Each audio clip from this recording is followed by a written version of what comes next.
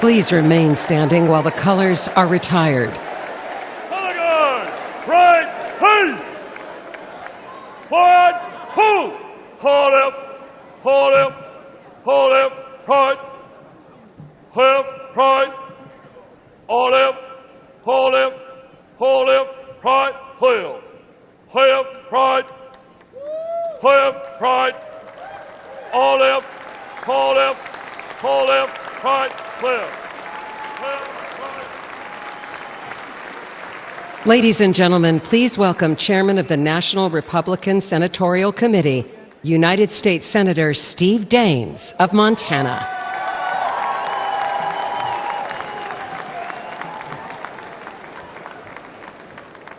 Wow, how about that national anthem sung by Mary Milburn?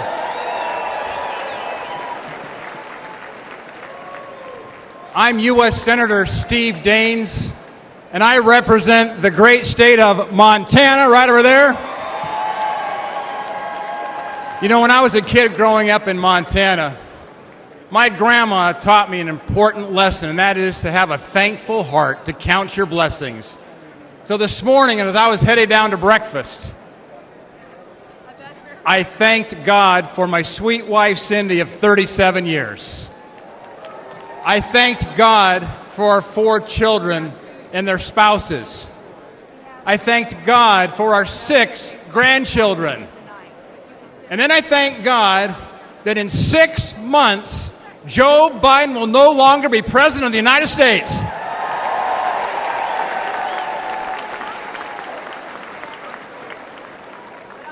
Now think about this moment we're in here this evening. It was just 5 days ago. We were a quarter-inch away from having a memorial service instead of a nominating convention. And we thank God here tonight for protecting President Trump. But we have important work to do, because going forward, we must fight, fight, fight. And I will tell you, as chairman of the National Republican Senatorial Committee, I'm working with President Trump to win the Senate majority and to fire Chuck Schumer.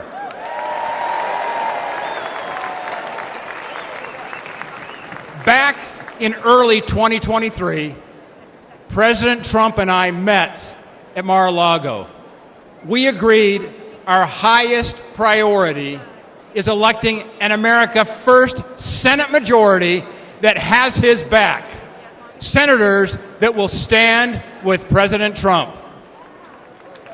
And tonight, I want to speak directly to the voters of West Virginia, of Montana, of Ohio, of Pennsylvania, of Nevada, of Michigan, Wisconsin, Arizona, Virginia, and New Mexico.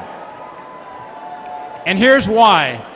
Because your Democrat senators are lying to you.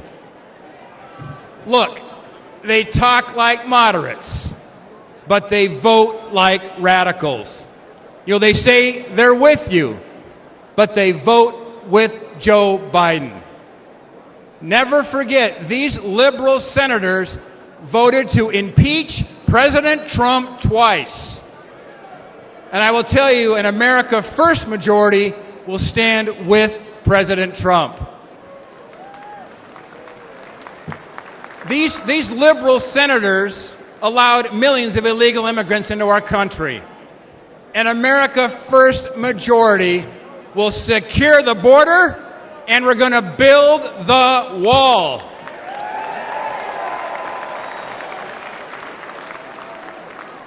These liberal senators shut down the Keystone Pipeline.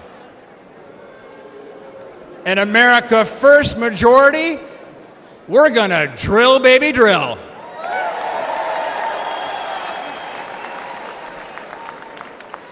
These liberal senators want to take away your Second Amendment rights.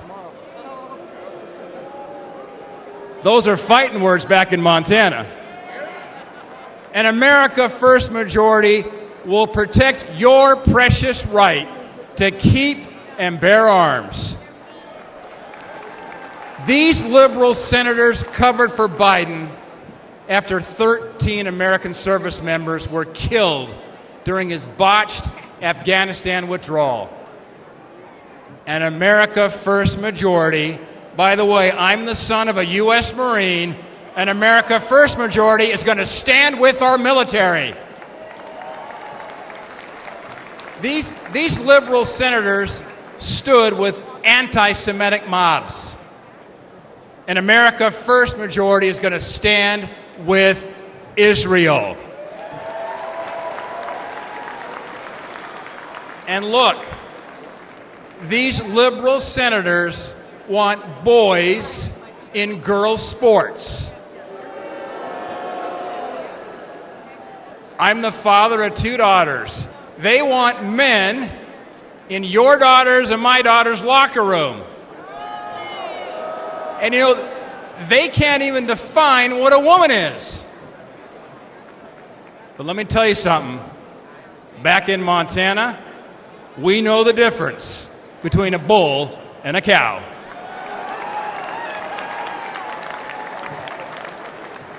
We must replace these liberal senators with great Republican leaders like Jim Justice and Baby Dog in West Virginia, like Tim Sheehy in Montana, like Bernie Moreno in Ohio, like Dave McCormick in Pennsylvania, like Sam Brown in Nevada, Mike Rogers in Michigan, Eric Hovde right here in Wisconsin, Hung Cao in Virginia, Nella Domenici in New Mexico, and of course, Carrie Lake in Arizona. We must elect an America First Senate majority that will stand with President Donald J. Trump. But look, right now, the left-wing billionaires are massively outspending us. That's what's keeping me up at night. And we need your help. You can go to Senate24.com. Senate24.com today. Help us fight back. Because together, we're going to win back the Senate. We're going to grab that gavel out of Schumer's hands. We're going to deliver a historic victory for President Trump. And we're going to make America great again. God bless you.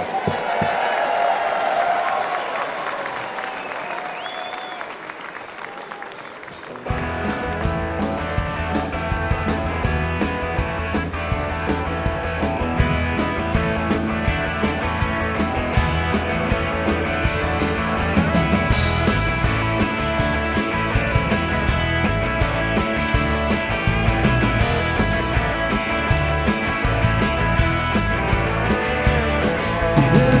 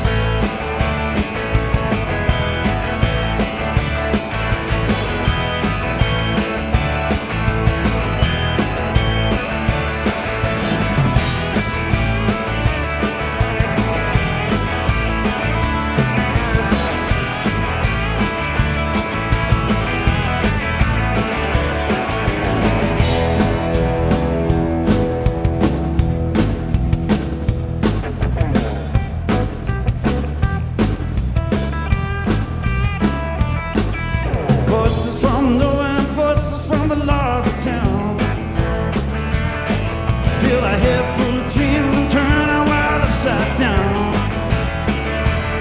Yeah, there was Frankie Lyman, Bobby Fuller, Mitch Batter, David Rock, Jackie Wilson, single as a young rascal, David Rock, Spotlight on Martha Reed, with don't forget James Brown, rocking in the USA.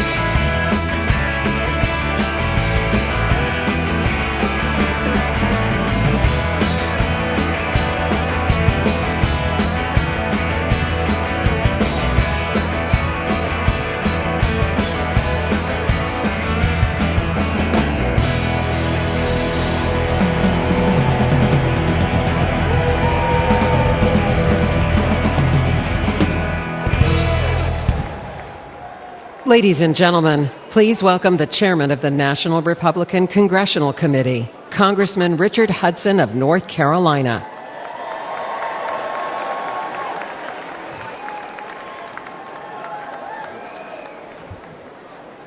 My name is Richard Hudson, and I'm a congressman from North Carolina. Great to see my North Carolina folks over here. Also want to acknowledge my brilliant, amazing, smoking hot wife, Renee, who worked 4 years in the Trump White House. She's here with us tonight. Love you. I love you too, AJ. I also want to acknowledge my son, Lane, who's at home watching us on TV. And finally, I want to acknowledge God above, who redeemed this center and on Saturday saved President Donald Trump's life.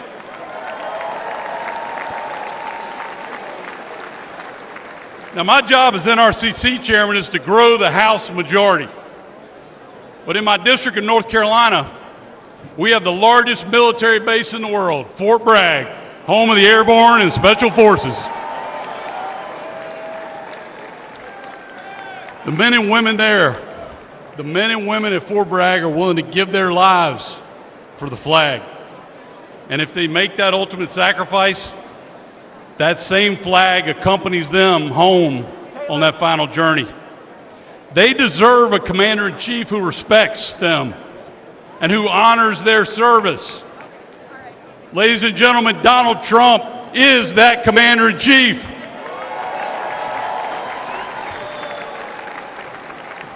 You see, Donald Trump loves America. He literally embraces the flag. But extreme Democrats, they'll burn it in the streets and on college campuses. Joe Biden and Kamala Harris, they stand with those flag burners because they want to rule over you. But House Republicans, we stand with President Trump. We stand for America, and we stand up for the flag. Because House Republicans understand we don't rule over you. We work for you. In just the last 2 years, House Republicans have passed an historic border security bill that would lock down Biden's open border. We passed legislation to unleash energy production and lower cost. We passed legislation to remove woke indoctrination from our military. We passed the Parents' Bill of Rights because we think parents ought to make decisions about how their children are educated. And we impeach Biden's failed border chief, Alejandro Mayorkas. But Joe Biden and Chuck Schumer killed those bills and blocked any progress for the American people. For the last 2 years, House Republicans have fought alone. Ladies and gentlemen, we need backup. To save America, we need to grow our majority. And we need President Donald Trump back in the White House.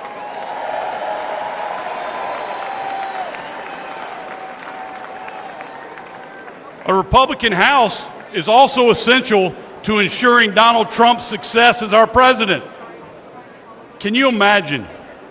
Can you imagine what Nancy Pelosi's protege, Hakeem Jeffries, would do if he was Speaker of the House to undermine Donald Trump? If Democrats control the House, they'll block every tax cut, budget, border bill, and crime bill that he proposes. They'll hold sham investigations and hearings to bog down his agenda. They'll impeach him for doing his job. But we're not going to let that happen. Together, a Republican House and President Donald Trump will preserve the historic Trump tax cuts and eliminate taxes on tips. Together, a Republican House and President Donald Trump will fund the police. We will rebuild our military. We will stand up to Communist China. And ladies and gentlemen, we will finish the wall.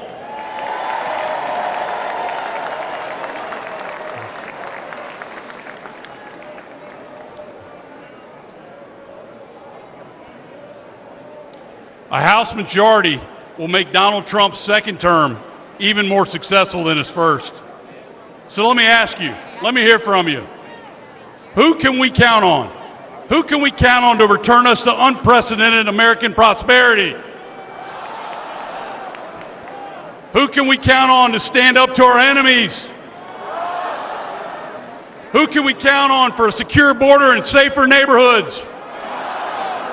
Absolutely right. We can count on President Donald Trump. So let's work together. Let's elect President Donald Trump. Let's grow our House Republican majority. Together we can make it happen.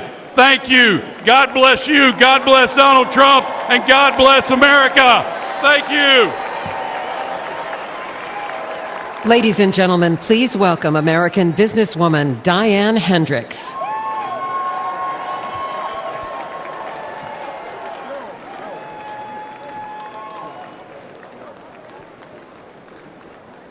Good evening. My name is Diane Hendrick. And I'm living proof that the American dream is possible with hard work and determination. I grew up on a dairy farm in Wisconsin. I was one of 9 girls, no boys. I dreamed of moving to the city and wearing a blue suit. But at the age of 17, I became pregnant. That was not part of my plan.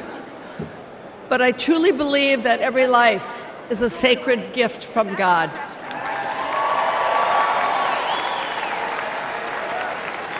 And I give thanks every day for my son.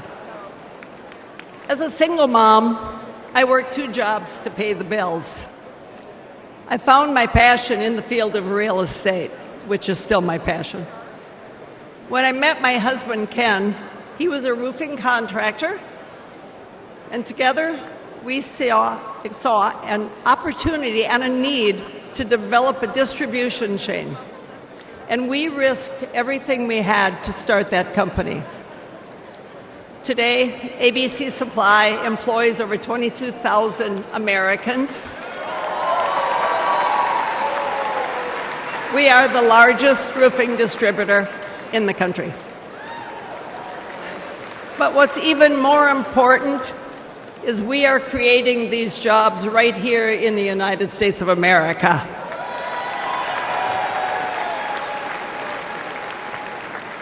I lost my husband 16 years ago. It was the toughest time in my life.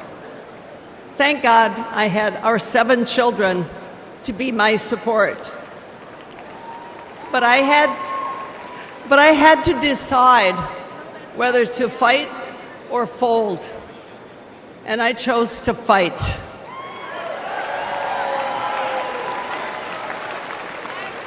Since then, I've quadrupled the size of our companies. And to my surprise, I was recently just recognized as the most successful self-made woman in American history.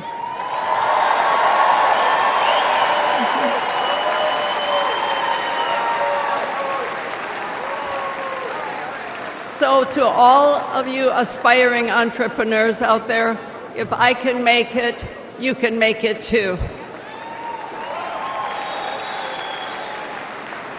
My success story as a teenage mom without a college degree was only possible because I was so blessed to be born in the United States of America.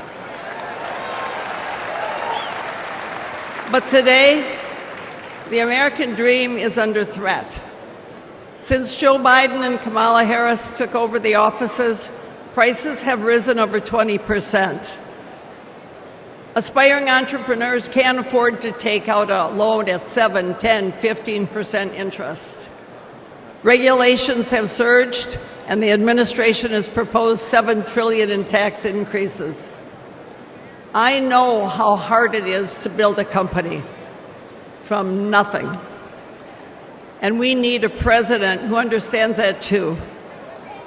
We need a builder back in the White House.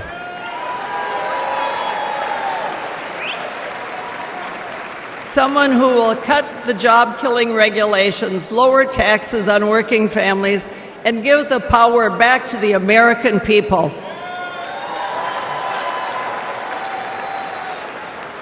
In life, it's easy to quit, and it's very hard to win.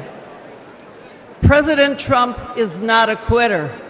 He's a fighter, and I am confident that if we do all of our part, we can and we will win right here in Wisconsin. And he will win for America over the next 4 years. Thank you. God bless you. God bless America. Ladies and gentlemen, please welcome Miss Diane Evans, volunteer and Republican Executive Committee woman from Palm Beach, Florida.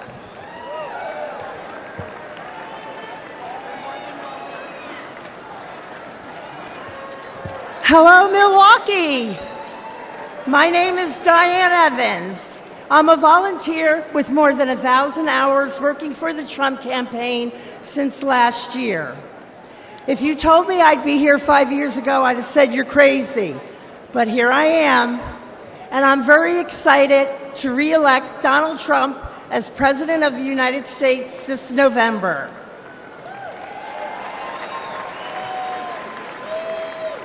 I've never spoken at a convention before. I've never used a teleprompter before. But I figure if Joe Biden can, I can manage all right.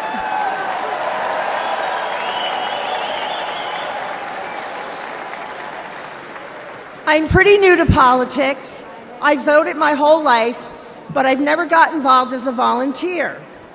I was busy raising my family, spending time with my husband, starting a small business, and walking the dog. Moms are busy people. When it came to politics, I always figured let everybody else take care of it. But then the 2020 election happened. After that, you better believe I got involved. I joined my local Republican Executive Committee. And when Trump headquarters asked for a volunteer to help with office staff, I started showing up whenever they needed me, or if they didn't need me, I showed up anyway. I showed up once a week and did little things like refilling coffee creamers, anything that they needed, even taking out the garbage. And now I'm helping to take out the garbage at 1600 Pennsylvania Avenue.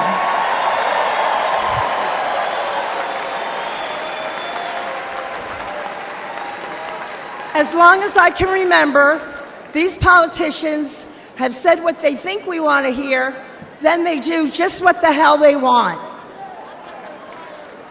And Joe Biden has been the worst offender for the last 50 years. President Trump is different. I knew he would get things done for the American people, and he did. He isn't part of the swamp. He's going to drain the swamp.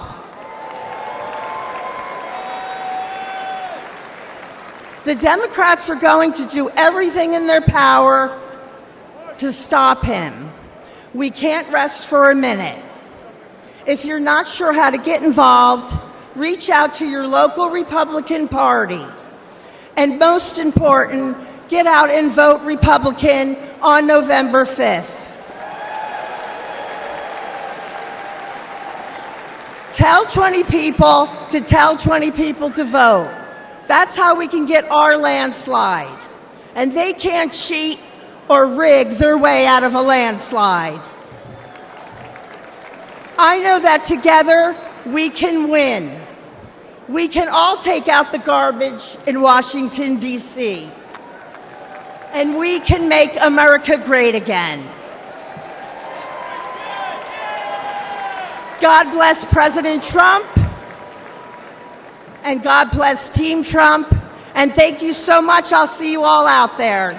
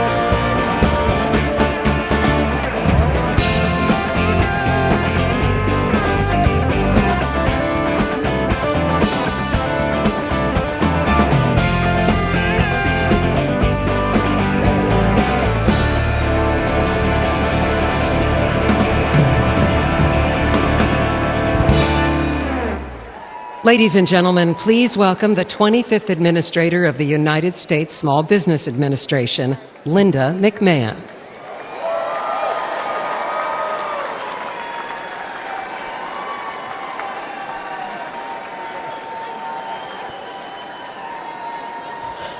Thank you. Well, hello, Milwaukee, and good evening, America. Let me take 1 second to say hello to my fellow delegates from Connecticut. My name is Linda McMahon, and I am the chair of the America First Policy Institute. I'm perhaps one of the few people who's been privileged to call Donald Trump a colleague and a boss, but he's also a friend. Let me share a little story that's probably not the typical Donald Trump story. I had a meeting scheduled with him at Mar-a-Lago, and as he welcomed me, his little 4-year-old granddaughter ran up to him. He scooped her up with delight and asked her, "Who's the most beautiful girl in the world?" And she said, "Me." Then he asked, "And who do you love the most in the world?" And she said, "You, Grandpa." And he kissed her on both cheeks. Then she whisked off his hat and mussed his hair. And he smiled with the love that only a grandfather could have given. I first met Donald Trump when I was the CEO of World Wrestling Entertainment. For fun, he became part of some of the most compelling and highest-rated storylines in the company's history. And when he became president, I was honored to serve in his cabinet, running the Small Business Administration. I traveled the country, talking to business owners and job creators. They knew they had a president who understood them and fought for them. He knew that small businesses are the engine of the American economy, and the Trump tax cuts proved to be like rocket fuel for them. Almost every business owner I spoke with was using their tax savings to grow their businesses. And ladies and gentlemen, the U.S. economy was flourishing. But at no moment during my time in the government was more poignant for me than one that happened in 2018. I traveled with the president to view the destruction which Hurricane Florence had levied on my hometown of New Bern, North Carolina.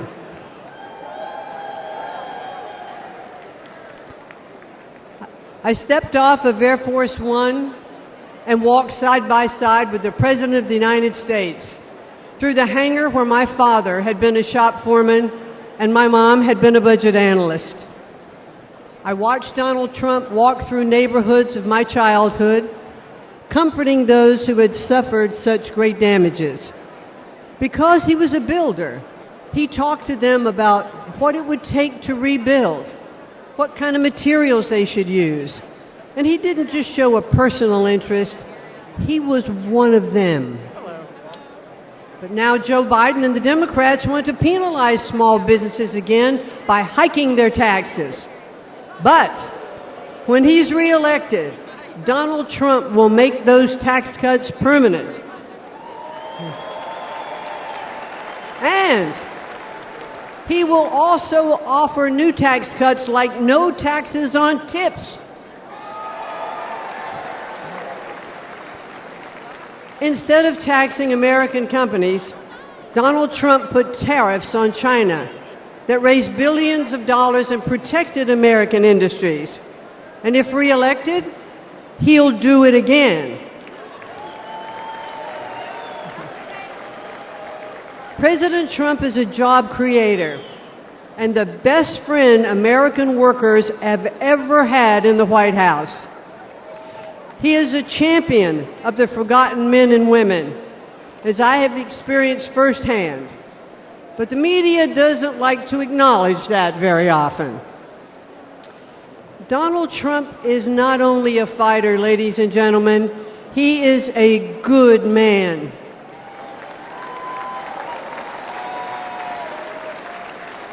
He has the heart of a lion and the soul of a warrior. And I believe that if necessary, he would stand at the gates of hell to defend our country.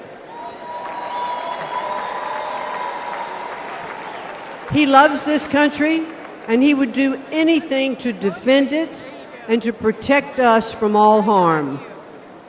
I am confident that he will make America great again. And why? Because he did it before.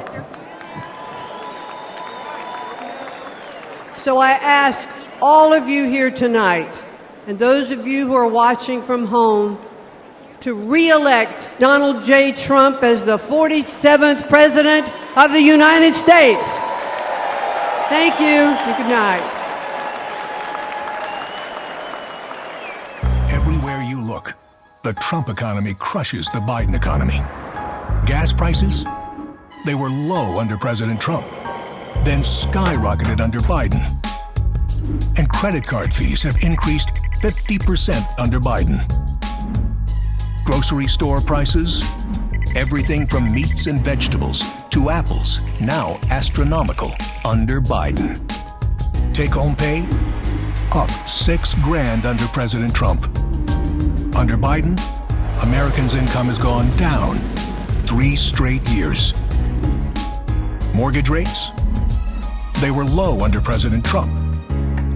Now they're punishing under Biden. And personal and retirement investments, up 40% under Trump. Under Biden, your investments fell, along with other things. President Trump, he'll make America's economy strong again.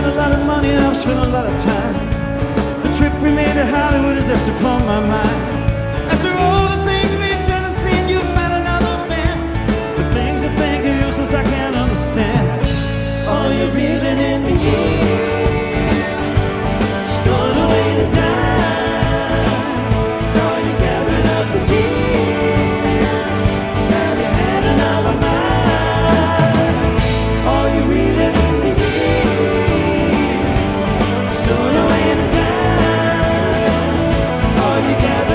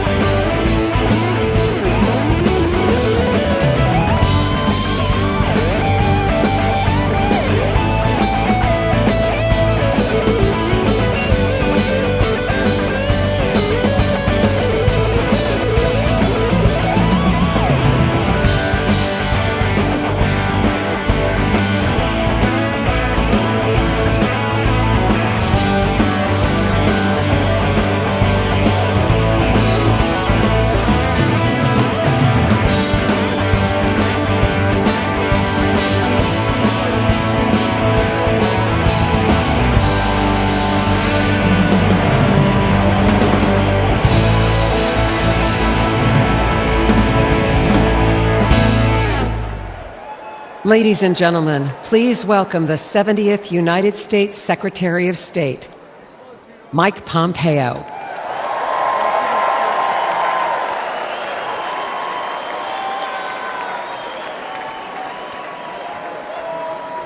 Good evening.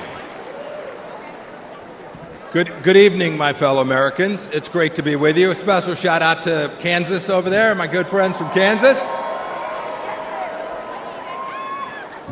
You know, I had the incredible privilege to serve as President Trump's CIA Director and Secretary of State.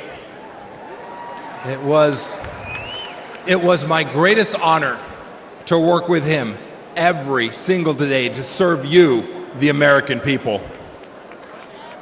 Now you all are paying attention, so you know what the Trump administration achieved, but it's worth going through a few of these accomplishments. Let's start with this. There were no new American wars.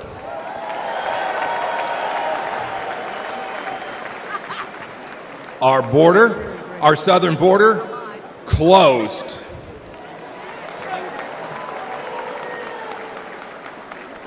It may seem like a long time ago, but when we took office, there were people's heads being cut off at the beaches. We destroyed ISIS and its caliphate. And you know, here's another fun fact. We never lost our Secretary of Defense for 2 weeks either.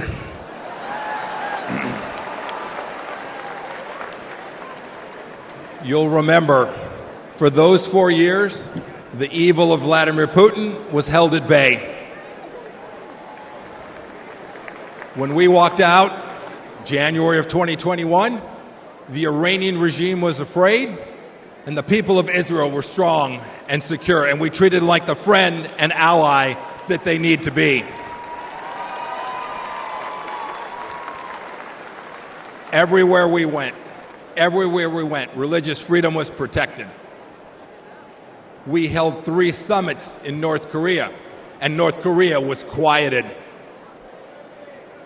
We'd begun an honorable exit from Afghanistan, and not a single Chinese spy balloon flew across the United States of America. 4 years. Had I been the Secretary of State and a Chinese spy balloon flew across our country, I would have been the former Secretary of State, and rightfully so. You know, under President Trump, the Chinese Communist Party, which to this day presents the greatest threat to our nation from outside of our country, we confronted it like never before. Look, ladies and gentlemen, in short, we put America first every single day.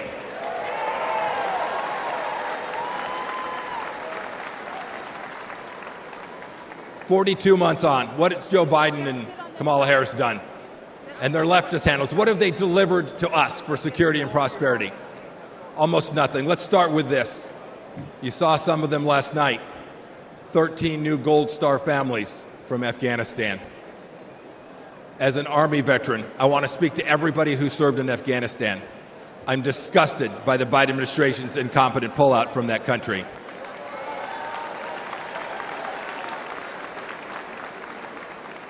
To those of you who served there, know this. Know that your service was honorable, that you saved American lives, and that the Pompeos love and admire you for what you did for America. Thank you, and God bless each and every one of you.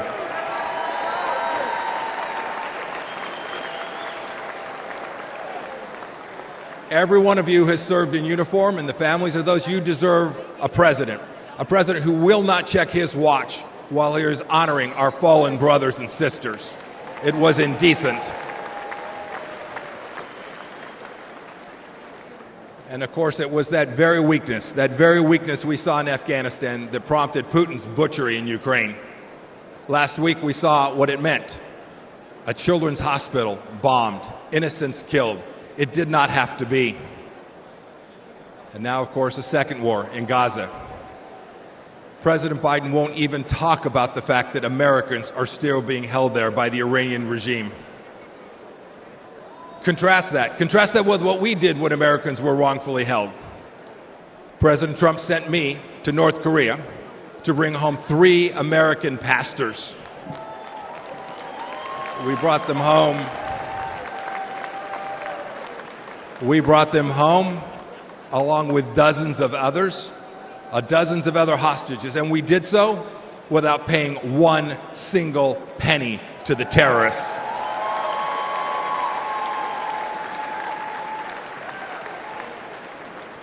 And what about Iran today?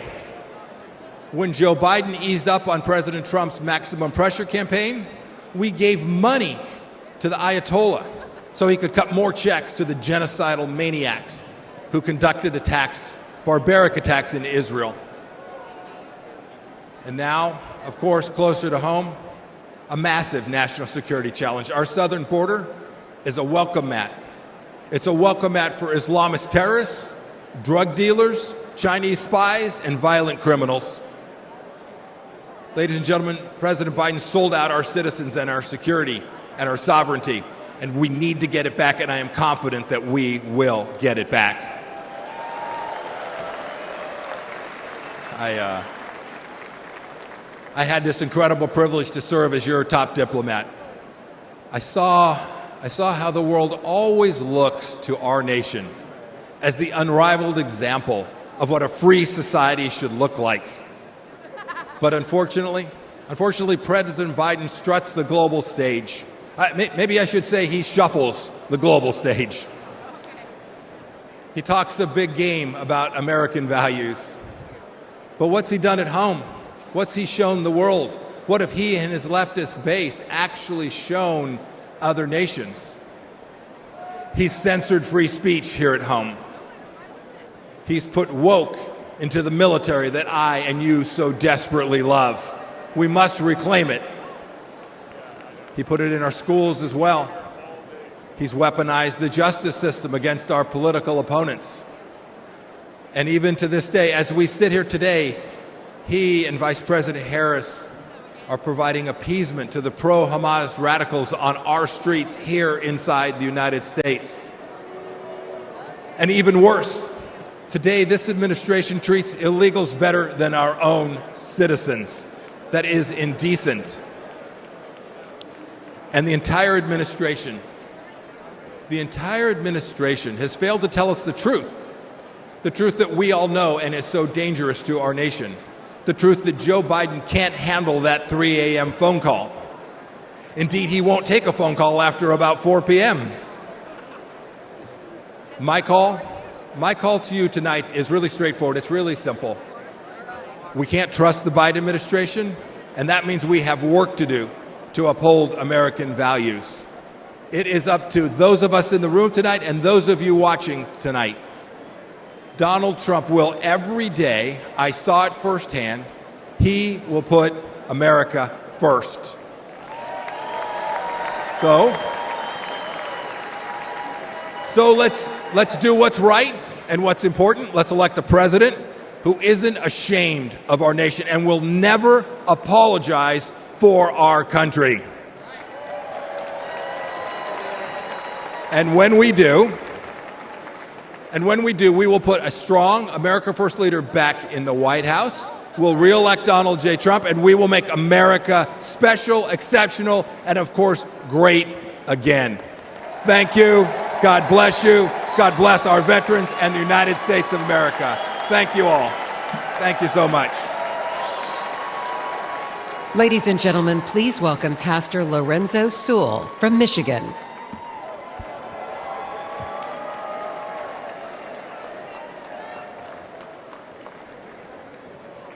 My name is Pastor Lorenzo Sewell. I have the honor and the privilege of being the senior pastor at 180 Church. And we were blessed last month to have President Donald Trump come to Detroit, Michigan. Let's go! Can you imagine it? Can you imagine President Donald Trump coming to a city and calling a pastor like me, a pastor who was born and raised on the east side of Detroit, I was mentored by murderers. I was a student of the street. But I had a radical experience with Jesus Christ that changed my life forever. Come on, if you believe that Jesus still changed lives, come on, put your hands together and give our great God great glory.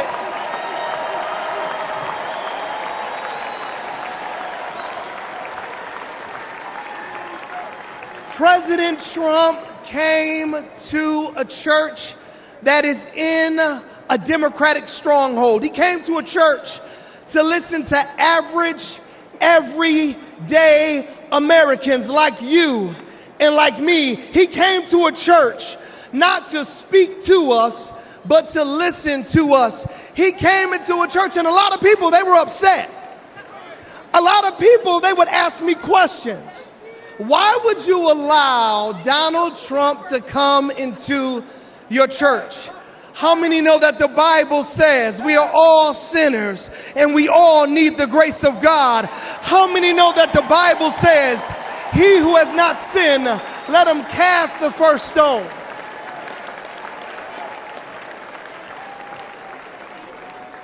President Donald Trump, he came during his birthday weekend. Let me ask you a question. Grand old party, what would you do for your birthday if you were worth $6.7 billion? What would you do for your birthday? Would you come to Detroit? Would you come into the hood? He came to the hood because he cares about average, everyday Americans.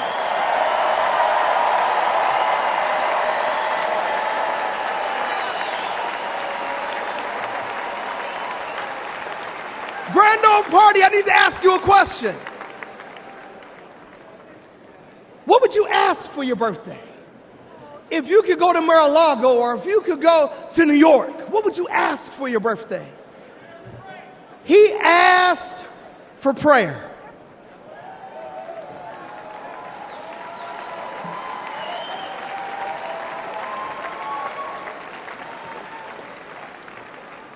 I believe that prayer is preventative and prayer is proactive. I believe that praying in the name of Jesus changes everything.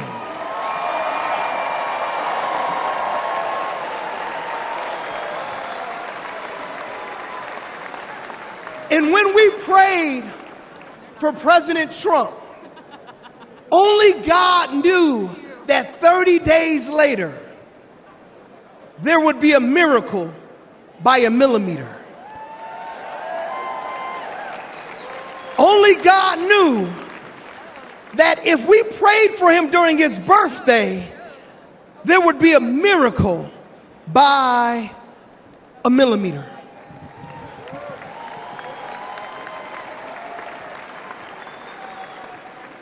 If President Trump had moved 1 millimeter, he wouldn't have been here on Monday to talk to us about how America was going to be made wealthy again. If President Donald Trump would have moved just a millimeter, he wouldn't have been here on Tuesday to talk about how he was going to make America secure again. If President Donald Trump would have moved just a millimeter, he wouldn't have been here on Wednesday to tell us how he was going to make America strong again. And if President Trump would have moved just a millimeter, we would not be hearing tonight how he was going to make America great again.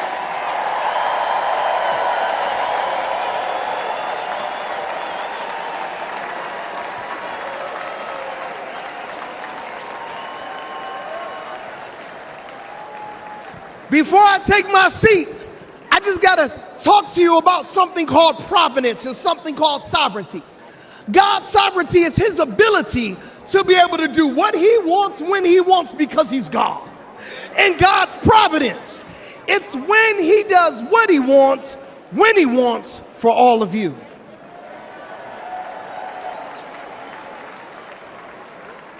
Did you know that President shot on 6/11? And do you know that Ephesians chapter number 6, verse number 11 says, be strong in the Lord and in his mighty power.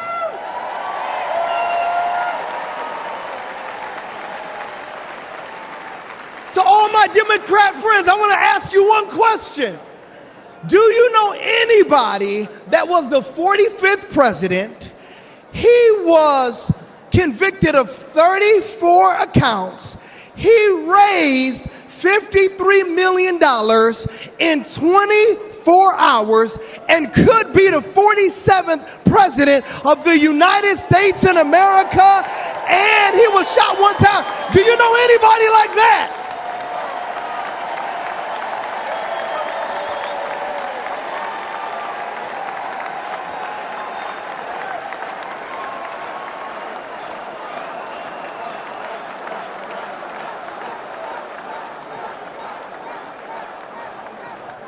To all my friends back in Detroit who are Democrats, I want to ask you just one simple question.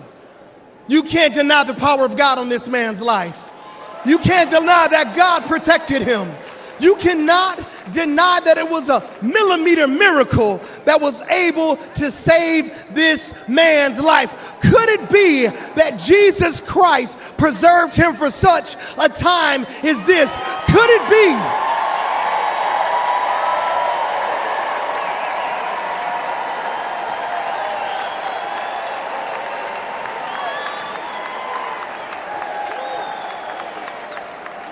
Could it be that when we prayed for him when he came to the round table in Detroit, that Jesus asked and he received, that we sought him and then he found protection?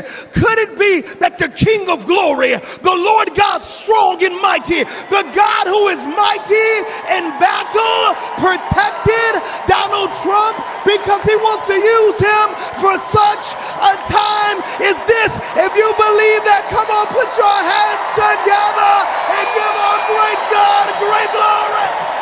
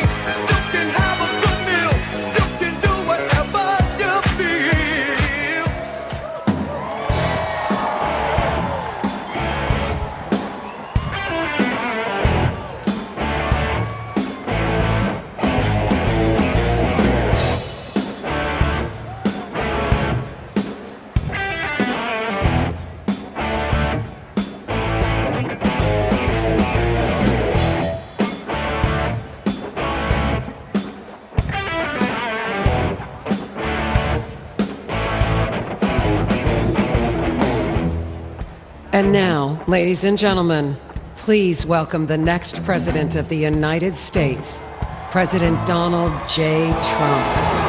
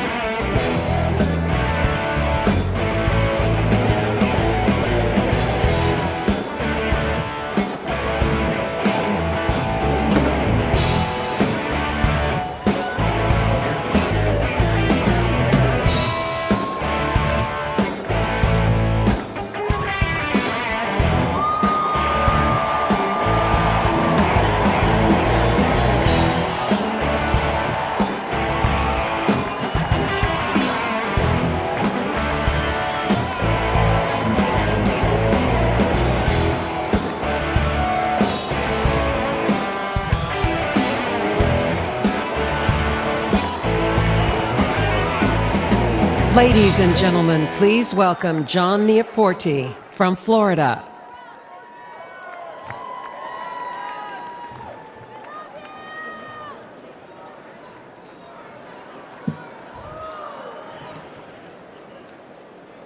It's an honor to be here this evening.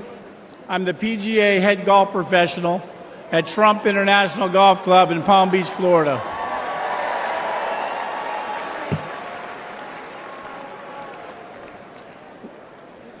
We all know that President Trump loves his family because we see that. And we all know that President Trump is willing to die for our country because we just witnessed that. But what I'm here to tell you tonight is that Donald Trump is a great boss and one hell of a golfer. At our club championship in March, I watched President Trump hit a perfect 210-yard 4-iron to within 10 feet of the hole. Yep. He needed to sink that putt to win. Do you think he sank it? You better believe you sunk that putt. Donald Trump, 21 club championships. Joe Biden, 0.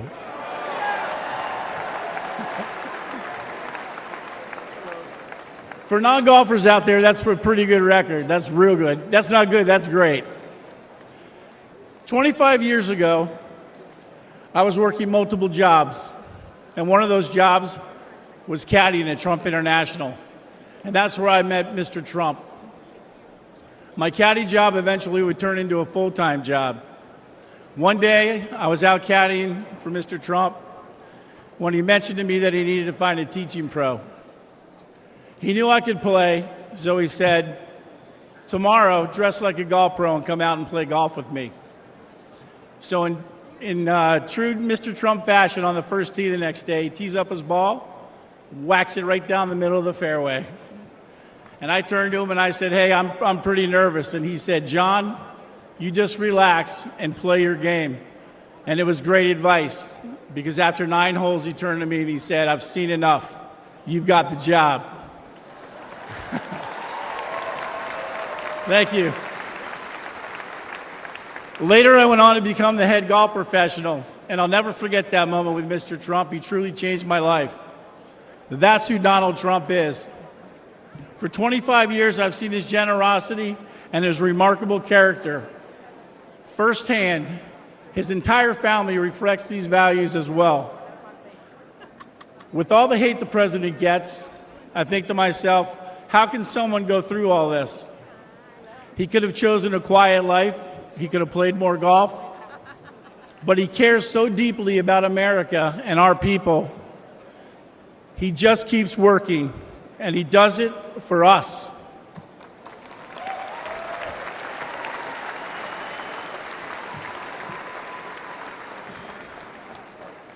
Now it's our turn to support him. So let's help him. Let's hear it. Make America great.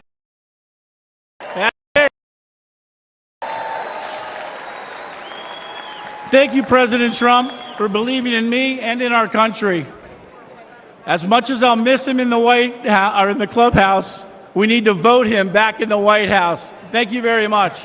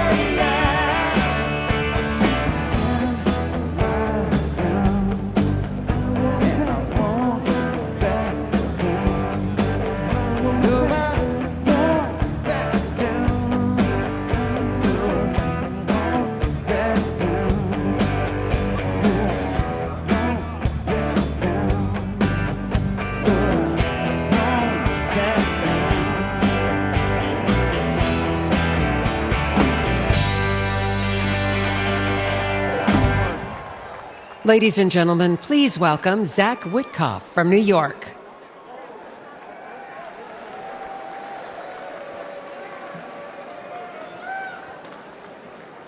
Good evening, Milwaukee. I'm Zach Witkoff. I am deeply honored to stand before you tonight and introduce my father. This moment holds special significance as I'm about to become a father myself. Thank you. The nation my son is born into in December will be shaped by the choice we make this November. I saw my father's remarkable journey from relying on a small loan to becoming one of the country's most successful developers. He showed me that success comes from hard work, not handouts. When I joined his business, I started at the bottom, literally, handling plumbing jobs and repairing sewage lines late at night in New York City. That's how he started too. I vividly recall him spending New Year's Eve fixing a broken sewage tank with a bear of a man named Shecky. You see, they couldn't afford to call in a crew. They were the crew. Years later, Shecky was still by my dad's side, and he became my first boss. He once told me he would run through a wall for my dad because my dad never asked him to do anything that he wouldn't do himself. And that's exactly how my family feels about our dear friend, President Donald J. Trump. We have seen him stand shoulder to shoulder with the American people, time and again, even when it wasn't easy, even when he could be doing something else. Even after getting hit by live sniper fire, he stood with us, my fellow Americans, and that is why we stand with him. And you know what? He makes it fun, too. President Trump and the First Lady were the guests of honor at my wedding at the beautiful Mar-a-Lago Club. The president tore up the dance floor until 3 in the morning with his signature moves. You guys know those moves.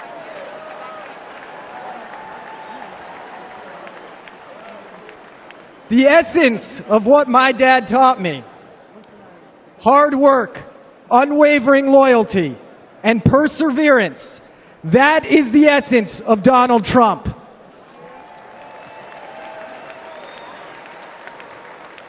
As long as we stand united with President Trump, it will remain the essence of the nation that my son and all of our children grow up in. God bless America. God bless Donald Trump, and God bless the greatest nation on earth, the United States of America. Ladies and gentlemen, I am proud to present my father, Stephen Witkoff.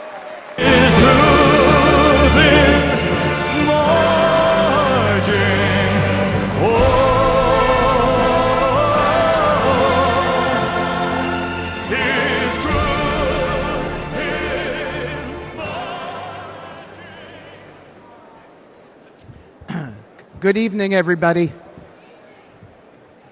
That song that you just heard was American Trilogy by Elvis. It was playing for a reason. A lot of people don't know this about my dear friend, President Trump, but he's a big music guy. And he's got a playlist, and he's the DJ wherever he goes. See, I stand before you tonight not just as a speaker, not just as someone who came up as a builder with the president in the world of real estate, but as someone who has had the profound privilege of calling President Donald J. Trump a true and dear friend for many, many years in good times and bad times. And of all the songs he has shared with me over the years, that is the song that best captures him, especially those words, "His truth is marching on."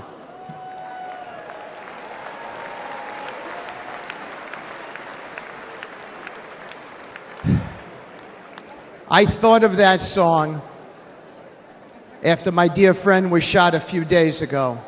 I gave him a call. I expected to leave him a voicemail, so it surprised me when he answered the phone. His first words surprised me as well. He'd just come within an inch of his own life ending, but he picked up the phone and said, "Hi, Steve. I'm really glad you called. How are you? How are your kids?" It surprised me, but it shouldn't have. I know this man very well. President Trump is as kind and compassionate a man as I've ever met in my lifetime.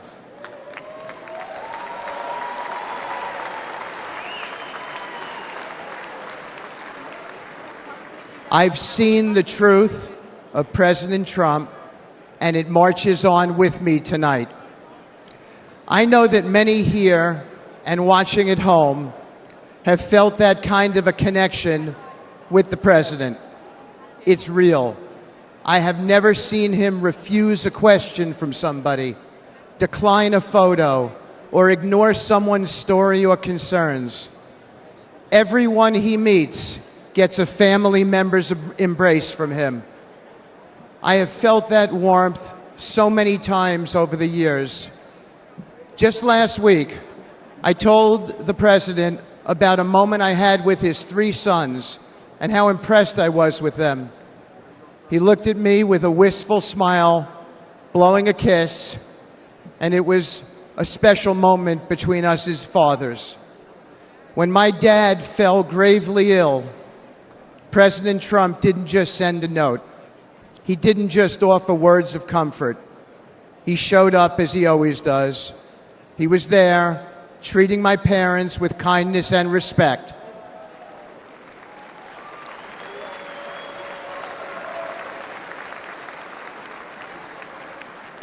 Including my mom, who's 91 and here tonight dressed in red and is going to be voting for the president.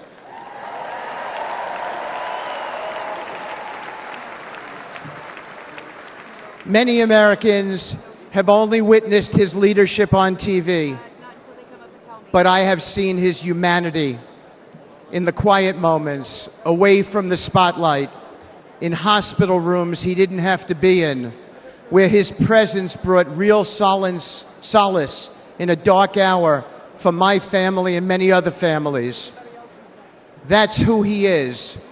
When times are really tough, when he's got everything to lose and nothing to gain, Donald Trump shows up and he's there for you. Thank you.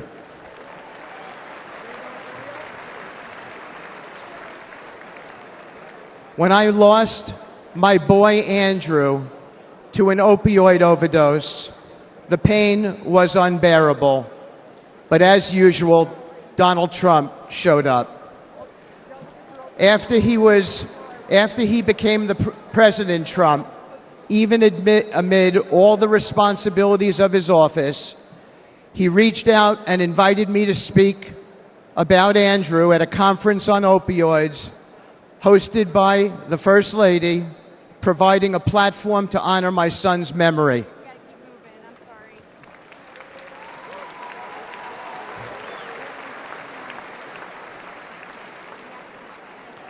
And when the day of the conference came, he went out of his way that day to come and put his hand on my shoulder and say, "Steve," as he led me up to the lectern, "tell the world about your boy." My boy was the best of us. Where we lived in New York City, a Trump building, 502 Park Avenue, there were 12 homeless people who stayed outside by the church next to the property. My son got to know them all. He fed them every evening. He became their friend. When he passed away, all 12 came to his funeral.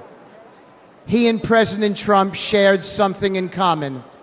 My boy stood up for people, no matter which side of the train tracks they came from, exactly as the president does for everybody.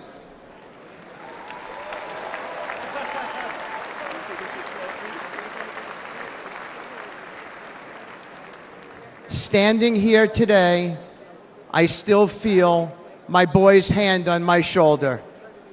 After Andrew passed away, I found myself clinging to my son's memory, even his things. His college ID is in my pocket right now. I wear his ring since he died. And I came today with his watch on. I kept his guitar too, and thought I would keep that guitar forever. But I gave it to my dear friend, Andrew's friend, and fellow music lover, Donald Trump.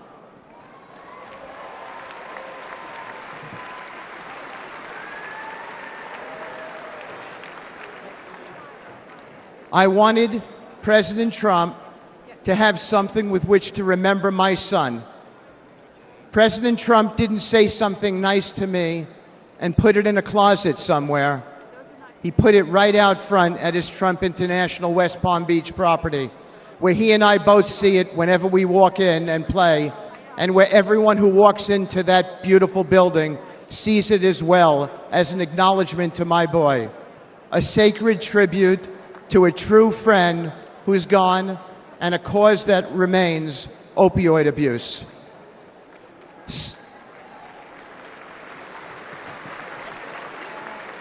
Thank you. Standing here today with my boy's hand on my shoulder, I know I'll never hear his music again. His mom and I can only hear the chords of memory now, and we will always hear them. But I know my dear friend, President Trump, hears them too. You don't see this man's reverence, his steady loyalty, his true empathy in the TV coverage. But this is the truth about President Trump, the man I have come to know and admire and love, a man whose truth is marching on. It is a dark hour for America, but there's nobody I trust more in this moment than this man. A man who in the darkest hours shows up, listens, cares, and always acts. The kind of man we need now to be the 47th President of the United States.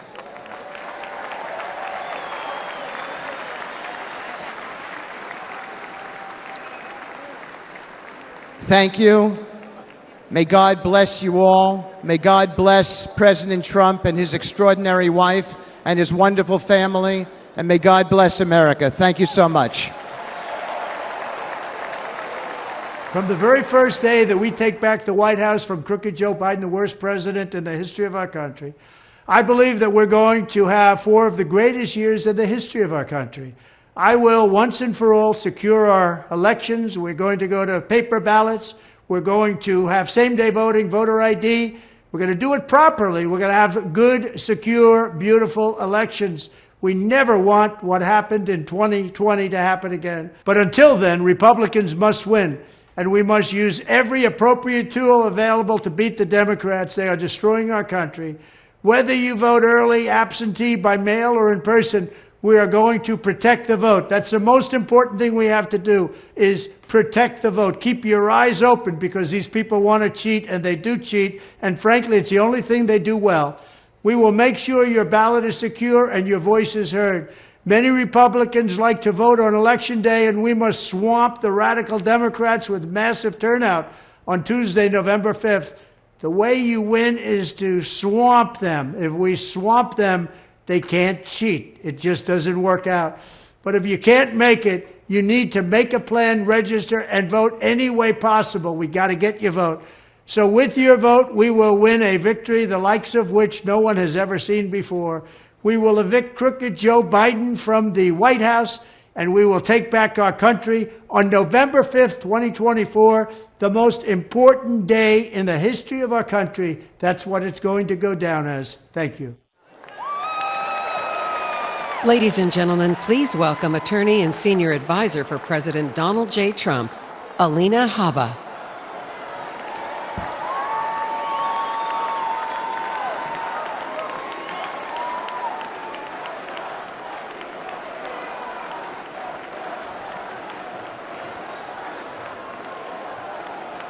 Good evening, America. My name is Alina Habba, and I have had the great privilege of representing President Donald J. Trump.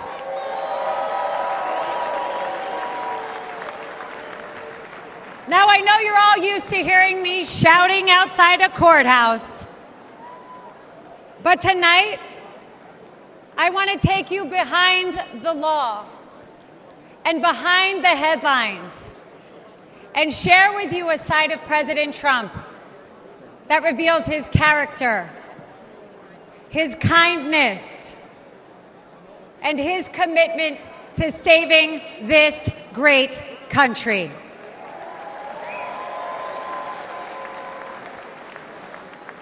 As a devout Catholic,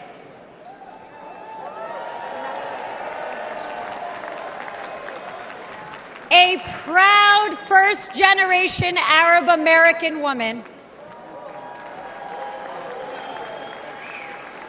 and a feisty Jersey girl who is fed up with far-left corruption in Washington. President Trump championed my journey, empowering me to be who I became today. His unwavering support not only shaped my career, but has inspired other young women with big dreams. President Trump loves this country. He does. And he lifts up those around him. To my children, Luke, Chloe, and Parker, he's the man with one heck of a golf swing that lets them ride in a golf cart with some of the world's most famous golfers so they feel included in mom's job. And by the way, he can kick some of those guys' butts. Ken. To my husband, whose family members have survived the Holocaust, he is a champion of the Jewish faith. To my Iraqi parents, he is a mentor to their daughter. But to me, he is my friend.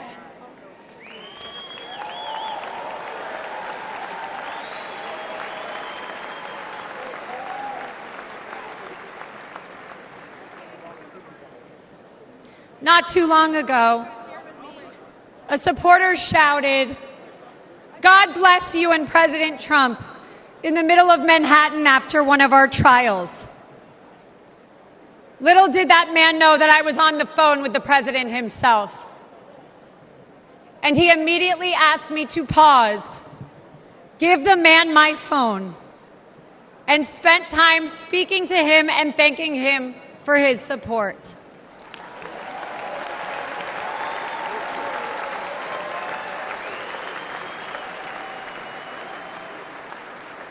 Despite the lawfare and the politics, President Trump loves the American people and he loves this country.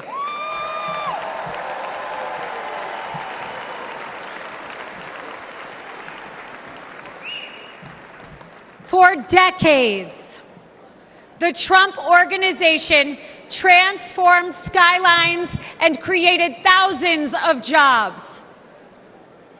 His buildings and businesses are a testament to his commitment to excellence and his drive to turn dreams into reality. But his greatest construction project was yet to come. The left has tried to demolish President Trump, but there is no bulldozer big enough or strong enough to remove the legacy that he has built or the future he is creating.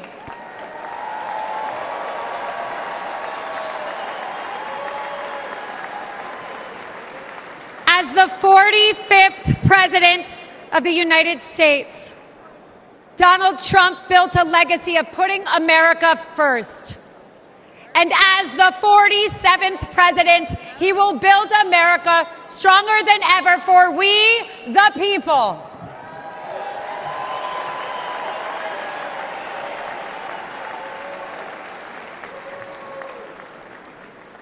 As we stand on the brink of a new chapter in America's story, I am reminded of the country my family fled 4 decades ago. A place marked by religious persecution, oppression, and a lack of freedom. They came here because America is a beacon of liberty and opportunity.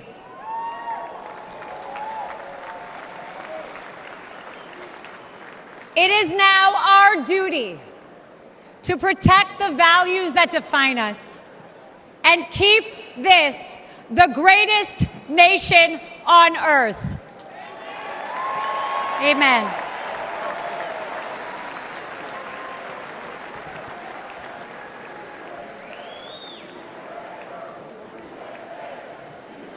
That's right.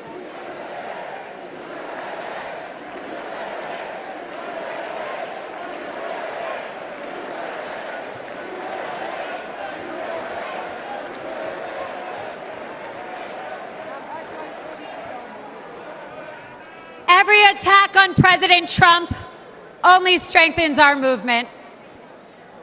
The left's madness is only a sign of desperation. Sham indictments and baseless allegations will not deter us. Because the only crime President Trump has committed is loving America.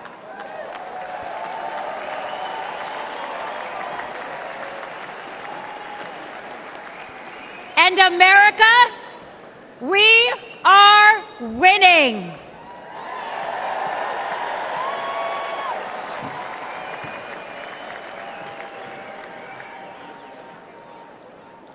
Outside of his family and our country, President Trump also has another love: music. A few years ago, he wanted me to hear a new song he had selected for an upcoming rally.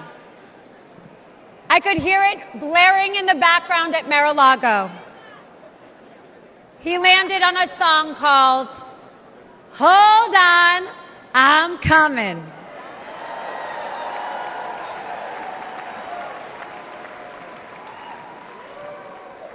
America, we no longer have to hold on. We just have to show up.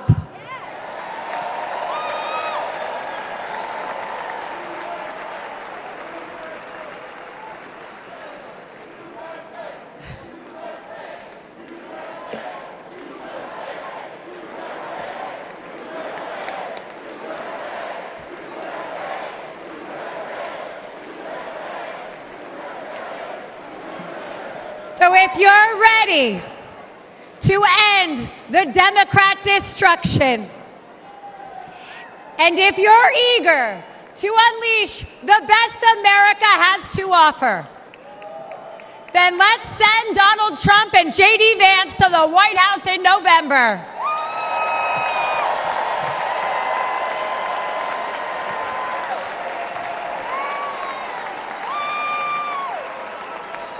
The future of America and the world is bright, and it begins with the unwavering spirit of each and every one of us.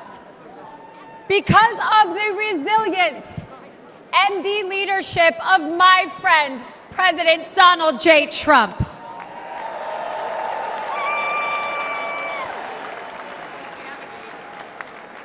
So let us not forget that President Trump did not just take a bullet in Butler, Pennsylvania.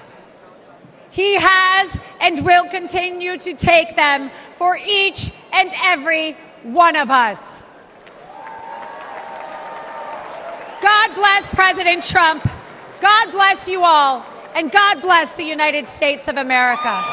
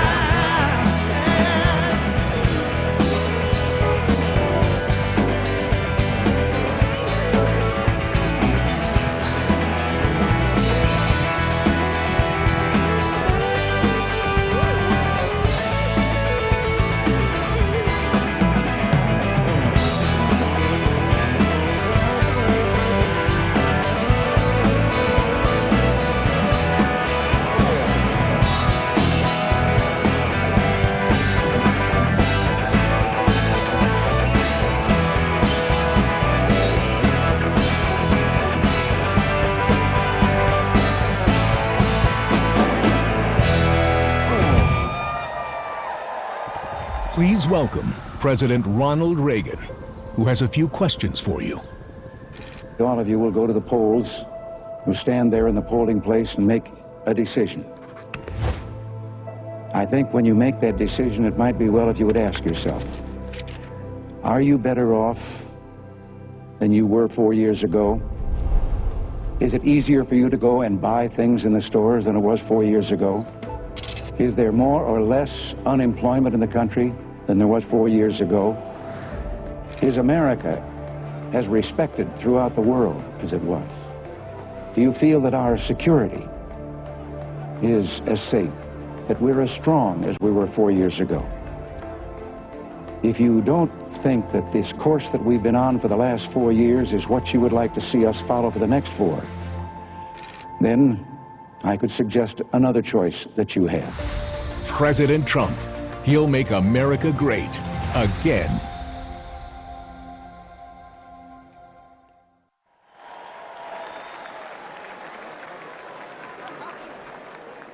Ladies and gentlemen, please welcome journalist, author, and American citizen, Tucker Carlson.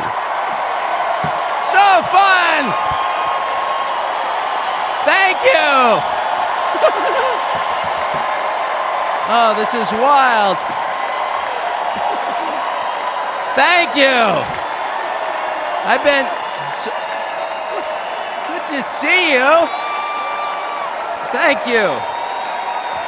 I feel like I know about half the people in the room.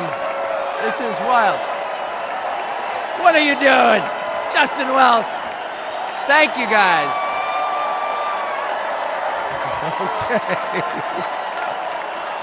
Can I just say, Peter Navarro is back.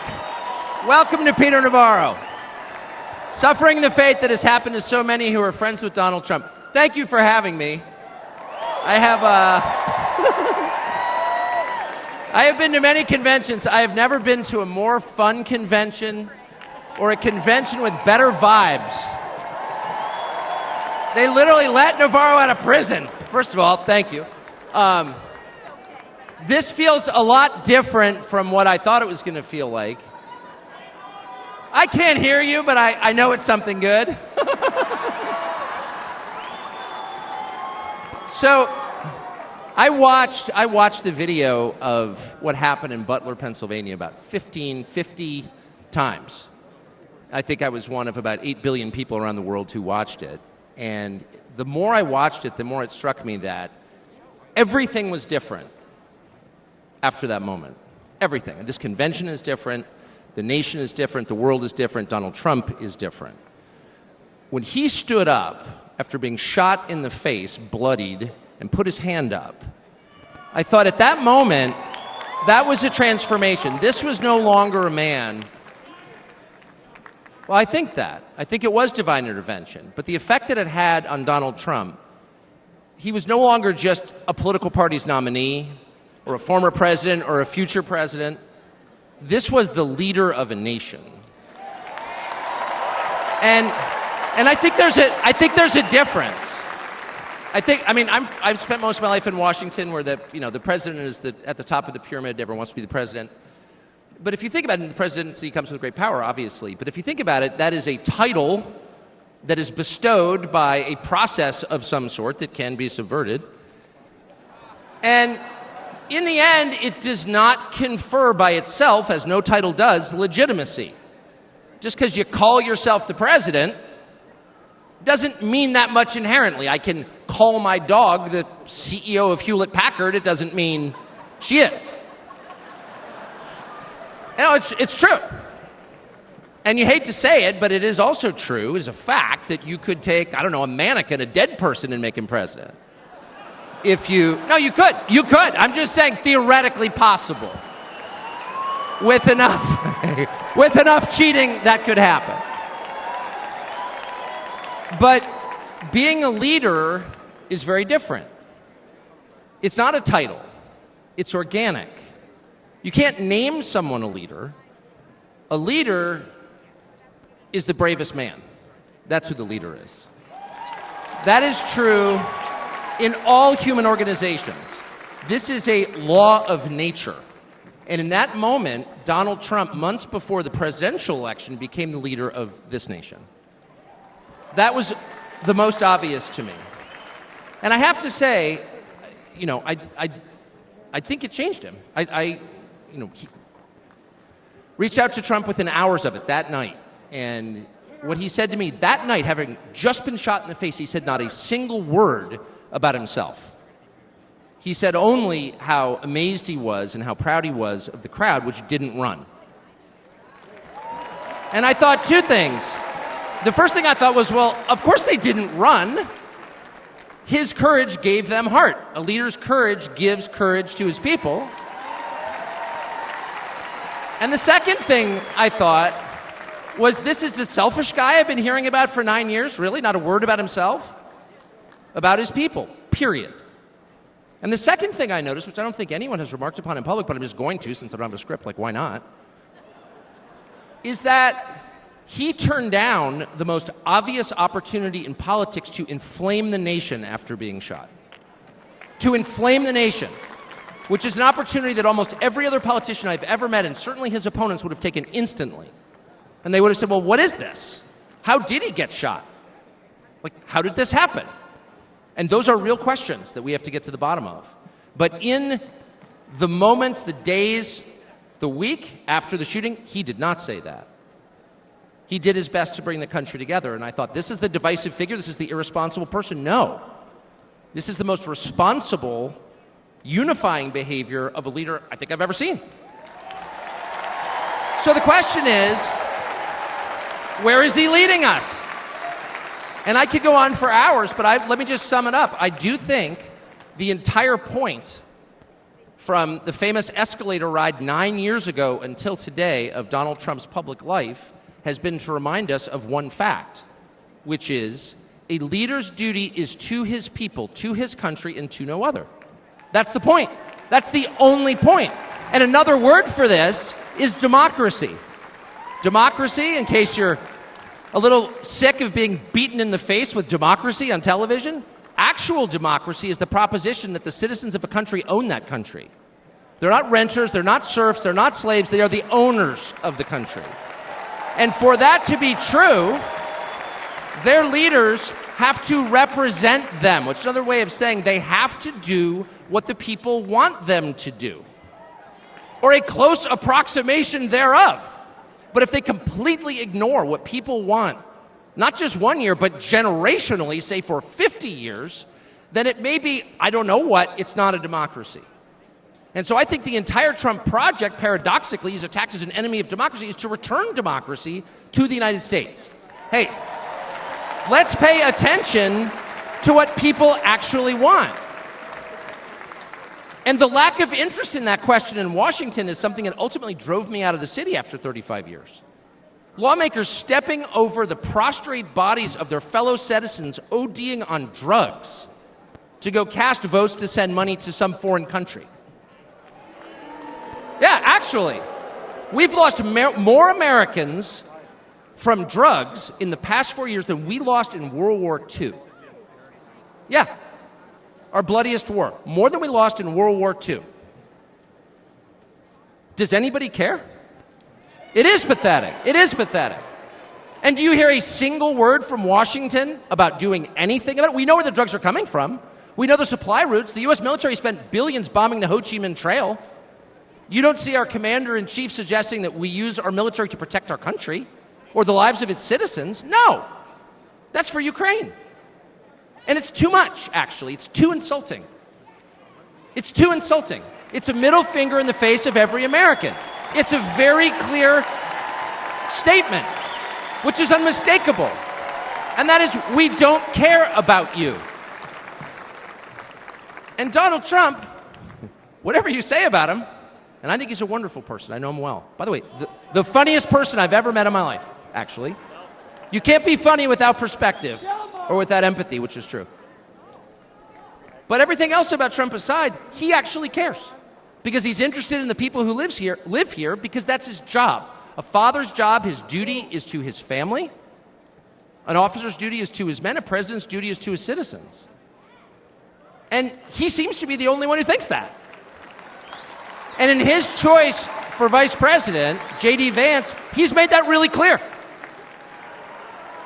J.D. Vance, I'll say this about him, is a thoroughly decent man, and I'll just admit it, a friend of mine, one of the very few politicians in Washington who actually is very close to his own wife, which is wonderful to see. And she's wonderful, actually. But J.D. Vance has views that are closer to Trump's voters than anyone else in Washington in office. Therefore, he's the vice president. That's called democracy. So I will stop on just one point, and that is what's happened over the past month since the debate, and particularly on Saturday in Butler. I think a lot of people are wondering, what is this?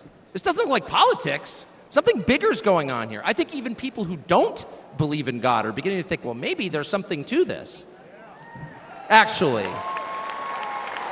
And I'm starting to think it's going to be okay, actually. I do think that. In the day after the midterm elections in 2018, Antifa came to my house. The Democratic Party's militia, okay? I was at work. It was obvious when I was at work because it was public. My wife was home alone. They tried to come in through the front door. They terrorized her. She hid in our pantry. It was on television. It was horrible, actually. It was, I mean, I'm not whining about it. I wasn't getting shot in the face, but it wrecked our day. And the next morning, we're lying in bed, and the phone rings for my wife, and it's Donald Trump, who's not like a regular text buddy of Donald Trump's. She picks it up. Hello? Susie, it's Donald Trump. And it's coming through. I could hear it. You know, I'm lying in bed. Whoa. And the first thing he says is, I'm going to stand guard outside your house. And she goes, oh, it's so nice. And he says, I'll never forget this as long as I live. He says, you know, there's a lot of hate out there. And she said, you know, there is, Mr. President. And then he says, but there's a lot of love. There's a lot of love. And we are seeing that love. I don't think it's human love. And I'll just stop with this. I'm not always convinced that I'm on the right side. I've been on the wrong side many times.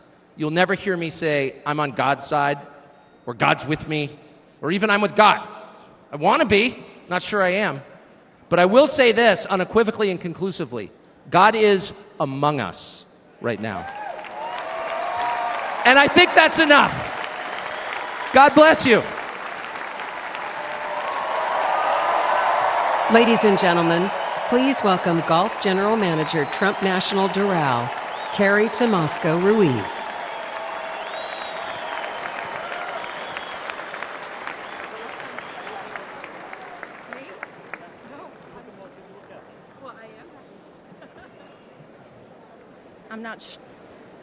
I'm not sure how I follow Tucker, but I'm going to give it a go. Good evening, everyone. My name is Carrie Ruiz, and like some people on this stage this evening, I am not a politician. I am not a public figure. I'm a mom of 3 and a woman of faith who's been fortunate to work side by side with Donald Trump and his amazing family.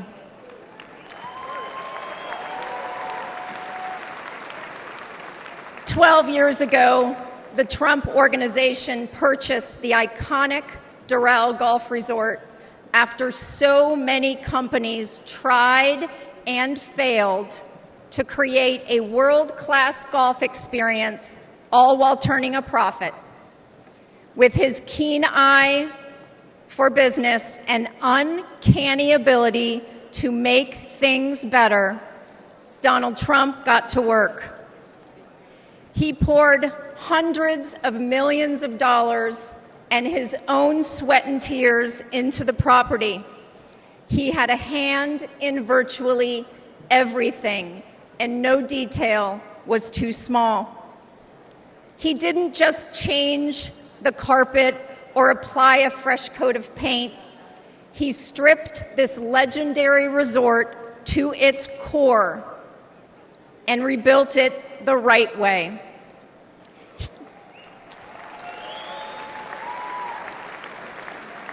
He did the hardest things to make it great again. He also built up the resort's people. Thank you, boss.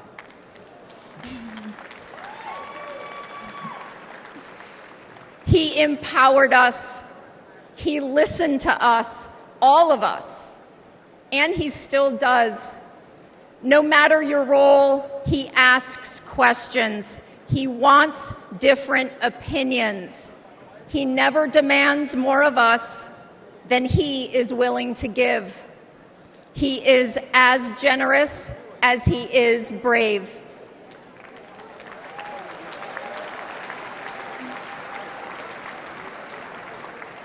And to those who work for him, he provides unwavering support. When he promoted me to the resort's golf general manager position, it was an out-of-the-box choice in a historically male-dominated industry. I am not a golf professional. I cannot break 90 yet. But none of that mattered to President Trump. He looks at things differently. He welcomes the unconventional. And I am proud to be among the countless women he's promoted to leadership positions.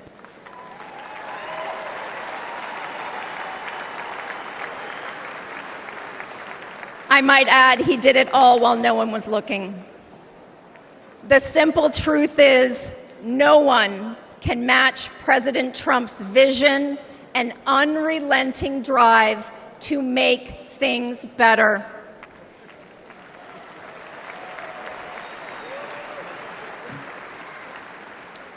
He did it at Doral. He did it as president. He will do it again.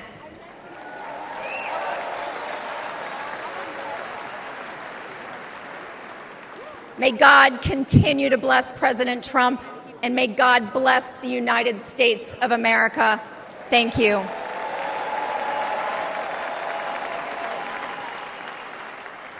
This is the final battle. With you at my side, we will demolish the deep state. We will expel the warmongers from our government. We will drive out the globalists. We will cast out the communists, Marxists, and fascists. We will throw off the sick political class that hates our country. We will rout the fake news media, and we will liberate America from these villains once and for all.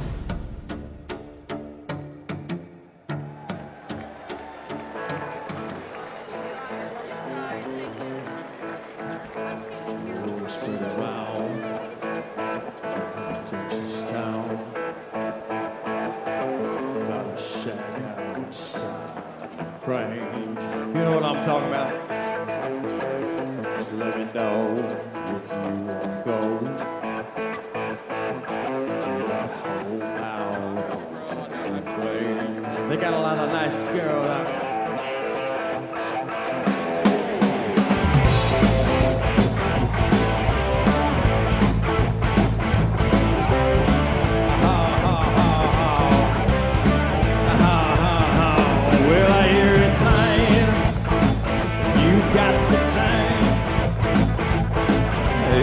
Time to get yourself in. Well, I hear it's fine. You got the time. Well, I might be mistaken.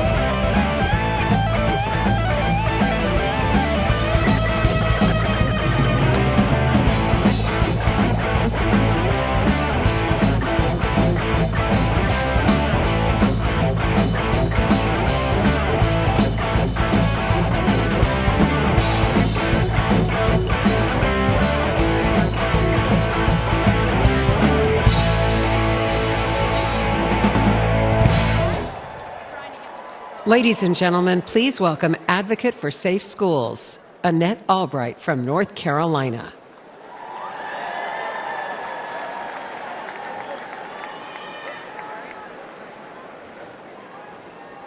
Thank you. Thank you so much.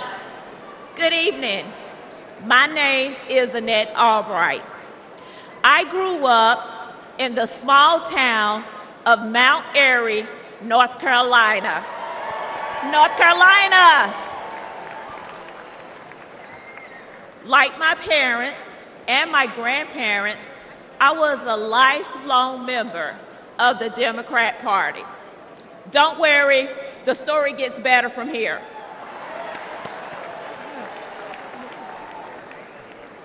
After completing a degree in criminal justice, I started a career working with the North Carolina Department of Corrections. I left my job in the criminal justice system to work for Charlotte-Mecklenburg School District to engage our youth before they got stuck in the system. It didn't take long for me to realize that public schools are a part of the problem.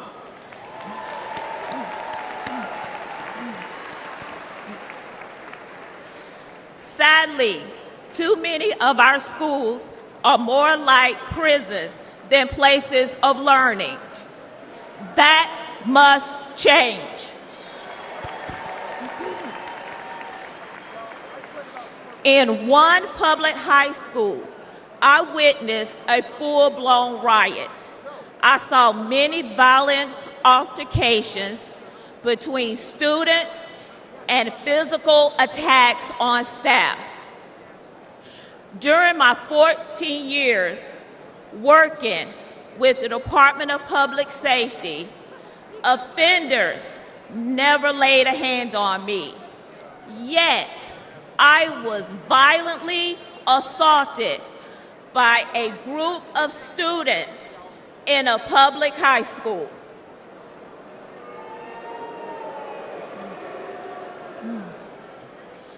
The uptick in school violence was related to an Obama-Biden policy that directed schools to reduce suspension rates and keep dangerous students in the classroom.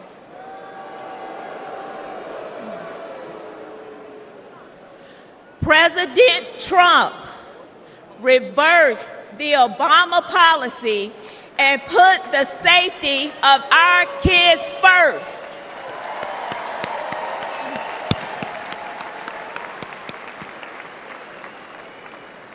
Violence on public school campuses should not be a Democrat issue. It should not be a Republican issue. It is an American people issue.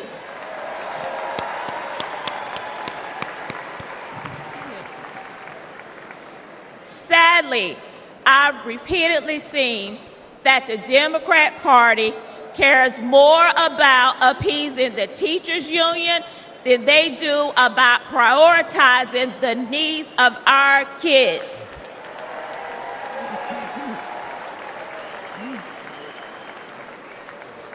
They champion safe spaces instead of safe schools. This is completely wrong.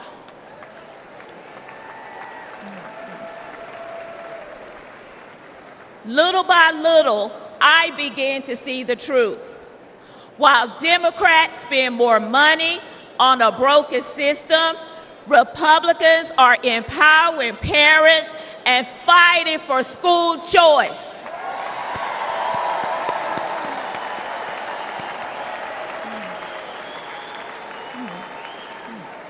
While Democrats think school resource officers are a threat to our students, Republicans know that they protect our kids.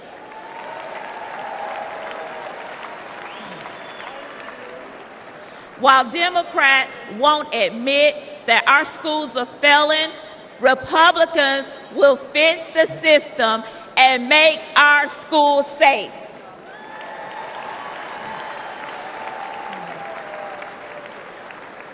That's why this year, for the first time in my life, I am registered as a Republican.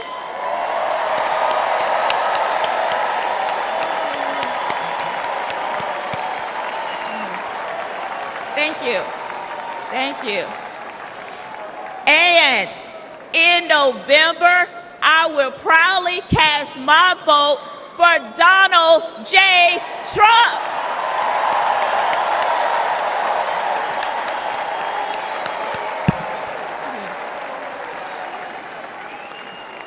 Only together we can make America's schools great again.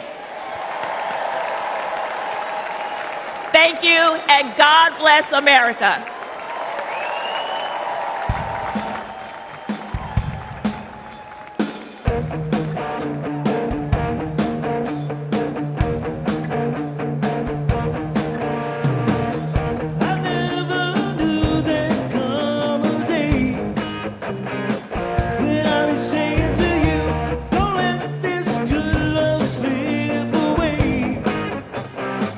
Now that we know that it's true, don't you know?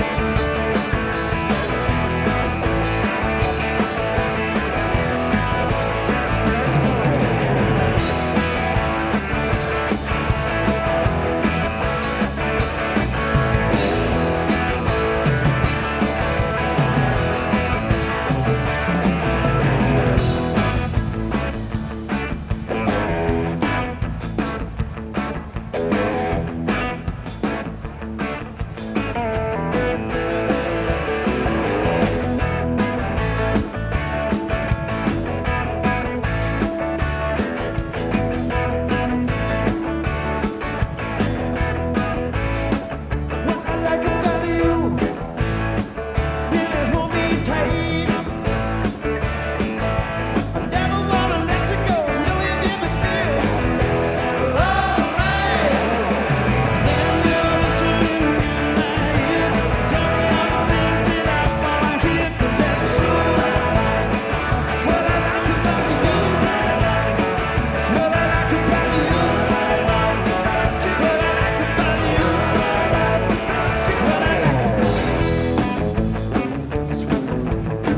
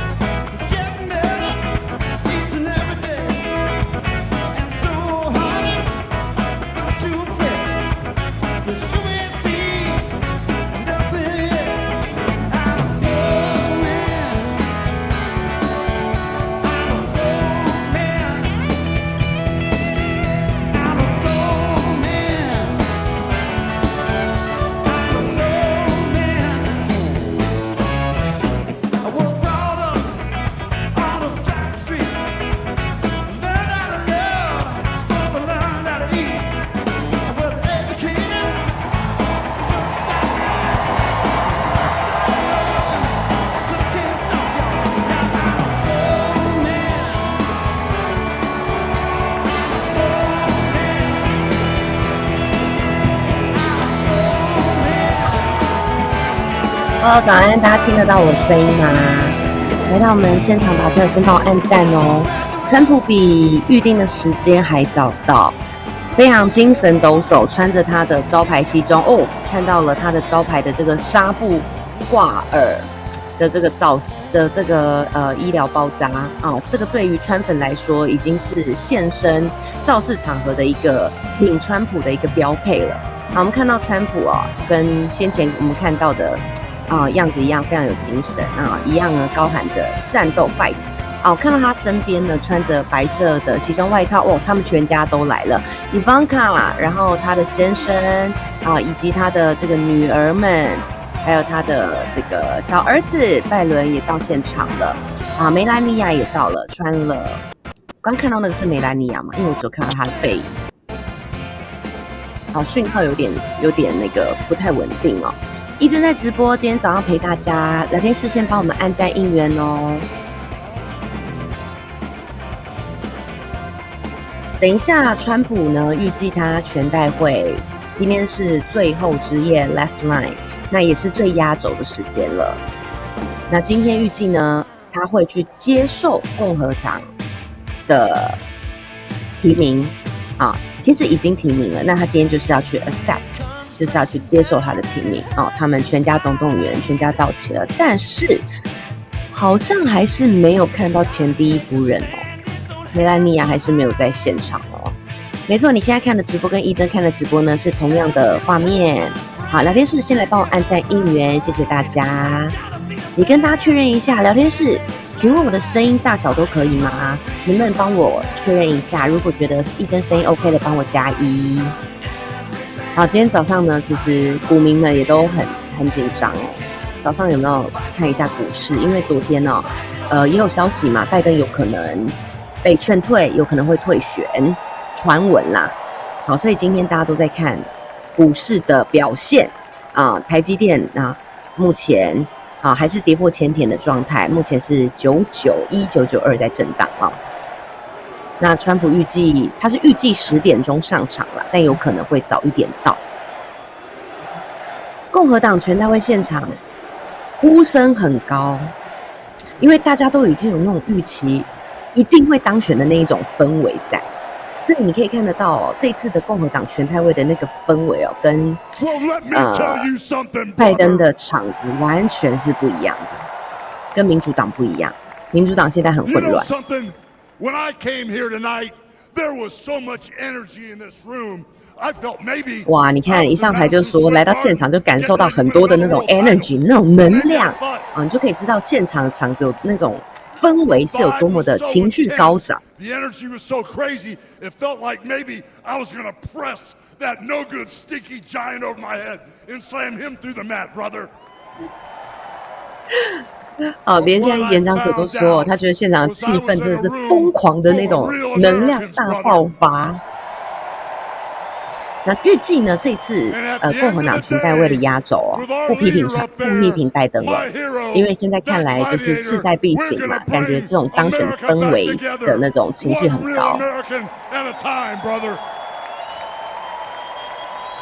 要让美国再一次伟大。这一次整个全代会4天的时间都是聚焦在川普之前讲的那个政见，而且是川普胜选，就上次选总统胜选的时候的政见，让美国再一次伟大。But you know something? I see the greatest tag team of my life standing upon us, getting ready to straighten this country out for all the real Americans. 大家都说我已经看到了那个可以带领美国再次伟大的那个人就在前面，就照着就是在指川普啦。Because when Donald J. Trump becomes the president of the United States, all the real Americans are going to be nicknamed Trumpites because all the Trumpites are going to be running wild for 4 years. 如果说川普当选的话呢，多的这个川粉大家就可以就是怎么讲呢？翻转整个美国带领美国接下来呢，川普的政策带领美国4年的时间。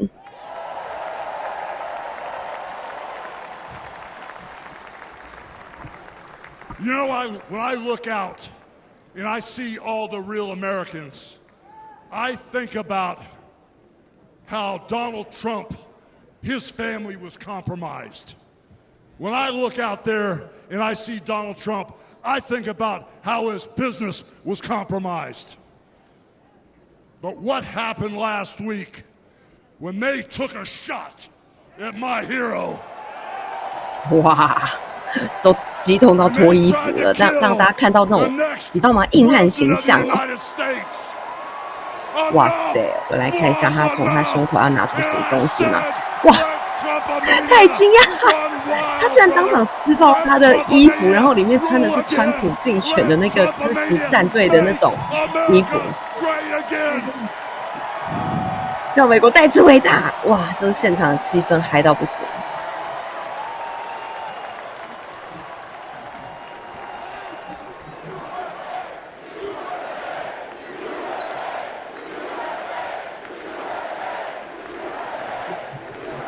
有人在问这位是谁哦？这位是 Hulk Hogan， 没错，他刚展现的那个把衣服撕开，你大概有没有猜到他的职业？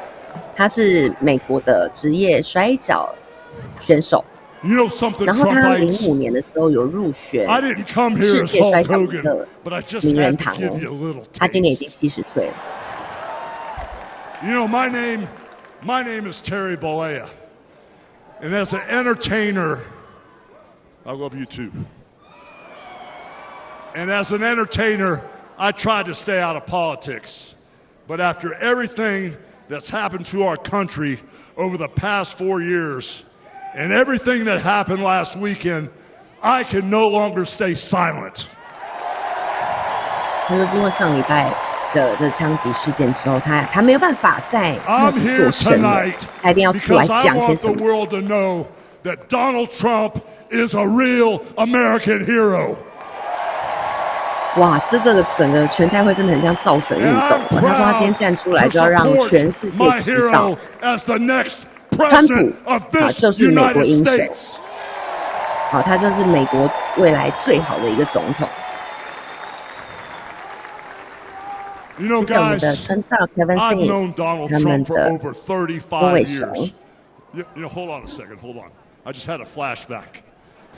谢谢琳娜，没错，美国馆长就是这个概念。 Really tripping. You know, the last time I was up on stage, Donald Trump was sitting at ringside at the Trump Plaza. I was bleeding like a pig, and I won the world title right in front of Donald J. Trump.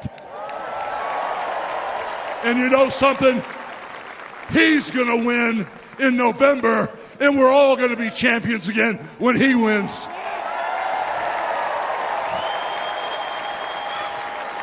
And like I said, I've known that man for over 35 years, and he's always been the biggest patriot, and he still is.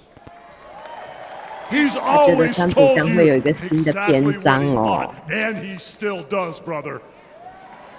And no matter the odds, he always finds a way to win. And when he's back in our White House, America is going to start winning again.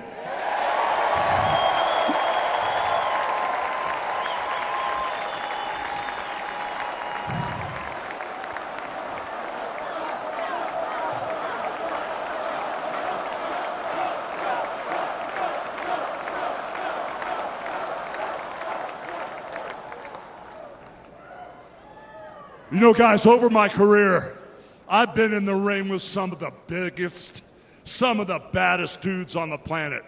And I've squared off against warriors, ooh yeah, savages. And I've even, like I said, body slammed giants in the middle of the ring. And I know tough guys. But let me tell you something, brother. Donald Trump is the toughest of them all. They've thrown everything at Donald Trump. All the investigations, the impeachments, the court cases, and he's still standing and kicking their butts.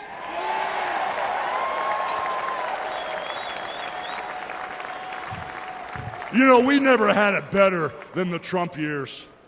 Back then, we had a thriving economy. We had strong borders. we had safe streets, we had peace and respect around the world. But then we lost it all in a blink of an eye. Crime is out of control, the border is out of control, the price of food and gas and housing is out of control. And the only person who can clean this up is Donald Trump.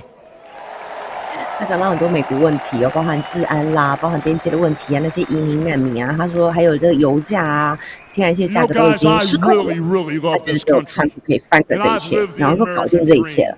And I want my kids, your kids, and all those little teeny hulkamaniacs out there to live the American dream too.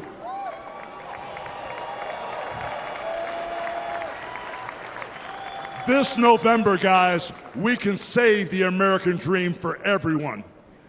And Donald Trump is the president who will get the job done.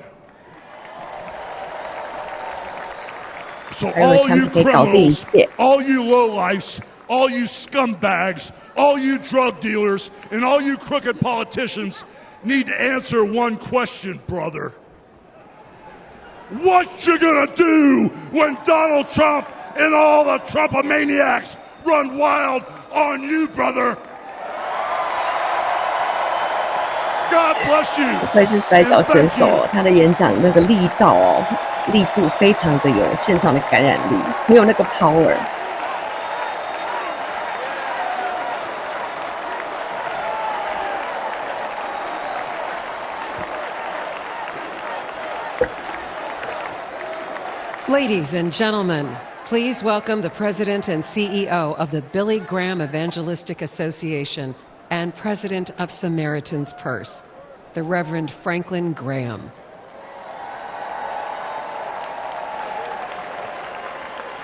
Franklin Graham.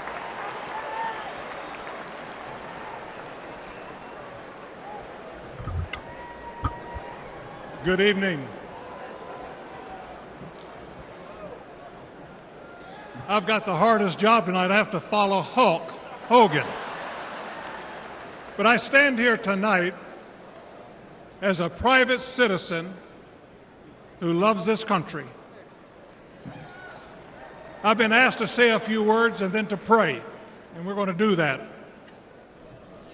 Last Saturday in Butler, Pennsylvania, President Trump had a near-death experience. 他是一位牧师，美国基督教福音派的牧师，72岁。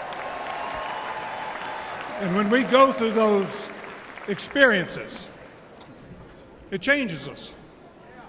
It can cause us to examine our lives and to reevaluate our priorities, as you should. When President Trump rose from that platform, he rose with his fist raised in strength, showing America his unshakable resolve to fight for them in this nation.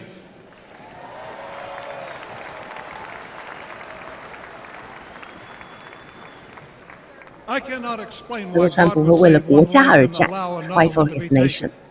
I don't have the answer for that. But one thing I do know is that God loves us, and He wants us to be with Him in heaven one day. And that's through faith in His Son, Jesus Christ. You see, the Bible says that God so loved the world that He gave His only begotten Son, that whosoever believeth in Him shouldn't perish but should have everlasting life. For as long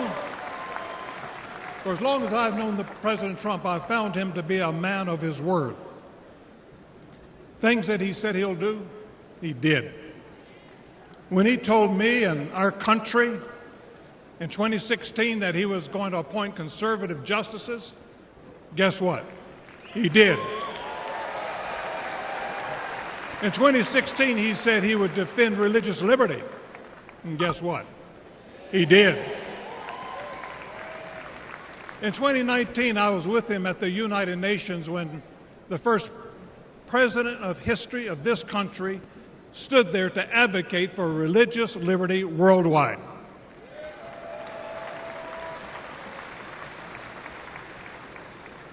When American citizen and Pastor Andrew Brunson was being held in a Turkish jail on false accusations, President Trump demanded that he be released. And he applied economic pressure and sanctions until they did that. I'm grateful and thankful for what he did as a 45th president of the United States. And I know that as the 47th president, he will keep his word to the American people to make America great once again. 他说之前川普就是他获选是第45届的美国总统嘛，那46届是拜登嘛，他认为川普会在当选第47届的美国总统。Pray for Donald Trump this evening. And so what I'd like to do, I'd like us to pray, but I'd like us all to stand as we call upon the name of the God of heaven.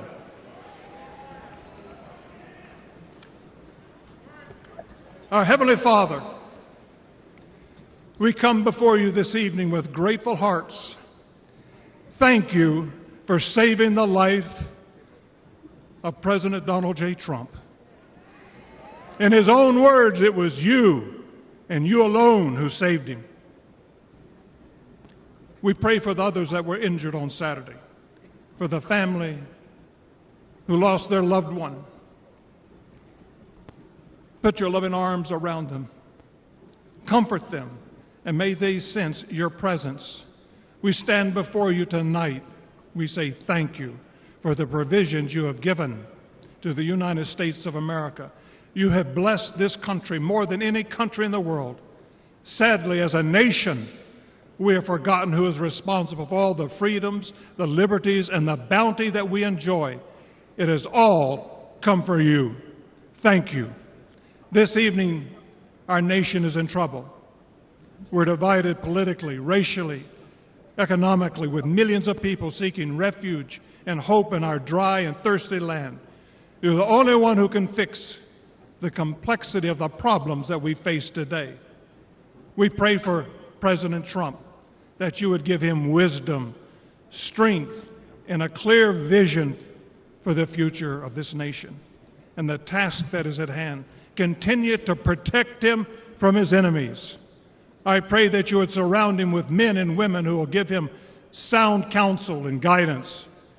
We pray for Melania, for Barron, and for all the President Trump's children and grandchildren. We pray for Senator J.D. Vance, his wife Usa, along with their young family. We're thankful for his strong stand for defending life. 或许不止帮川普祷告，给他求神，给他智慧，给他意向啊，求他保护他啊，免于他的敌人攻击。他也为前第一夫人梅兰妮亚祷告，也为范斯的全家来祷告。Great God, and we ask that if it be Thy will, that You will make America great once again. And we ask that You'll unite our hearts, bring us together, one nation under God, indivisible, with liberty and justice for all. And we pray this in the mighty name of my Lord and Savior, Jesus Christ, the King of Kings and the Lord of Lords. Amen.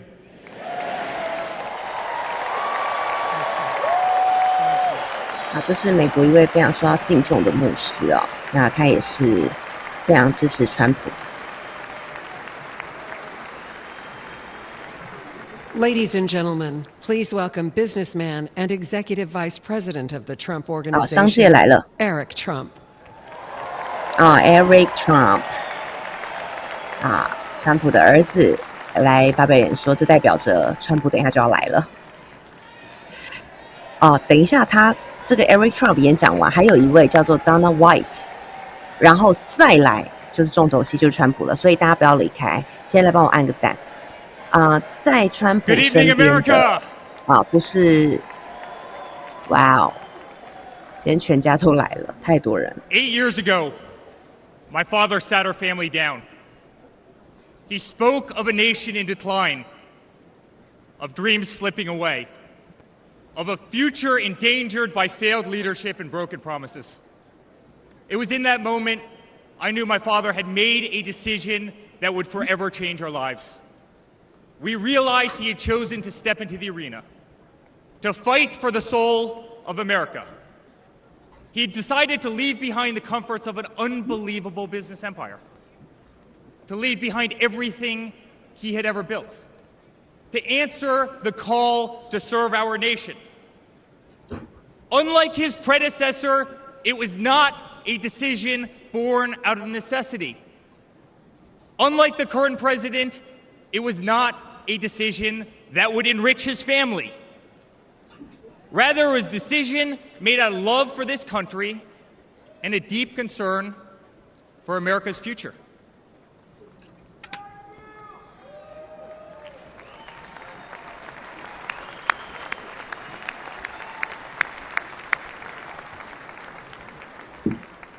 My father was clear it would not be easy, that there would be a huge price to pay, and that the attacks would be vicious. Looking back, that was an understatement. The made-up Russia hoax, the sham impeachments, the efforts to destroy an unbelievable company, a company that I run today, the efforts to cancel us, to silence him, to gag his free speech, and to drag him through every radical left courthouse in America, to take his life. Yet through it all, he's shown unwavering courage and determination, not just in public, but in every private conversation with me and our family. 他的意思是说，川普呢，也是身为他爸爸，表里如一，就算私底下的他们的言谈，都是言行一致的。But by a profound love for this country and a love for all of you, the American people. That man is my father. That man is the 45th president and soon to be 47th president of the United States. That man is Donald J. Trump. 今天的氛围都是在团结，他的意思就是说我爸爸很爱我们，然后我爸爸也很爱所有的美国人哦，展现的是一个共和党的团结，一个全美的一个团结哦。今天到目前为止没有任何的批评啊，批评说民主党怎么样啦，啊或其他的没有，就是一个团结。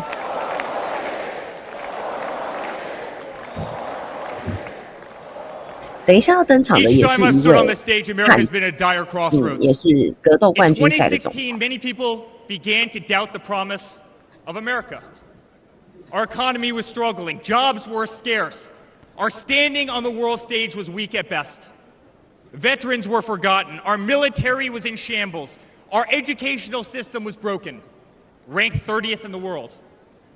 He could no longer tolerate an inept administration that handed $150 billion to Iran, a country that chants death to America, or witness the continued attacks on our Constitution and our religious liberty, or see the disrespect shown to our unbelievable law enforcement officers who are being disarmed, defunded, and persecuted each and every day. 很多人在问川普旁边的是谁？川普旁边的不是梅兰妮亚，他是川普的二媳妇，叫做赖拉。But my father saw potential where others saw despair. Donald Trump built the New York City skyline. He did so during a time when businesses were turning away from the city he loved. Crime was rampant. The streets were dirty. But he had the Midas touch, and he turned those streets and neighborhoods into gold. He faced every challenge with tremendous vision and grit.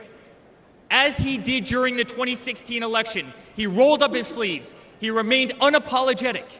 He did not care to be politically correct.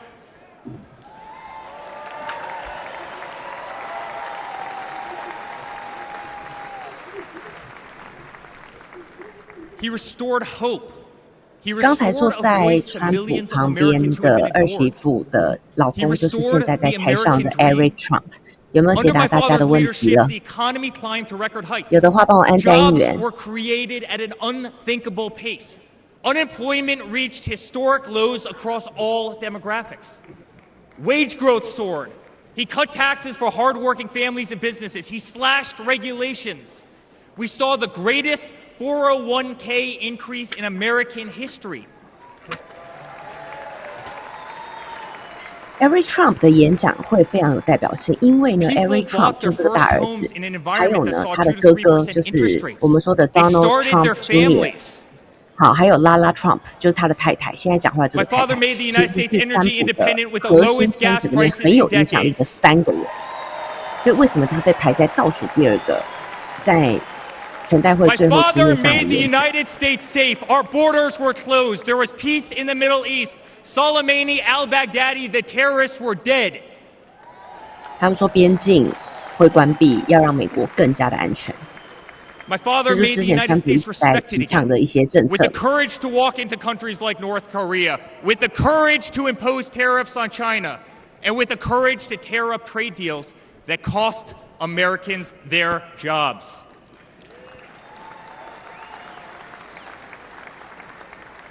He brought manufacturing back to America. Small businesses flourished. He did what he promised. He put America first. We were winning. Donald Trump made America great again.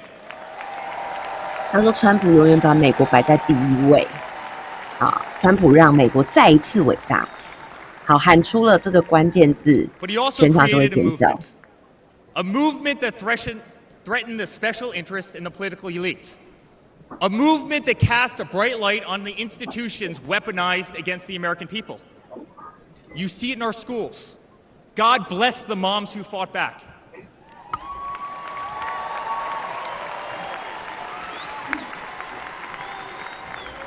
You see it in your workplace. You see it on every news station, in every newspaper. You see it in the military. The most iconic military installations on planet Earth are stripped of their identity and renamed. Fort Bragg, Benning, Fort Hood. You see it in Hollywood. You see it in our two-tier judicial system. They don't even hide it anymore. My father has been censored. The former president ripped off to Twitter, Instagram, and Facebook while terrorist organizations remain intact. My father has been persecuted, targeted by far-left Democrats funded by special interest groups and hand-picked judges. My father has been pulled off the ballots of states, radical justices attempting to defy the will of millions of Americans who adore who he is and what he stands for. My father even became the target of an assassin who almost killed America's single greatest hope for our future. The swamp is terrified of this incredible movement. They're terrified of it. They're terrified of you and the tens of millions of people watching us on TV right now. They've tried everything to keep him from you, everything, to destroy his legacy, to destroy his family. They have failed and they will not win. 他说那些枪击的破坏这些美国秩序的人都不会赢，他们非常害怕。他说他们在电视上看着这场演讲，他们会非常害怕。I love my Florida delegation right here.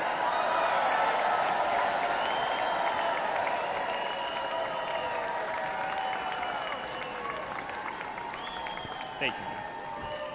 My father stands before you with the most votes of any Republican candidate in the history of our nation.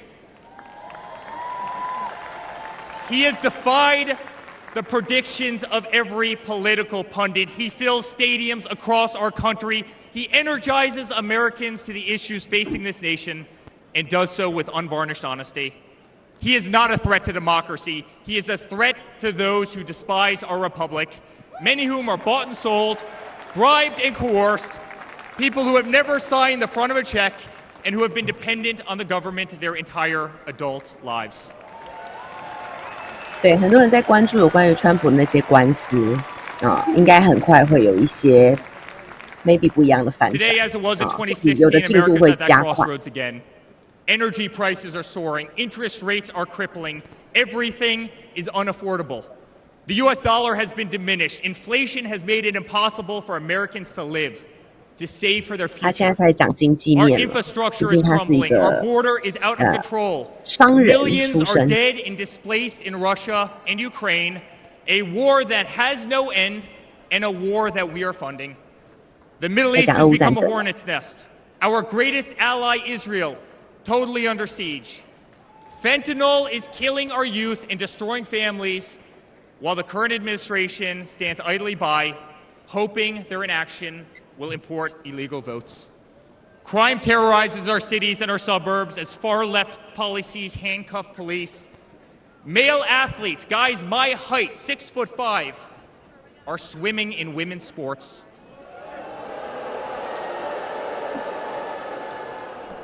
Destroying the dreams of young girls who have trained every minute of their lives.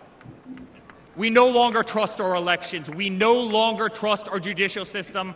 And we no longer believe that our government is working in our best interest. 他在指责说，现在的拜登政府很多事情都做不好，也包含了在教育的部分。In spite of where we are today as a nation, I'd like to speak to every American. To the homeless veteran sleeping under a bridge as illegal immigrants are housed in the most expensive hotels in New York. I'm sorry.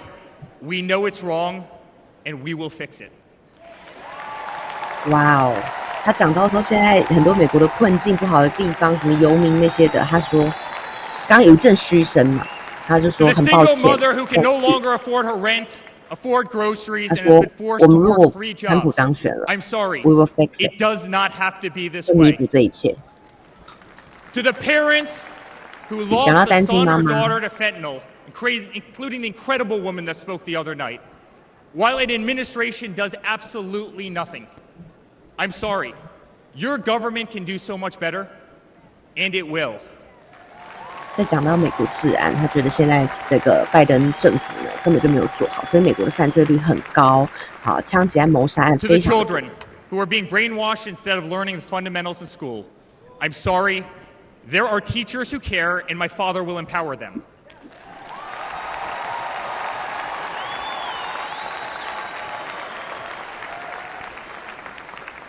To the law enforcement officers, our brave Border Patrol, Secret Service agents who work every single day to protect our communities, knowing damn well that the system will throw you under the bus, I'm sorry. We will stand behind you. 他说我们会站在所有人民的背后。今天这个场子气氛就很好，不论在台上讲什么，都是一阵欢呼。 I'm sorry. That man right there will fix this. 他说一切不好的在旁边的，你看川普的表情，替他儿子感到骄傲。旁边的不是梅兰妮亚哦，旁边的是现在台上在演讲的 Every Trump 的老婆拉拉 Trump， 也是这一次呢，这4年来，川普对抗拜登团队核心的。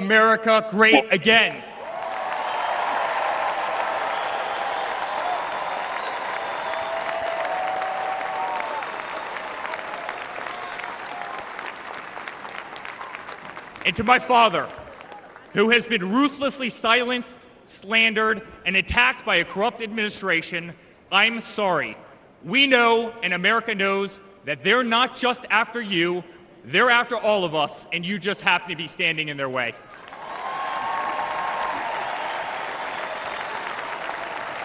等一下 ，Every Trump 讲完，还有一位终极格斗冠军赛总裁，对，也是硬汉形象的那种。 然后讲完，川普就出来了，所以现在是全代会整个算是最高潮的时间点了。 To all Americans watching tonight, the greatest retribution will be our success. Success not just for ourselves, but for our grandchildren and our children. Under President Donald J. Trump, the swamp will be drained. America will be respected. Our cities will be safe. Our streets will be clean, and our border will once again be secure. 讲到只要当选了啦，一切都会更好啦，治安会更好啦，边界会更稳定啦，然后 everything 的街道还可以 clean 啦。Your hard-earned tax dollars will enrich a better America, not be squandered in corrupt 所有纳税人的钱都会被用来做更好的事，而且是帮助你们的后代子孙更好的事情。 We will no longer be 30th in the world. We will be first. 永远都美国第一。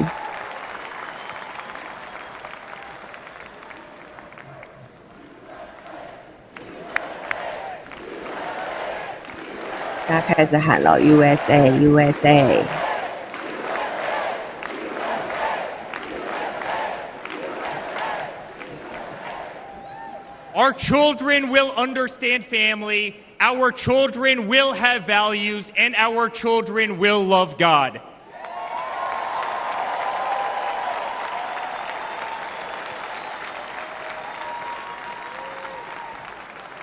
Our country will prioritize free speech, respect freedom of religion, and honor our Constitution. 据说川普为什么会选择这个 J.D. Vance 当他的副手哦 ？Every Trump 也有推一把。I've never been more proud of a person in my life. A man who has defied all odds more than once.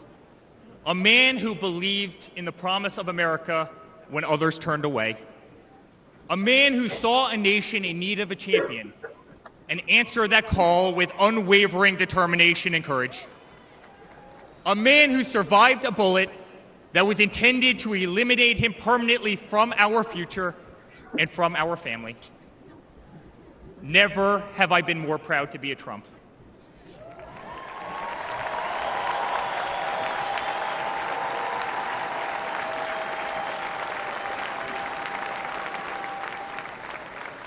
Never have I been more proud to stand by my father's side. I remain incredibly honored to be part of this journey, a journey with all of you, a journey to save the greatest country on earth, a journey with the most incredible people I have ever met. Dad, 5 days ago, Laura, Luke, Carolina, and I held our breath as we saw blood pour across your face.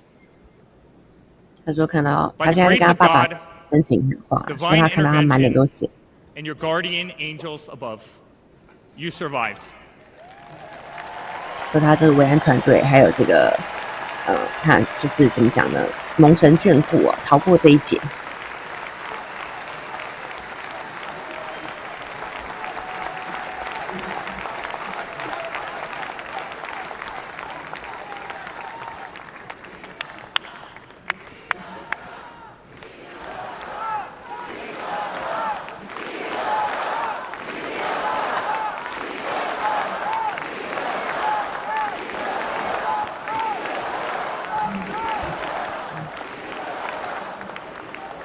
You are the greatest fighter I have ever seen.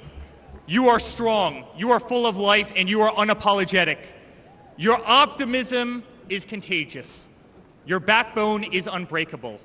Your conviction to fight for what is right and against all that is wrong is truly next level.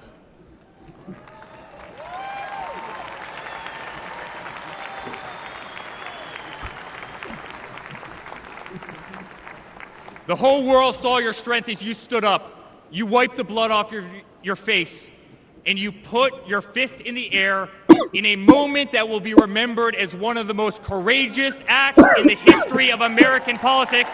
You shouted, "Fight! Fight! Fight!"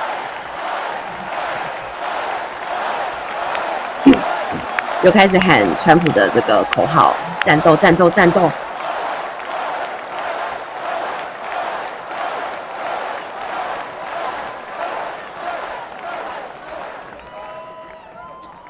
I'm honored to be your son.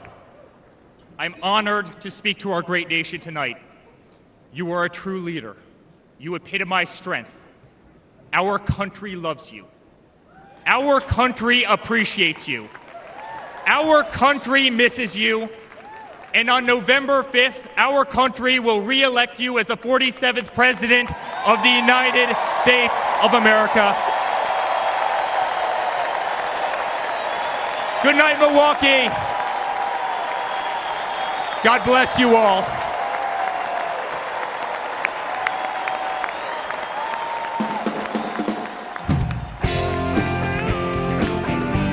好朋朋友们，我们现在是现场直播哦。今天是呢，川普在全代会最后之夜，等一下呢，他就要发表演说，这是他枪击案之后第一次现身在大众会场的演说。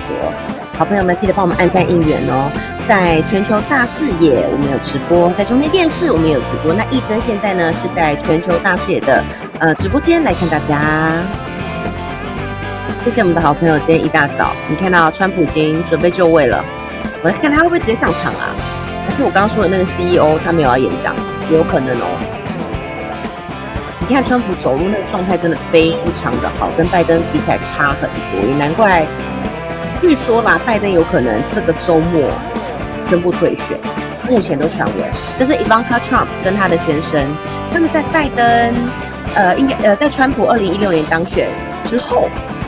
入主白宫嘛，成为他的最有力的左右手。但是在川普败选之后，他们其实蛮退居幕后的哦，就是跟政治其实离蛮远的。现场看到的都是他家人，然后还最前面的是戴红色领带的是 J.D. Vance， 就是大家说未来的这个副总统如果当选之后。但是今天梅兰妮亚到目前为止。都没有看到在镜头前，有没有可能是特别来宾直接从舞台后出现呢？搞不好会哦，全场最高潮。你也知道，川普上来是不按牌理出牌的，还包括 CNN 都说梅兰妮亚应该今天是会在的。好，那 Trump 这个梅兰妮亚应该 Ivanka 啦，她现在在跟那个。我忘记她叫什么名字了，在她旁边那个金色头发的也是川普的女儿，另外一个妈妈生的。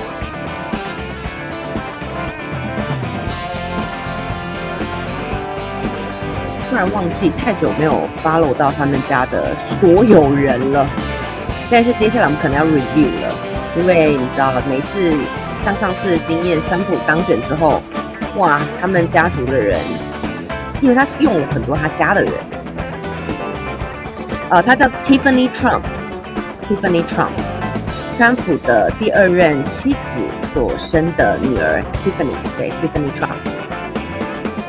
那 Ivanka Trump 呢是第一任妻子所生的女儿，还有刚才上台演讲的 Eric Trump 都是第一任妻子所生的女儿。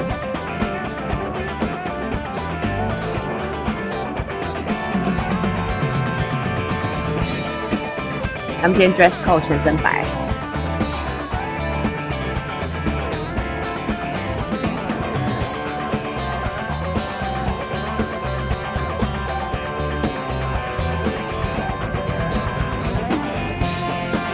谢谢 Kevin Singh， 谢谢我们的 Jane Ting， 陈村长也来了，谢谢我们的Paulo， 还有我们的 Liha， 以及我们的 Teshu Shea。都按赞了吗？谢谢大家，继续应援。我们的 Rutopu Taco， 谢谢大家。好，我也到中天电视来看一下大家。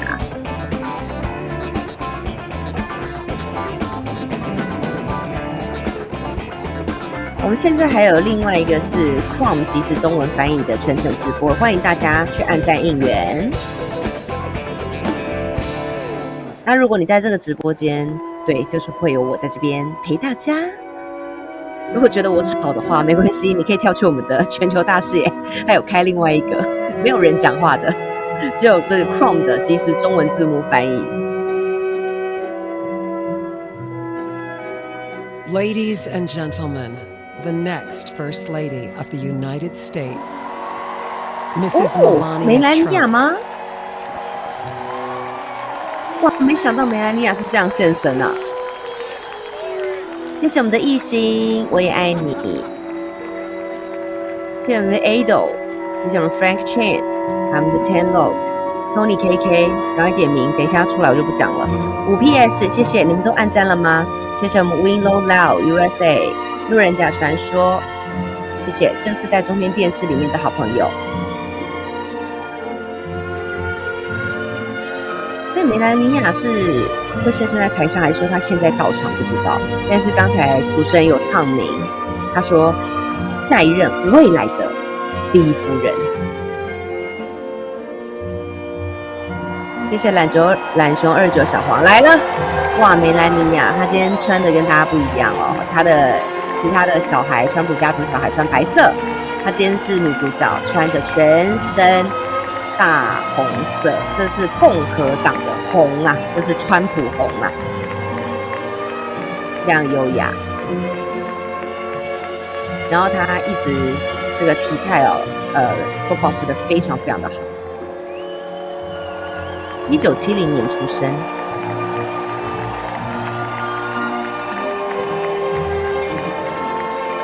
招牌的笑容，一个温馨的场面出场。我觉得等一下上场的会不会等一下川普直接上场？照着这个计划表，等一下还有另外一位演说者。但是看现在这个气势哦，如果他直接出场也不意外。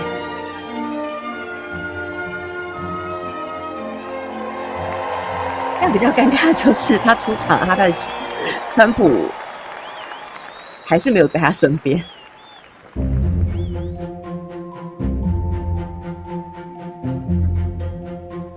因为这次川普在竞选的过程当中，他几乎都没有出现，所以特别引发大家关注。A story of a life dedicated to dreaming big.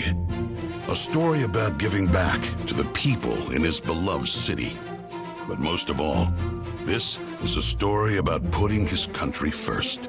And it's a story best told in pictures. Young and confident, Donald Trump wasn't afraid to think big and build even bigger. And he left his mark on the New York skyline that greeted visitors from around the world. But he wasn't just an American entrepreneur. He became a folk hero. Celebrities and sports stars wanted to be seen with him. Politicians sought his approval. And New Yorkers just loved him. And he loved them back. And he gave back. Just one example, saving the Woolman skating rink. The Woolman skating rink in Central Park is open again. The city spent nearly 6 years and $12 million trying to fix it. And then to the rescue, developer Donald Trump.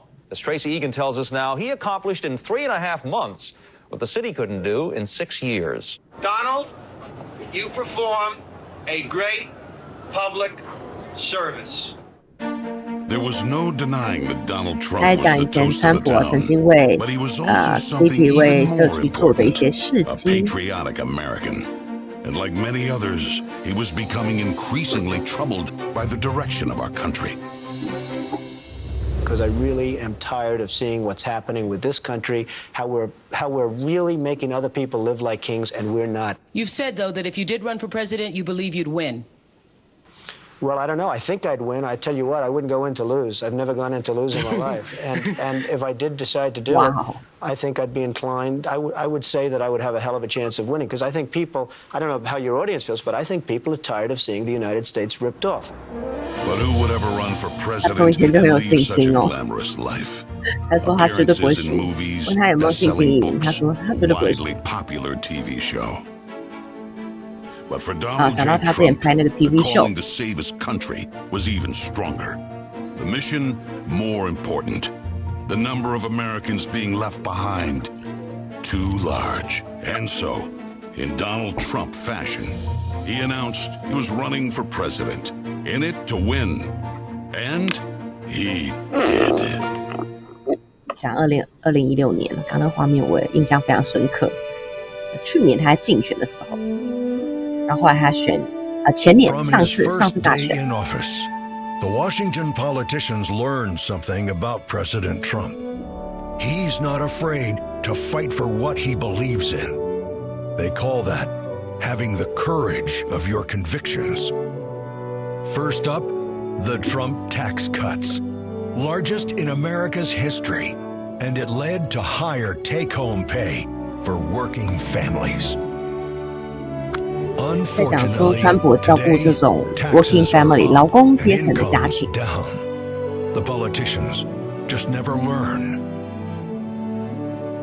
Next for President Trump, secure our border. Check. 会讲到边境维护安全，因为美国很多这种移民嘛，美国川普最骄傲他的那个美墨边境高墙。Leading to 250,000 Americans dead from fentanyl coming in. Brutal migrant crime spreading across America. 想到拜登政府呢，把边境守好。Now here. President Trump promised he'd keep America out of endless wars. Welcome words to the families of our young men and women who serve. And another promise kept. He started by strengthening our military, then traveled the world, meeting with our allies, and even with our main adversaries, just so they understood that America's strength and resolve was back. Because that's what a strong commander-in-chief does. And it led to a stable world at peace and our troops safe. Today, a different story. Our enemies smelled weakness. Then set the world on fire. 拜登那个疯狂跌倒的， Then invaded Ukraine. 这是撤军阿富汗的时候。 Then started a war in the Middle East. 把拜登那种老态都剪出来了。掉眼镜啦，上飞机跌倒啦，这个对拜登来说绝对是重击。He believes so strongly in America, so optimistic for our possibilities, and so committed to fighting to once again make our country great, that there is nothing that is going to stop him.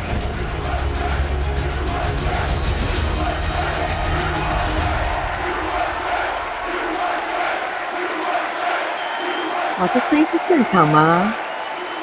还是影片的背景音 Ladies and gentlemen, please welcome 来了，各位压轴。哎，还不是。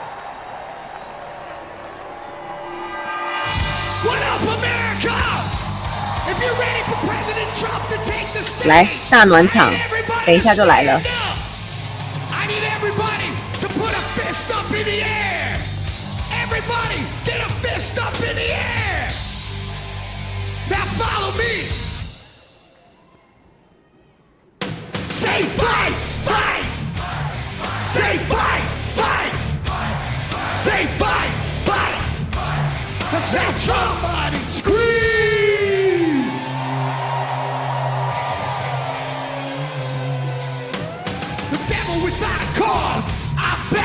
Beaver hats and Ben Davis slacks, 30-pack of stroll, straight rock and roll. No Rogaine in the propane flow. The chosen one, I'm the living proof. 包括吴晓跟这个 Kid Rock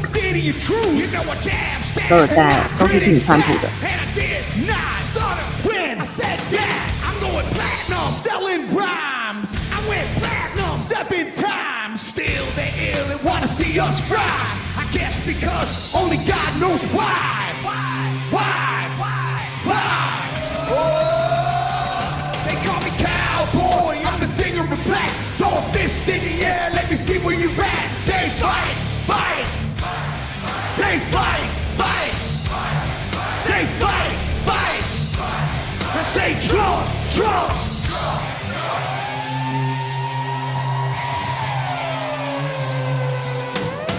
ACDC and ZZ Top. Won't see this beasties and the kings of rock. Skinner, Seeger, Lip, Corn, the Stones. David Allen and the No-Show Jones. Yeah, pass that bottle of brown. 他是摇滚小子 Kid Rock， 一直以来都是挺川普的。 Never gain no pay, I don't play with ass. Well, watch me rock with Liberace flash. Punk rock the Clash, boy bands are trash. I like Johnny Cash and Grandmaster Flash. Flash, flash, flash, flash. Oh, they call me cowboy. I'm the singer of black. Throw a fist in the air, let me see where you're at. Say fight, fight. Say fight, fight. Say fight, fight. 他把 Trump 的 fight 融入到他的这首歌里面去。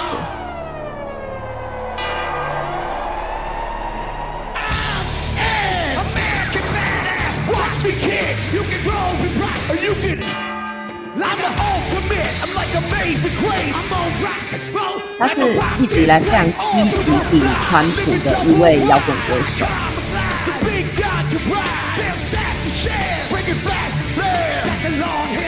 Middle finger in the air. Snakeskin boots, 65 Chevelle. See me riding sin and hit a rebel, yeah. I won't live to tell. So if you do, rock for freedom and rock for truth. Who knew I'd blow like Oklahoma, Florida, Georgia, Arizona. Smell the aroma and check my hits. I know it stinks in here, cause Trump's the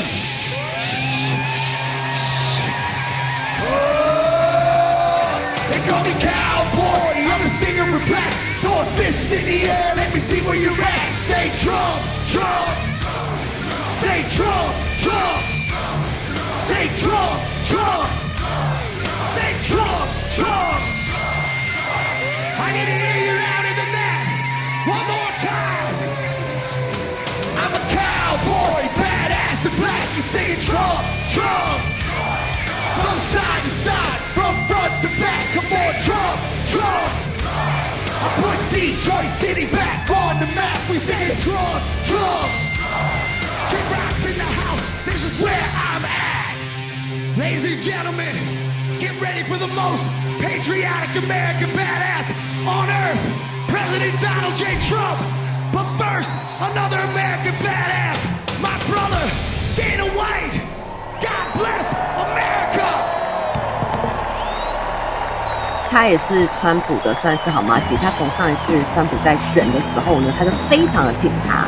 据说川普还会晚上跟他就是去打高尔夫球啦，然后又跟川普一起吃饭。他跟川普是那种很铁的关系。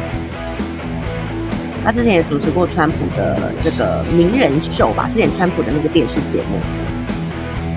好，包管会迎来了一个高潮，他还改编了这个就川普翻枪提案大喊的 fight 啊 fight Trump 啊，这是今天是共和党的全代会，今天是最后之夜了啊，这已经举行了第4天了。昨天呢 ，Vance 他已经接受了副手的提名啊，今天是轮到川普要来接受公平。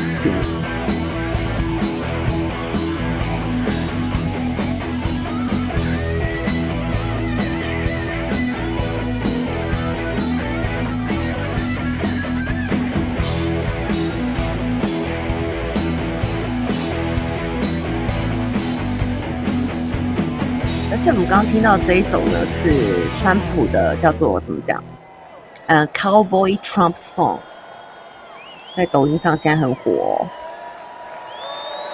Cowboy 来了，这位是我刚才说的，终极格斗冠军赛的比赛。I am Dana White. I am the CEO and President of the Ultimate Fighting Championship. Dana White. So 2 weeks ago, I got a call from President Trump asking me if I'd be willing to speak tonight.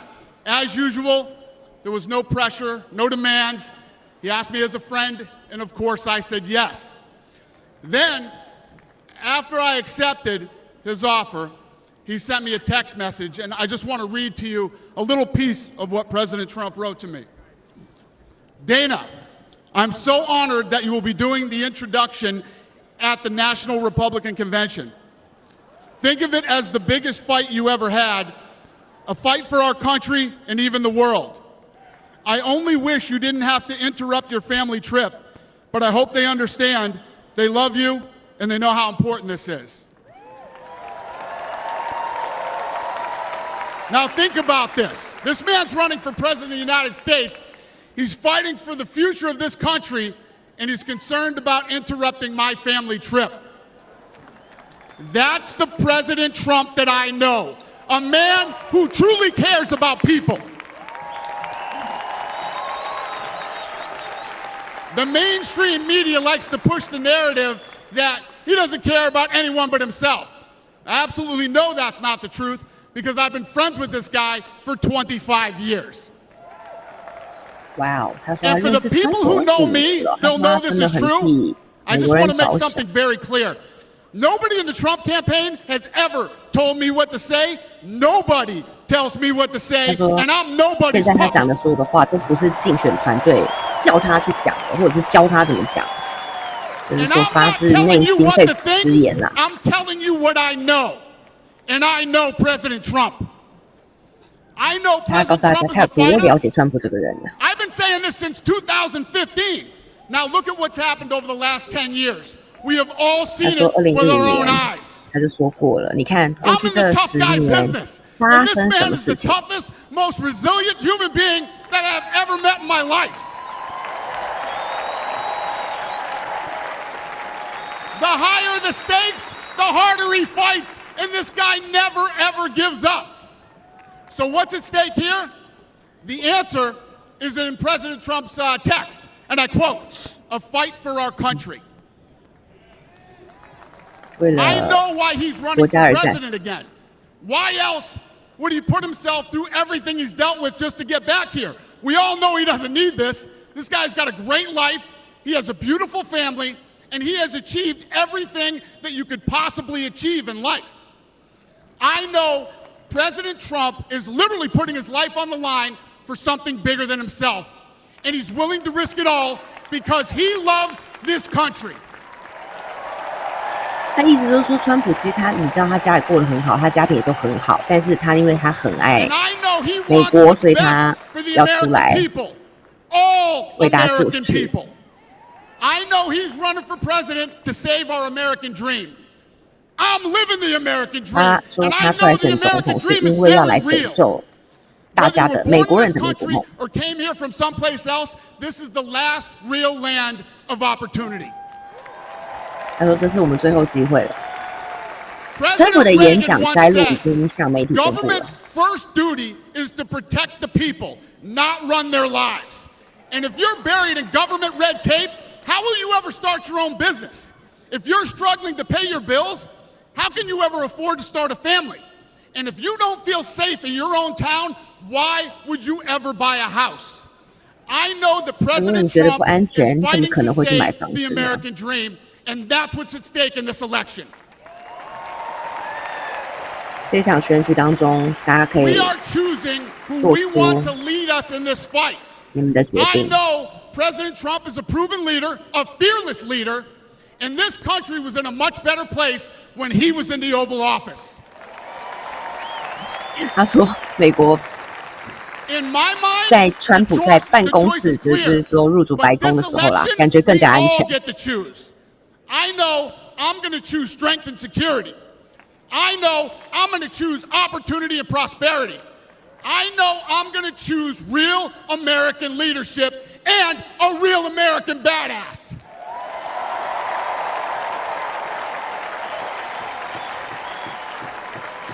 And I'm not telling you what choice to make, and I'm not telling you what to think.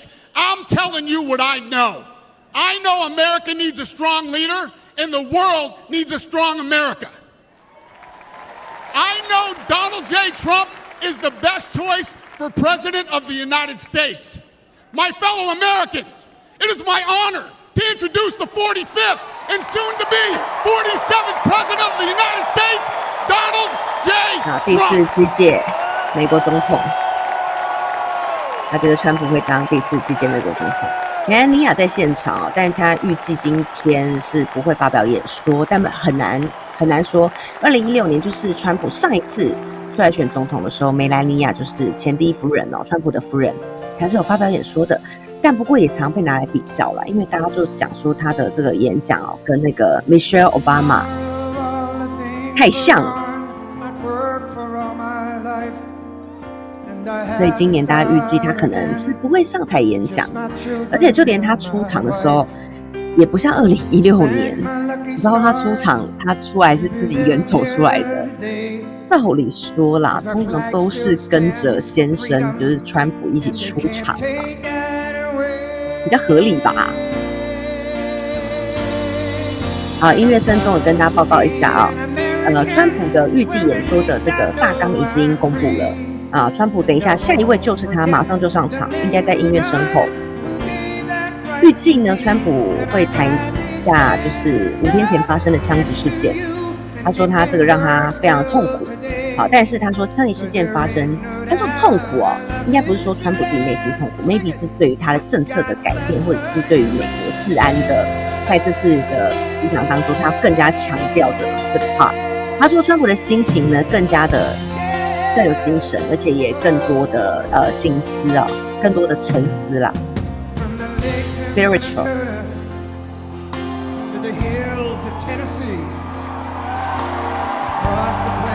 来了！啊，这个出场非常像超级巨星。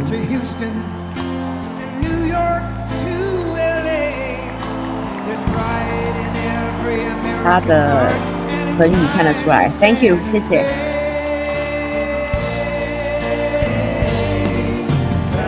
谢谢 YC 全厉害，按赞1人哦，谢谢大家。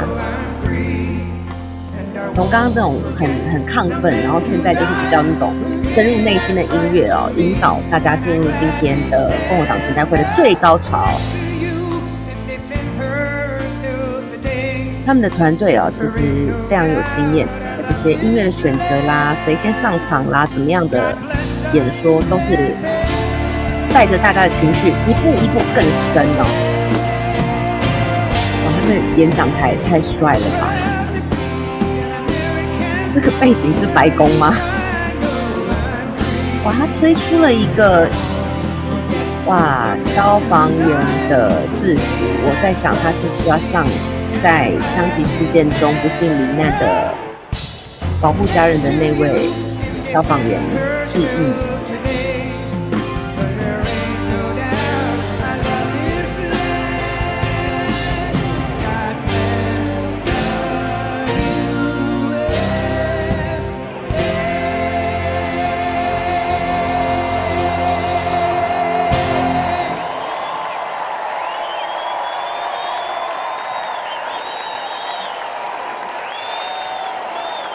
耳朵包着纱布。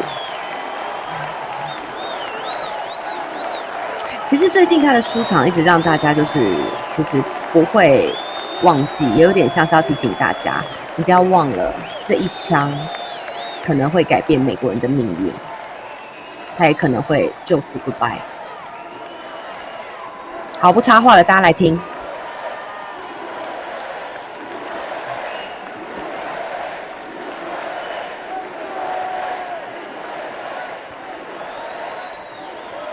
Thank you very much. Thank you very, very much. Wow. And thank you, Dana. Thank you, Kid Rock, sometimes referred to as Bob. And thank you, Lee, right from the beginning. Thank you very much. What a talent. What a beautiful, beautiful song. Thank you.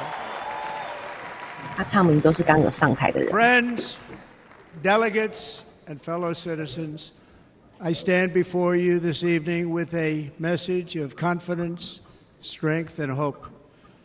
4 months from now, we will have an incredible victory, and we will begin the 4 greatest years in the history of our country. Together, we will launch a new era of safety, prosperity, and freedom for citizens of every race, religion, color, and creed. The discord and division in our society must be healed. We must heal it quickly. As Americans, we are bound together by a single fate and a shared destiny. We rise together or we fall apart.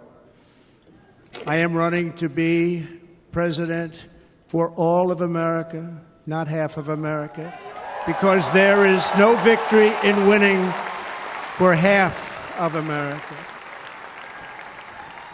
So tonight, with faith and devotion, I proudly accept your nomination for President of the United States. Thank you. 好，他刚说了，他接受共和党的提名，让他来参选这一次的美国总统大选。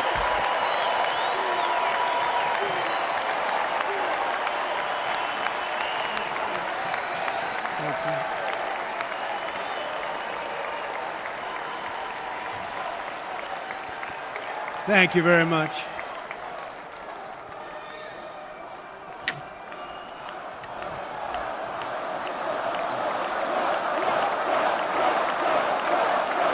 现场大家都开始呐喊了。其实最近他在造势 Thank you very much. 会场当中，大家都说他像 And we will do it 王 right. 者一般。Gonna do it right. Let me begin this evening by expressing my gratitude to the American people for your outpouring of love and support following the assassination attempt at my rally on Saturday. 还要讲到他遇到枪击事件的 As 事 you 情。 already know, the assassin's bullet came within a quarter of an inch of taking my life. So many 差 people 一 have 寸 asked me 就 what 是我就没命了。 Tell us what happened, please. And therefore, I will tell you exactly what happened, and you'll never hear it from me a second time because it's actually too painful to tell. 他说他不会再讲第二遍，因为他 It 说 was 这 a 个太痛 warm, 苦了，他没有办法再。 beautiful day in the early evening in Butler Township in the great Commonwealth of Pennsylvania. 然后当天宾州风和日丽， Music was 一切都 loudly 很好。 playing, and the 音乐 campaign 大 was 声。 doing really well. I went to 啊 the 造势场 stage, 合 and the crowd was 大家都很 cheering 兴奋， wildly. 人很 Everybody 多 was 很 happy. 挤。 I began 他说现 speaking 场每个人很高兴。 very strongly, powerfully, and 他 happily 说他开始有力的、充满能量的这个演讲。 because I was discussing the great job my administration did on immigration at the southern border. We were very proud of it. 他说他当时还讲到移民还有这个边境的问题，他觉得他很骄傲。好，所以他当时候是情绪是很高涨。 And to the right was a large screen that was displaying a chart of border crossings under my leadership. The numbers were absolutely amazing. In order to 他讲说他 see 当时 the 候他右 chart, 边哦，就有一面这个荧幕，就是有关于移民的这些数字。 turned to my right and was ready to begin a little bit further turn, which I'm very lucky I didn't do, when I heard a loud whizzing sound and felt something hit me really, really hard on my right ear. I said to myself, wow, what was that? It can only 他 be 说 a 当时还 bullet. 吓到，想说天哪，那什么？ And 不可能是 moved 子 my 弹 right 吧？ hand to my ear, brought it down. My hand was 他说右 covered 手往 with 上上 blood, 面遮着， just absolutely 就发现全部都是 blood 血。 all over the place. I 他说整个 immediately 全都 knew 是 it 血了。 was very serious that we were under attack, and in 他发 one 现他们是很 movement proceeded 是 to 被攻 drop 击了。 to the ground. Bullets were 他马上趴地上。 continuing to fly.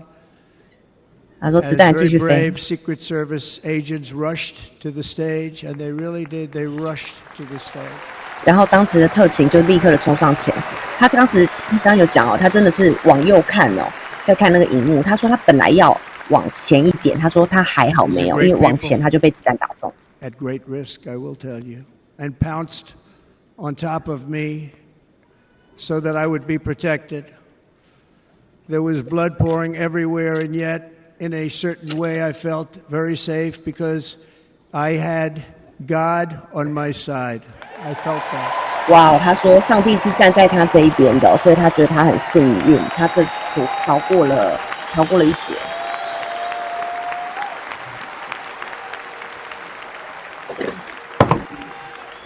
The amazing thing is that prior to the shot, if I had not moved my head at that very last instant, the assassin's bullet would have perfectly hit its mark, and I would not be here tonight. We would not be together.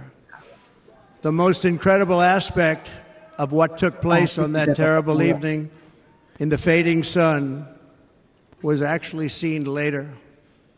in almost all cases, as you probably know, and when even a single bullet is fired, just a single bullet, and we had many bullets that were being fired, crowds run for the exits or stampede, but not in this case. It's very unusual.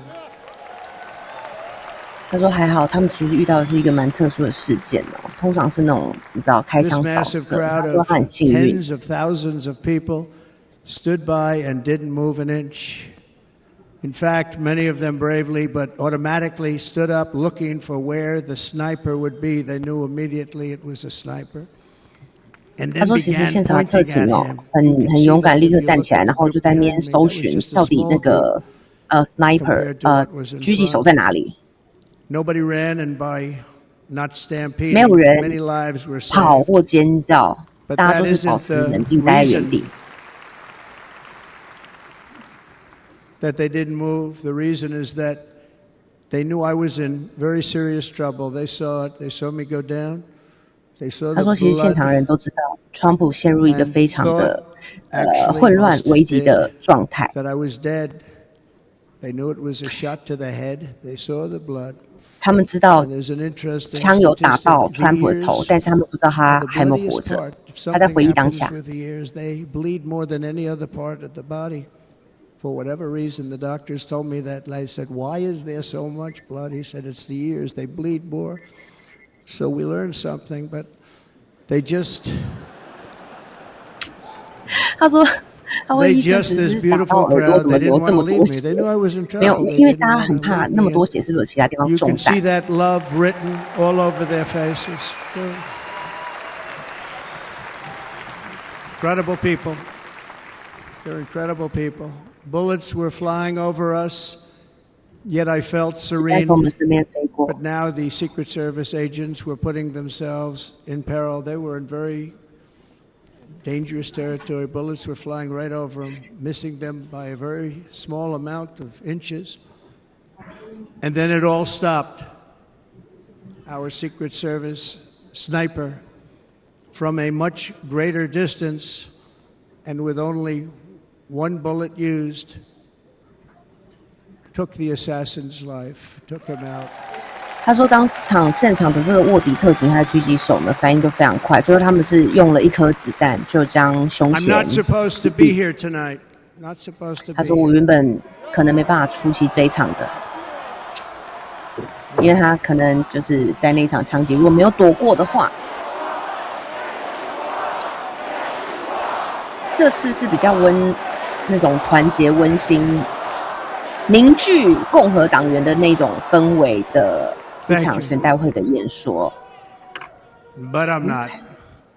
And I'll tell you, 这里 I stand before you in this arena only by the grace of Almighty God. 谢谢他的所有的这个保镖特勤人员。这个演讲不太像以往川普的演讲。Over the last few days, many people say it was a providential moment.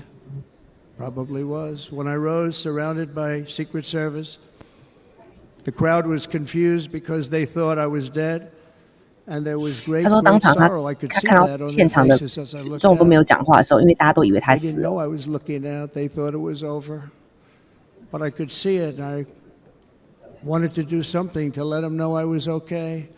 I raised my right arm, looked at the thousands and thousands of people that were breathlessly waiting, and started shouting, "Fight, fight, fight." 他说当场大家都以为他死掉，所以他觉得他说大家都不知道，其实他是在观察，他在看。好，所以他就说他当时候就决定举起他的右手，然后跟大家说 "Fight, fight, Once fight." my clenched fist went up, and it was high into the air. You've all seen that. The crowd realized I was okay and roared with pride for our country like no crowd I have ever heard before. 他说当时候现场的，他说从来没有听过这样子的掌声，因为大家发现说哇，他没死啊，他很好，他没有生命危险。that stood bravely on that fateful evening in Pennsylvania. Tragically, the shooter claimed the life of one of our fellow Americans, Corey Comparator. 很遗憾，还是有一个人不幸 Everybody tells me. 死亡。Unbelievable. And seriously wounded, 2 other great warriors. Spoke to them today. David Dutch and James Copenhaver. 2 great people. I also spoke to all 3 families of these tremendous people. Our love and prayers are with them. 跟受伤重伤的家庭成员，就是都有跟他们进行了慰问。A great rally. They were serious Trumpsters, I want to tell you. They were serious Trumpsters and still are. 他说他们真的都是非常铁的挺川普的。Past tense, he was incredible. He was a highly respected former fire chief, respected by everybody. Was accompanied by his wife, Helen, incredible woman. I spoke to her today, devastated. And 2 precious daughters. He lost his life selflessly acting as a human shield to protect them from flying bullets. He went right over the top of them and was hit. 为了保护家人丧生的那位消防人员，他说他致上最高的敬意，他说他值得受到大家的敬重。他手指的就是那位消防人员，就是在枪击案当中保护家人不幸罹难消防人员的制服，所以他上前亲吻了他的帽子。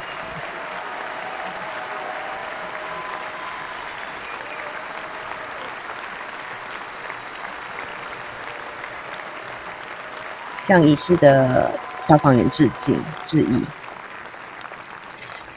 当然这也是在拉，就是消防人员警戒的票。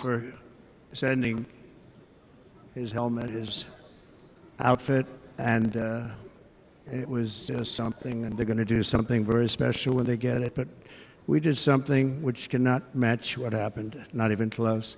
But I am very proud to say that over the past few days, we've raised $6.3 million. 他说，在枪击案后，他们募款募到了630万元，630万美元。And Corey, including from a friend of mine, just called up. He sent me a check right here. I just got it. $1 million. 他说朋友给他一张支票，100万。From Dan Newland, thank you, Dan. Dan Newland 应该是画面当中这位的政治捐献。I'm going to be sending you a lot of money, but it can't compensate. They all said the same thing. You're right, sir. We appreciate so much what you're doing, but nothing can take the place in the case of Corey and the other 2. By the way, they were very, very seriously injured, but now they're doing very well. They're going to be okay. 另外有受伤的其他人，他说他们现在已经就是逐渐康复当中，没有生命危险的。They're warriors. So now I ask that we observe a moment of silence in honor of our friend Corey.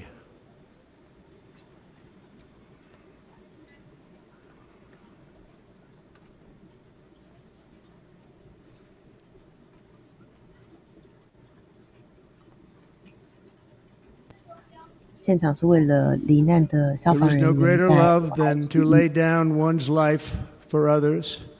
This is the spirit that forged America in her darkest hours, and this is the love that will lead America back to the summit of human achievement and greatness. This is what we need. Despite such a heinous attack, we unite this evening more determined than ever. I am more determined than ever, and so are you. So is everybody. This is the love that will lead America back to the summit of human achievement and greatness. This is what we need. Despite such a heinous attack, we unite this evening more determined love than ever.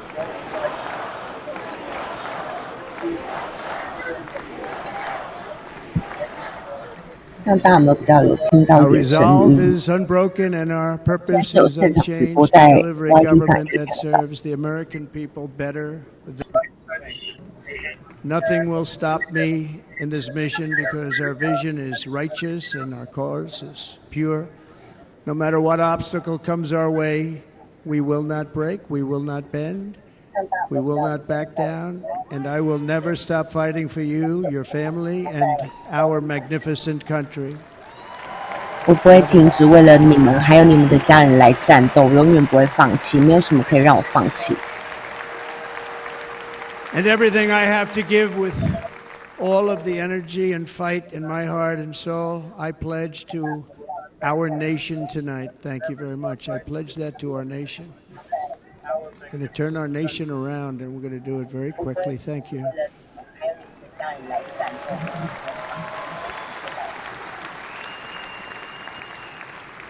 This election should be about the issues facing our country and how to make America successful, safe, free, and great again. 好，这是说啊，这次的主轴是要让美国可以成功、安全、自由，然后再次伟大。 Remember that we are all fellow citizens. We are one nation under God, indivisible, with liberty and justice for all.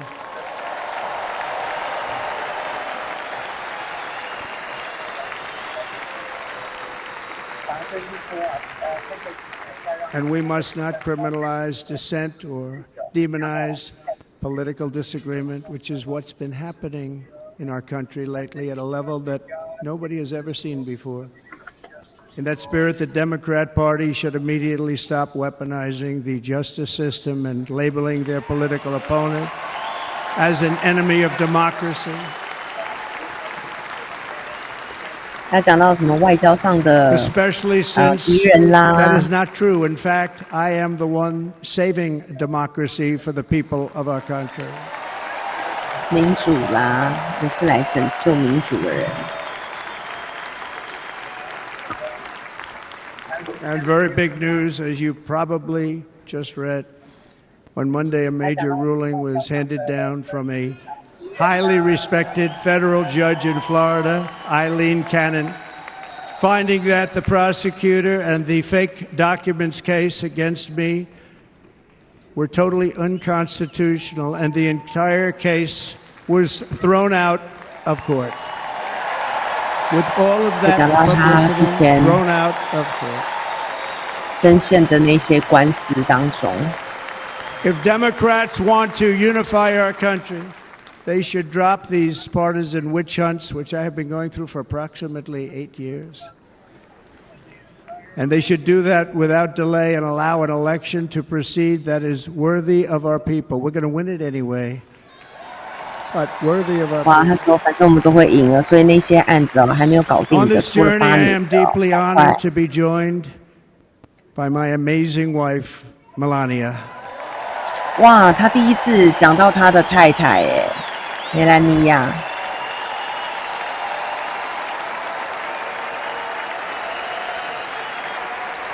温情牌还是有的哦，在美国大选，温情牌其实是蛮重要的。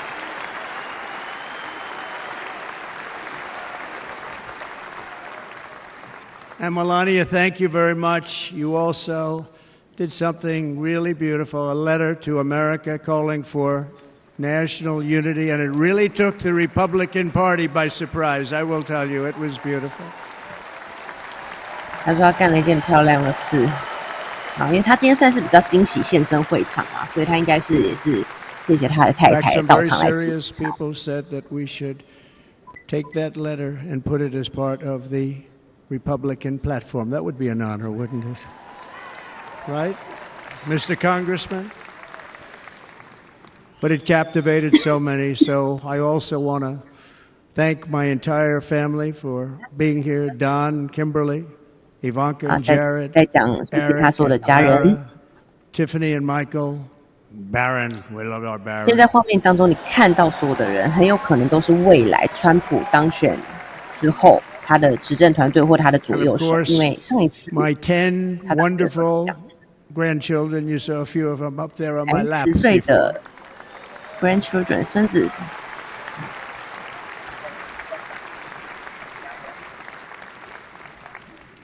And how good was Dana? Was Dana good? I mean, was he good?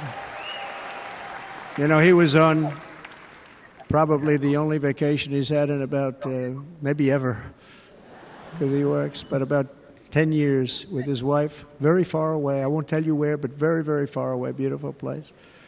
And my people called, and he said, I won't be able to do it. This is many, many years. I promised my wife I can't do it. And they came in, they said, Dana won't be able to do it because he was my first, second, and third choice. I said, well, that's too bad, but I understand he's away, and it's good. It's good for him. And that was it. About 30 minutes later, she came back in, sir, Dana just called. He's going to do it. And his wife, she said, you can't turn him down. You just can't do it. You have to go. That's a good wife. 哇，他在讲啦，就是刚才上台演讲挺他那个 Diane 啊，他是说他其实跟他太太原本然后有计划去哪里什么很远的地方去度假，但是他就本来想要拒绝他，没有办法现场。But they're great, and I just want to thank her and him and their whole family because that's not easy. And Kid Rock, same thing. Called, he said, I want to be a part of it. I want to be a part because, Kid does this great song, big, big monster song. I had no idea. He became a friend of mine over the last 10 years. And he's amazing. Everyone loves him. I didn't even know how big he was. He has rallies. 35, 40,000 people he gets every time he goes out. He's making so much money, he doesn't know what the hell to do with it. You're one of those. And then we have my other friend, and I've known him so long, and we took that song, and it was a big success, but we made that.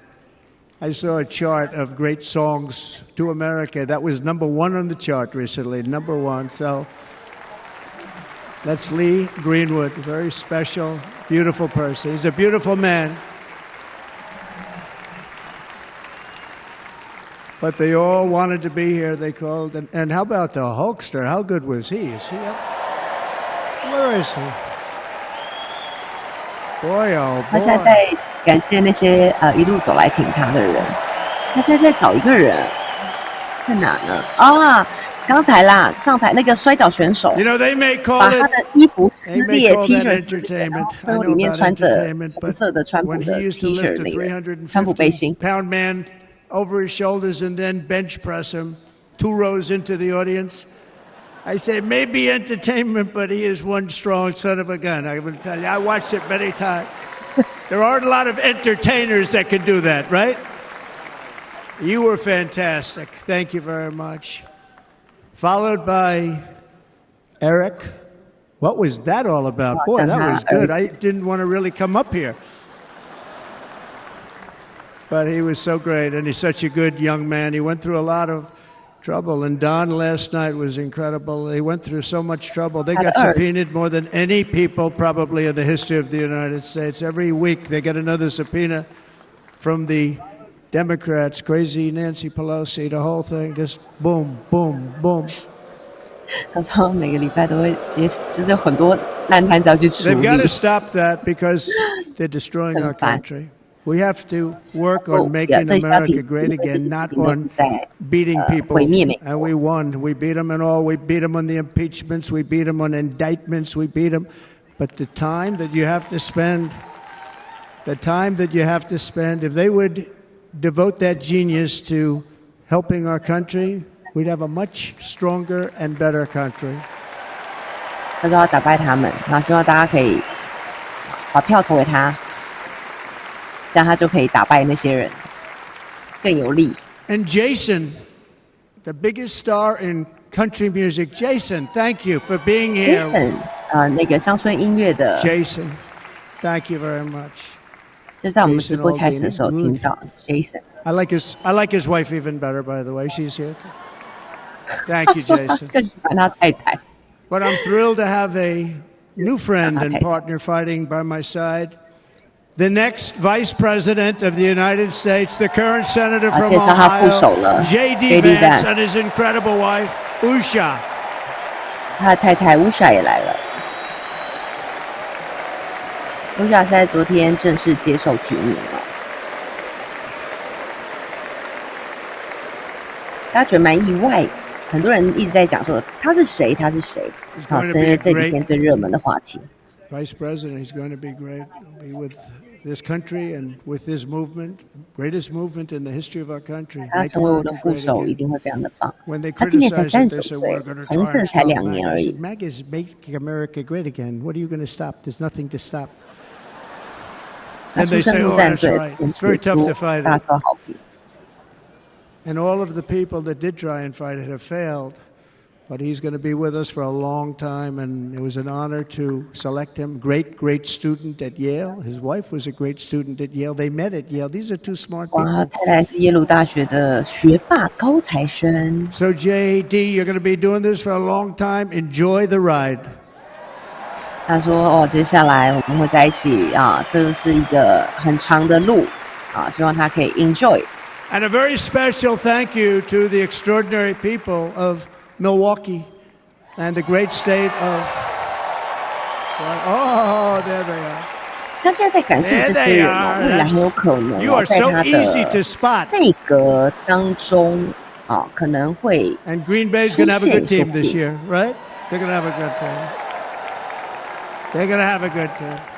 因为他现在点名这 Most 些 of the 人哦，都 audience 是今天 doesn't 全 like 代 it, but 会 it's true. 有 You're 演 going to have a 出 very 的，而 good 且 team 一 this 路 year. 以来非常挺他的人 And。by the way, Wisconsin, we are spending over $250 million here creating jobs and other economic development all over the place. So I hope you will remember this in November and give us your vote. I am trying to buy your vote. November I'll be honest about that. 啊，需要大家的选票，在11月的时候。 And I promise we will make Wisconsin great again. We're going to make it. 我们一定会让这个 Wisconsin Thank you, 啊 Mr. Governor. Thank 再 you 次 very 伟 much. 大，再次 Thank 美 you. 好。 I'm here tonight to 都 lay 花 out 了 a 2 vision 亿 for 5 the whole 千 nation, 万 to every 来帮助 citizen, 为 whether 帮 you're 助手 a 包含在 young 贫 or 富 old 等 man 部 or 分。 woman, Democrat, Republican or independent, black or white, Asian or Hispanic, 什么样的 I 人种？ extend to you a hand of loyalty and of friendship. 老人、 Together 年 we 轻 will lead 人、 America 男 to 人、 new 女 heights 人、 of 小孩。 greatness like the world has never seen before. We were right there in the first term. We got hit with COVID. We did a great job. Nobody knew what it was, but nobody's ever seen an economy pre-COVID. And then we handed over a stock market that was substantially higher than just prior 讲 to 到股市， COVID. 讲到了 Coming in, 美 did 国 a 的经 great 济，美 job. 国经 Never 济 got 现在 credit 不 for 好 that. We got credit 通膨 for 高，没 the 占 war 多。 and defeating ISIS and so many things, the great economy, the biggest tax cuts ever, the biggest regulation cuts 还有 ever, 减税问题 the，creation of Space Force, the rebuilding of our military. We did so much. We did so much. Right to try. Right to try is a big deal. We got right to try. They were trying to get that for 52 years. Somebody's terminally ill. And hopefully there's nobody in this audience, but it does happen a lot. They're terminally ill and they can't use our new space age drugs and other things that we are way ahead. We have the greatest doctors in the world, the greatest laboratories in the world, and you can't do it. They've been trying to get that approved for 52 years. Wasn't that easy?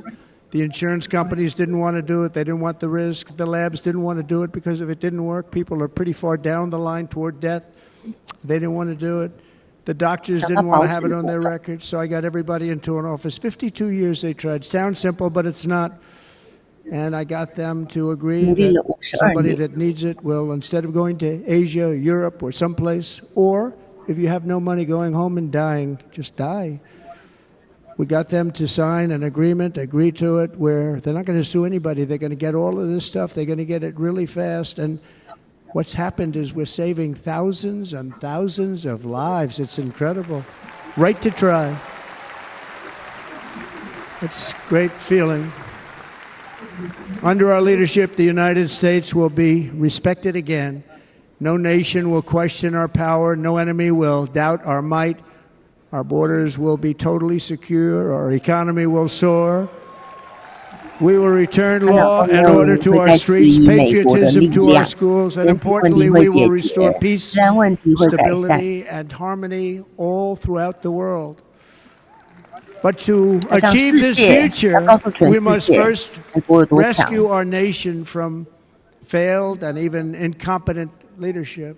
We have totally incompetent leadership. This will be the most important election in the history of our country. Under the current administration, we are indeed a nation in decline.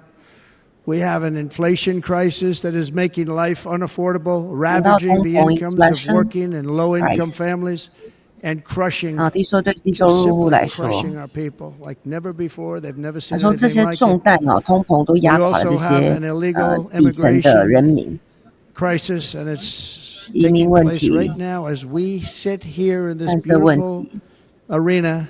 It's a massive invasion at our southern border that has spread misery, crime, poverty, disease, and destruction to communities all across our land. Nobody's ever seen anything like it.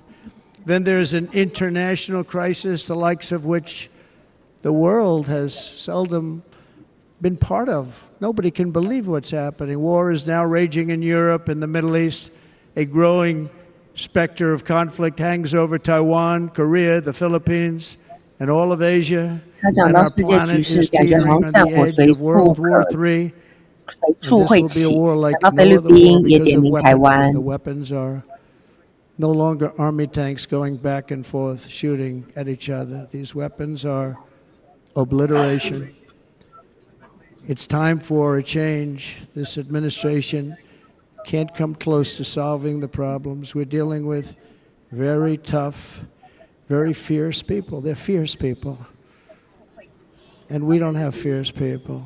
We have people that are a lot less than fierce, except when it comes to cheating on elections and a couple of other things. Then they're fierce. Then they're fierce. So tonight, I make this pledge to the great people of America. I will end the devastating inflation crisis immediately, bring down interest rates, and lower the cost of energy. We will drill, baby, drill. 他讲到这个，他只要一上台哦，通膨一定立刻让他降下来。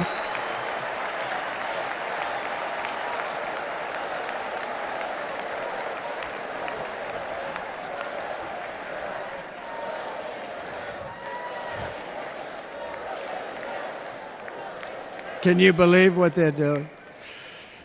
But by doing that, we will lead a large-scale decline in prices. Prices will start to come down. Energy raised it. They took our energy policies and destroyed them. Then they immediately went back to them. But by that time, 能源价格也要下降，像就是石油、天然气这些，因为战争拉高的这些。他说他一上任这些都要降下来。我在想，他的意思是指一上任要结束俄乌战争，可能跟俄罗斯重新谈一些合作。You know, people don't realize I brought taxes way down, way down, and yet we took in more revenues the following year than we did when the tax rate was much higher. Most people said, how did you do that? Because it was incentive. Everybody was coming to the country. They were bringing back billions and billions of dollars into our country. The companies made it impossible to bring it back. The tax rate was too high, and the legal complications were far too great. I changed both of them, and hundreds of billions of dollars by Apple and so many other companies were brought back into our nation, and we had an economy the likes of which no nation had ever seen. China, we were beating them at levels that were incredible. China, we were beating them. And they know it. 他说到要打败中国，因为他讲到很多， we'll do it even better. I will end the illegal immigration crisis by closing our border and finishing the wall, most of which I've already built.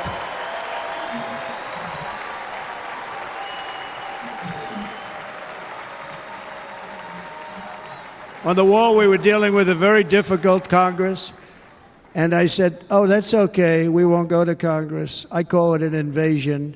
We gave our military almost $800 billion.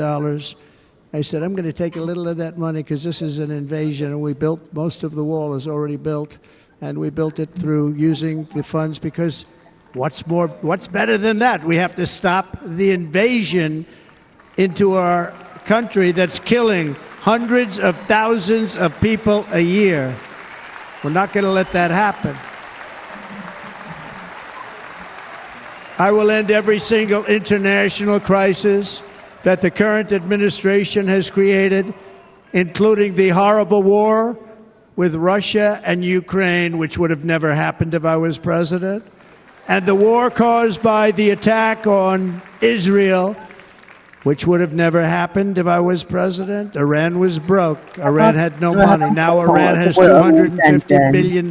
They made it all over the last 2.5 years. They were broke. I watched the other day on a show called Deface the Nation. Has anyone seen it? And they had a congressman who was a Democrat say, well, whether you like him or not, Iran was broke dealing with Trump. I told China and other countries, if you buy from Iran, we will not let you do any business in this country, and we will put tariffs on every product you do send in of 100% or more. And they said to me, well, I think that's about it. They weren't going to buy any oil.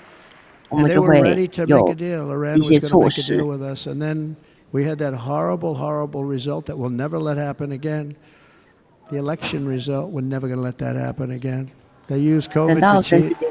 We're never going to let it happen again. And they took off all the sanctions and they did everything possible for Iran. And now Iran is very close to having a nuclear weapon, which would have never happened. This is a shame what this administration, the damage that this administration has done. And I say it often. If you took the 10 worst presidents in the history of the United States, think of it, the 10 worst, added them up, they will not have done the damage that Biden has done. Only going to use the term once. Biden. I'm not going to use the name anymore, just one time. The damage that he's done to this country is unthinkable. It's unthinkable. Together we will restore vision, strength, confidence. We're going to have a thing called common sense making most of our decisions, actually. It's all common sense. Just a few short years ago under my presidency, we had the most secure border and best economy in the history of our country, in the history of the world. We had the greatest economy in the history of the world. We had never done anything like it. We were beating every country, including China, by leaps and bounds. Nobody had seen anything like it. We had no inflation, soaring incomes were going. Nobody can believe it. You can't believe what happened 4 years ago. Is happening now in reverse. And the world was at peace. Inflation has been a killer for our country. No matter what you make it doesn't matter because inflation is eating a lot of people that were putting away money.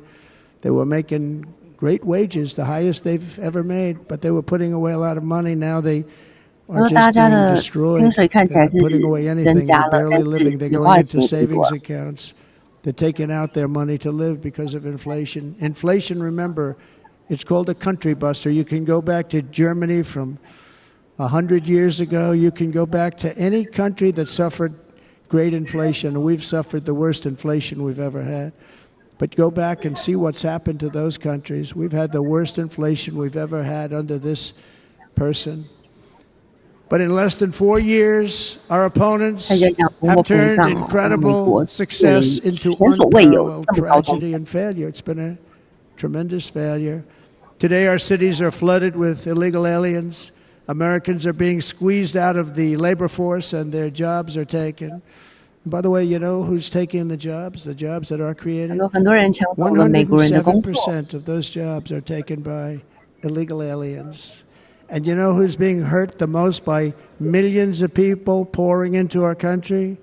The black population and the Hispanic population, because they're taking the jobs from our black population, our Hispanic population, and they're also taking them from unions. The unions are suffering because of it. Thank you. Thank you. I like you too. Thank you very much. Inflation has wiped out the life savings of our citizens and forced the middle class into a state of depression and despair. That's what it is. It's despair and depression. We cannot and will not let this continue. Less than 4 years ago, we were a great nation, and we will soon be a great nation again. We're going to be a great nation again.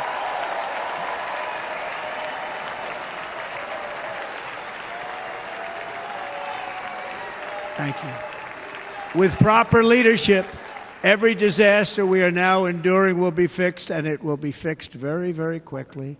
So tonight, whether you've supported me in the past or not, I hope you will support me in the future, because I will bring back the American dream. That's what we're going to do. You don't even hear about it. 我会把你们的美国梦找回来。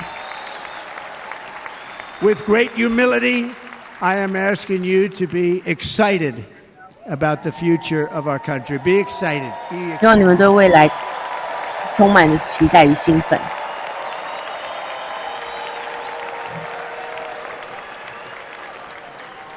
And by the way, the news reports, look at all of those big networks. Look at them. They're all here. But every one of them has said this could be the most organized, best run, and most enthusiastic convention of either party that they've ever seen. Every single one. 枪击案后，川普的民调跟拜登 And it's true. 慢慢拉开哦。 It's true. 川 And 普领 there's 先 love in the 500 room. There's great love in the room.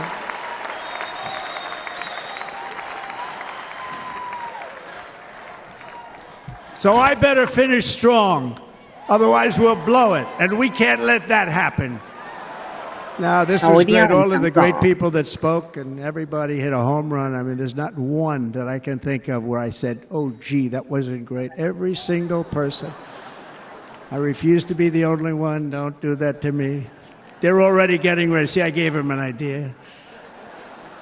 Now, this was a great convention. This was, I think we're actually going to go home and miss it. You know, usually with a first of all, look at these crowds. You'd never have this at a convention. Look at these crowds.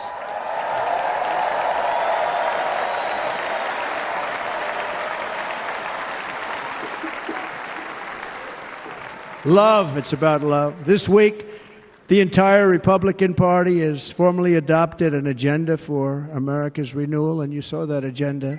And it's very short compared to the long, boring, meaningless agendas of the past, including the Democrats. They write these things that are hundreds of pages long, and they never read them after they're done. In their case, fortunately, they don't read them because they're pretty bad. It's a series of bold promises that we will swiftly implement when you give us a Republican House. And Mr. Speaker, thank you very much. We have our great Speaker of the House with us tonight. Mr. Speaker, thank you very much. Thank you. A Republican Senate. We have many senators here. And send me back to our beautiful White House just a few short months from now. We're talking about just months. It can't come fast enough. We have to get it done. First, we must get economic relief to our citizens. Starting on day one, we will drive down prices and make America affordable again. We have to make it affordable. It's not affordable. People can't live like this. Under this administration, our current administration, groceries are up 57%, gasoline is up 60 and 70%, mortgage rates have quadrupled. And the fact is, it doesn't matter what they are because you can't get the money anyway. Can't buy houses. Young people can't get any financing to buy a house. The total household costs have increased an average of $28,000 per family under this administration. Republicans have a plan to bring down prices and bring them down very, very rapidly. By slashing energy costs, we will in turn reduce the cost of transportation, manufacturing, and all household goods. So much starts with energy. And remember, we have more liquid gold under our feet than any other country by far. We are a nation that has the opportunity to make an absolute fortune with its energy. We have it, and China doesn't. Under the Trump administration, just 3.5 years ago, we were energy independent. but soon we will actually be better than that. We will be energy dominant and supply not only ourselves, but we will supply the rest of the world with numbers that nobody has ever seen, and we will reduce our debt, $36 trillion. We will start reducing that, and we will also reduce your taxes still further. Next, and by the way, they want to raise your taxes 4 times, think of it. And all my life I grew up watching politicians. I always loved politics, I guess. I was on the other side. I'd watch and they were always talking about, we will give you a tax cut. We will give you a tax cut. My whole life I was watching, I will give you a tax cut, right, Mr. Congressman? That's all they talked about. This is the only administration that said, we're going to raise your taxes by 4 times what you're paying now, and people are supposed to vote for them? I've never heard it. You're paying too much. We're going to reduce your taxes still further. We gave you the biggest one, as I said. We're going to give you more, and it's going to lead to tremendous growth. We want growth in our country. That's what's going to pay off our debt.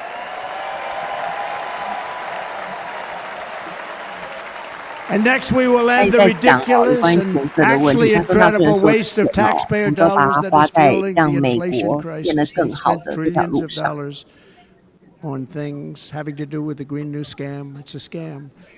And that's caused tremendous inflationary pressures in addition to the cost of energy. And all of the trillions of dollars that are sitting there not yet spent, we will redirect that money for important projects like roads, bridges, dams, and we will not allow it to be spent on meaningless green new scam ideas.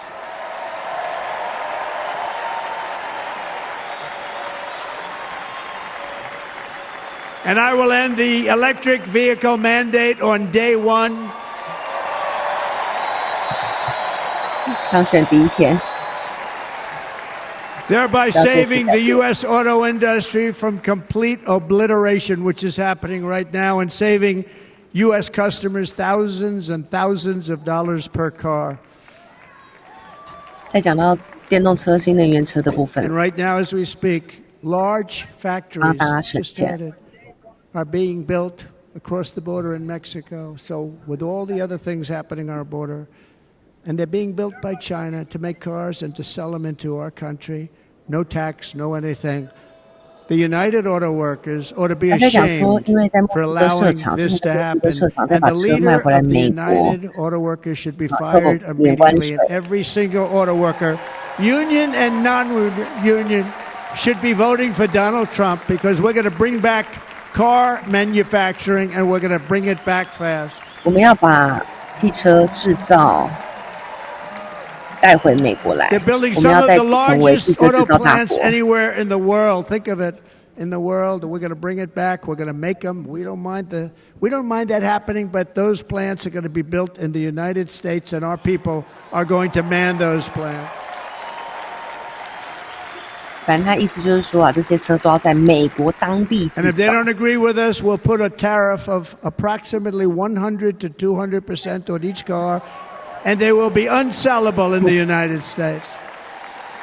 他说，如果是中国进口 We 车， have 我们就 long 给他 been 课 taken 关税，课 advantage of by 100%、other 课200%， countries. 这样他们就没有办法在美国 And 买。 think of it, oftentimes these other countries are considered so-called allies. They've taken advantage of us for years. We lose jobs, we lose revenue, and they gain everything and wipe out our businesses, wipe out our people. I stopped it for 4 years. I stopped it. And we're really ready to make changes like nobody had seen before. And remember, the USMCA got rid of NAFTA, the worst trade deal ever made, and replaced it with USMCA, which is, they say, the best trade deal ever made. Actually, probably the best trade deal was the deal I made with China, where they buy $50 billion worth of our product. They were buying nothing. They buy $50 billion worth. They had to. But I don't even talk about it because of COVID. 哦，又讲到美中贸易了。之前不是有设定吗？就是中国必须要向美国购买，多少的量的这个金额的这个产品嘛？他就在批评说中国都没有做到。Countries come in, take our jobs and plunder our nation. They come and do that. They plunder our nation. 他说不会让别的国家的人到美国 they 来 will 抢 sell 走 their 我们的 product in 工作。 America is to build it in America. Very simple. Build it in America and only in America. 如果你要把东西卖到美国来，那你就在美国设厂。哇，这样听起来，未来半导体业会不会又需要到美国去设厂呢？And this very simple formula, and Congress has to go along with us, and they will. This very simple formula will create massive numbers of jobs. We will take over the auto industry again, and many, hundreds of thousands of jobs. We lost so many jobs over the years. If you go back 20, 25 years, they've stolen going to China and Mexico about 68% of our auto industry manufacturing jobs. We're going to get them all back. We're going to get them all back, every one of them. 有关制造业哦， At the center of our plan for 很 economic 多工作都流 relief 失了。 are 他 massive 说我们要 tax 把它拿 cuts for 回来。 workers that include something else that's turned out to be very popular, actually. Here it's very popular in this building and all those hotels that I saw that are so nice. I'm staying in a nice one. It's called no tax on tips. No tax on tips. No tax on tips.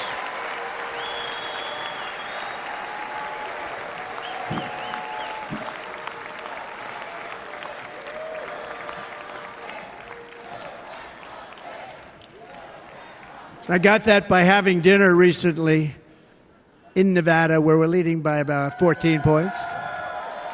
Hello. I'll see you there very soon, everybody. And we're having dinner at a beautiful restaurant in the Trump building on the Strip, and it's a great building, and the waitress comes over. How's everything going? A really nice person. How's everything? Oh, sir, it's so tough. The government's after me all the time on tips, tips, tips. I said, well, they give you cash. Would they be able to find him? She said, actually, and I didn't know this, she said, very little cash is given. It's all put right on the check. And they come in and they take so much of our money, it's just ridiculous. And they don't believe anything we say. And they've just hired, as you know, 88,000 agents to go after him even more.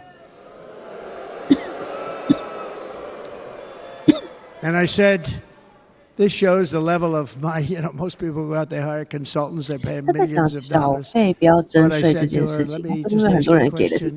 Would you be happy if you had no tax and tips? She said, what a great idea. I got my information from a very smart waitress. That's better than spending millions of dollars. Everybody loves it. Waitresses and caddies and drivers and everybody. It's a large group of people that are being really hurt badly. They make money, let them keep their money. I'm going to protect Social Security and Medicare. Democrats are going to destroy Social Security and Medicare because all of these people, by the millions they're coming in, they're going to be on Social Security and Medicare and other things, and you're not able to afford it. They are destroying your Social Security and your Medicare.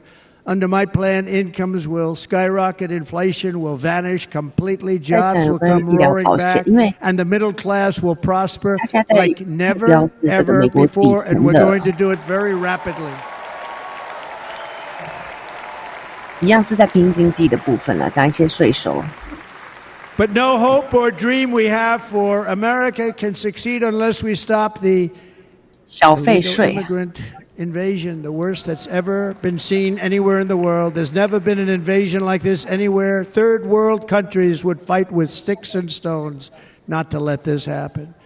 The invasion at our southern border, we will stop it, and we will stop it quickly. You heard Tom Homan yesterday. Tom Homan, put him in charge and just sit back and watch. Brandon Judd of Border Patrol, he's incredible. These guys, they really, their job is a lot easier if they don't have to do anything, but they want to. They're patriots. Brandon Judd, Border Patrol, ICE. ICE goes out. You have to see what ICE does with MS-13. You have these are probably the worst gang, and ICE goes in there. And I know a lot of people in these rows here, and they're very tough people, but they don't want to do this job. They'll go into a pack of MS-13 killers. They're the worst, probably the worst gangs in the world. We have thousands of them. I moved thousands and thousands out in My 4 years, we moved them out, and it was a pleasure. But ICE would go right into a pack of these killers, and you see fists flying, you see everything flying, and then they take them. They put them in a paddy wagon. 他在讲 They 非法 take 移 them 民 back and they get them out of our 进入 country. 美 And 国 the 的 other 事情， countries weren't 在美 accepting 国 them back. 非 And 常 I 的 called 严 up 重 and I said, tell them 那 that 很 we're 多 not 纳税 giving 人 them 他必须要 economic aid anymore. And the next day I got calls from all of these countries that were terminated. Billions of dollars we spend on economic aid to countries that does us, frankly, no good. And the next day I was called by everybody. I couldn't take all the calls. Sir, what's the problem? I said, you won't take your killers back that you sent in caravans into America. You won't take them back. Well, sir, if you'd like us to, we would give very serious consideration to doing that. And within 24 hours, they were being taken back. For years and years, when I first came in, they said President Obama tried to get him to go back, and they wouldn't accept him. They'd put planes on the runway so you couldn't leave the plane. They'd close the road so you couldn't take the buses. They'd all have to turn back. As soon as I said no more economic aid of any kind to any country that does that, they called back and they said, sir, it would be our great honor to take MS-13. We love them very much. We love them very much, sir. We'll take them back. At the heart of the Republican platform is our pledge to end this border nightmare and fully restore the sacred and sovereign borders of the United States of America, and we're going to do that on day one. 当选的第一天，我就要把美墨 That 边 means 境的 two 问题给 things 解 in day 决。 one, right? Drill, baby, drill, 两件 and 事。 close our borders. 哇，他讲的很凶哦啊！说第一天上任第一天，他就要把这个边境全部关 And 闭。 by the way, and I think everybody as a Republican, as a patriot in this room, and most Democrats, we want people to come into our country, but they have to come into our country legally. 他说我们希望大家来美国，但是你们来必须要合法的来啊。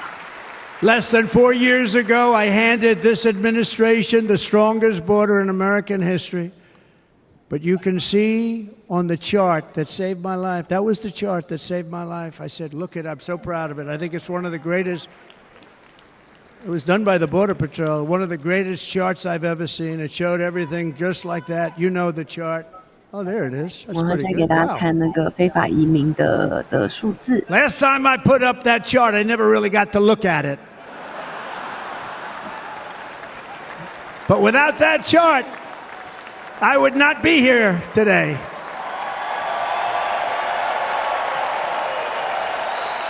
Never got to look at it.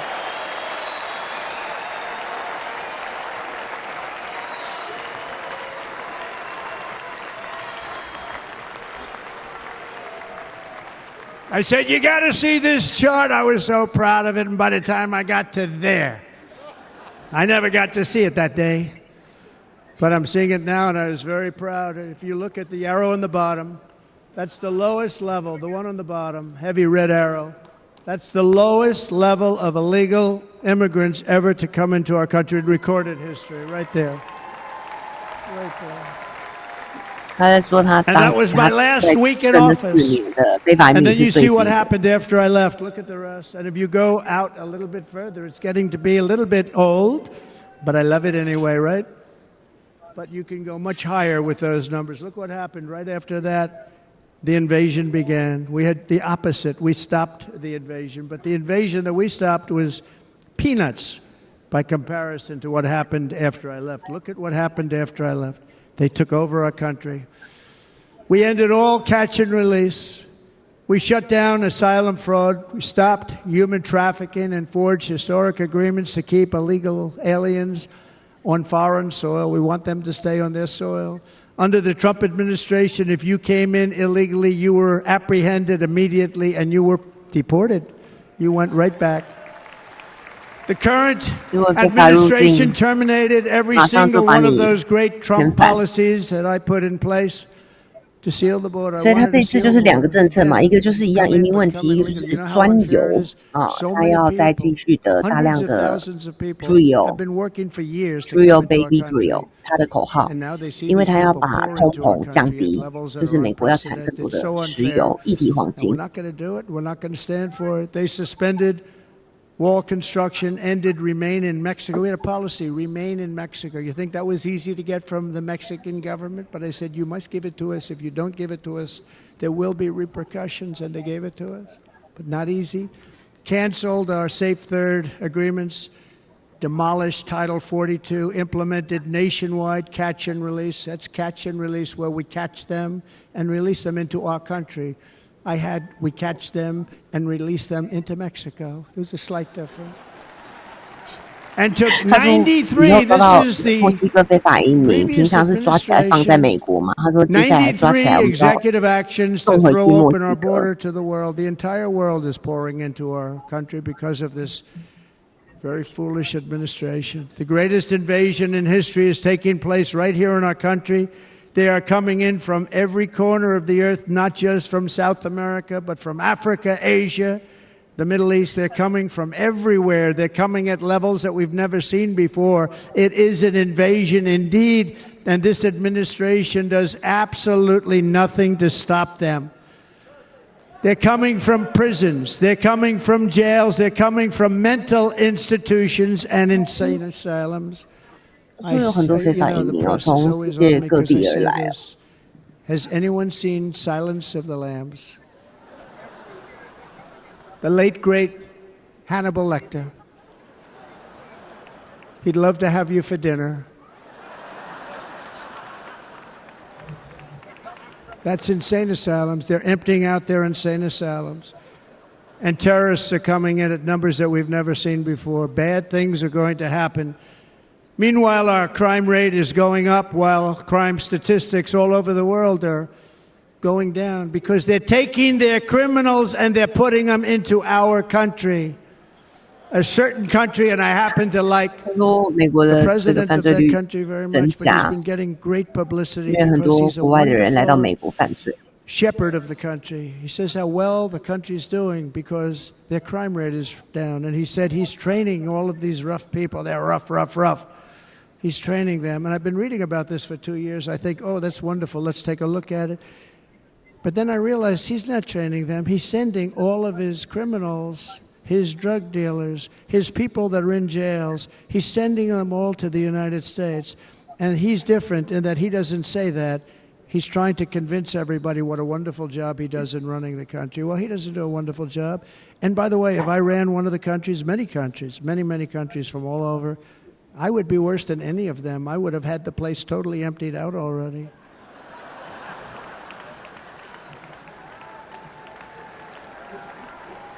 But we become a dumping ground for the rest of the world, which is laughing at us. They think we're stupid. And they can't believe that they're getting away with what they're getting away with, but they're not going to be getting away with it for long. That's what I can tell you. 意思就是说，很多国家、其他国家的那种毒贩啊，那些犯罪者都来到美国了。High crime. Caracas, Venezuela. 高犯罪率。Really a dangerous place, but not anymore. Because in Venezuela, crime is down 72%. In fact, if they would ever win this election, I hate to even say that, we will have our next Republican convention in Venezuela because it will be safe. Our cities will be so unsafe, we will not be able to have it there. In El Salvador, murders are down by 70%. Why are they down? Now, he would have you convinced that because he's trained murderers to be wonderful people. No. They're down because they're sending their murderers to the United States of America. This is going to be very bad. And bad things are going to happen, and you're seeing it happen all the time. That's why, to keep our families safe, the Republican platform promises to launch the largest deportation operation in the history of our country. Even larger than that of President Dwight D. Eisenhower. from many years ago. You know, he was a moderate, but he believed very strongly in borders. He had the largest deportation operation we've ever had. Just recently, I spoke to the grieving mother of Jocelyn Nungary, a wonderful woman, a precious 12-year-old girl from Houston who last month was tied up, assaulted, and strangled to death after walking to the convenience store just a block away from her house. Her body was dumped near the side of the road in a shallow creek, found by some onlookers who couldn't believe what they had witnessed. Charged with Jocelyn's heinous murder, 2 illegal aliens from Venezuela who came across our border, were in custody, and were then released into the country by this horrible, horrible administration that we have right now. I also met recently with the heartbroken mother and sister of Rachel Morin. Rachel was a 37-year-old mom of 5 beautiful children who was brutally raped and murdered while out on a run. She wanted to keep herself in good shape. It was very important to her. She was murdered. The monster responsible first killed another woman in El Salvador before he was led into America by the White House. This White House let them in. He then attacked a 9-year-old girl and her mother in a home invasion in Los Angeles before murdering Rachel in Maryland. Traveled all throughout the country doing tremendous damage. Rachel's mother will never be the same. I spent time with her. She will never be the same. I've also met with the wonderful family of Laken Riley, the brilliant 22-year-old nursing student. She was so proud of being first in her class, who was out for a jog on the campus of the University of Georgia when she was assaulted, beaten, and horrifically killed. Yet another American life was stolen by a criminal alien set free by this administration. And these were incredible people we're talking about. These were incredible people who died. Tonight, America, this is my vow. I will not let these killers and criminals into our country.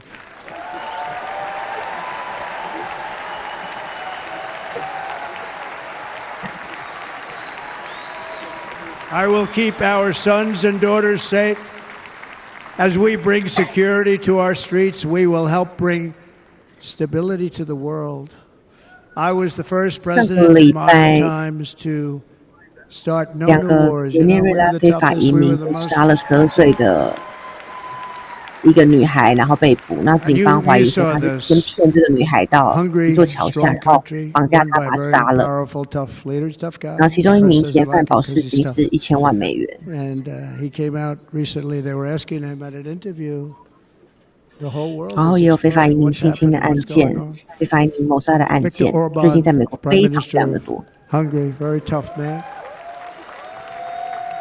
He said, I don't want people coming into my country and blowing up our shopping centers and killing people. But they said to him, tell us what's going wrong, what's happening, what is it?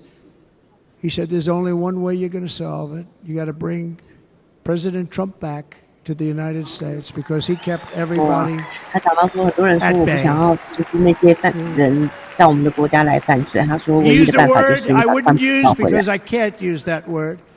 Because you'd say it was braggadocious. The press would say he was a braggart. I'm not a braggart. But Viktor Orban said it. He said Russia was afraid of him. China was afraid of him. Everybody was afraid of him. Nothing was going to happen. The whole world was at peace. And now the world is blowing up around us. All of these things that you read about were not going to happen. Under President Bush, Russia invaded Georgia. Under President Obama, Russia took Crimea. Under the current administration, Russia is after all of Ukraine. Under President Trump, Russia took nothing. 他在这次的这个演讲当中，他不断讲到中国，说他不会怕中国的。 We defeated 100% of ISIS in Syria and Iraq. something that was said to take 5 years, sir, like 5 years, sir. We did it in a matter of a couple of months. We have a great military. Our military is not woke. It's just some of the fools on top that are woke.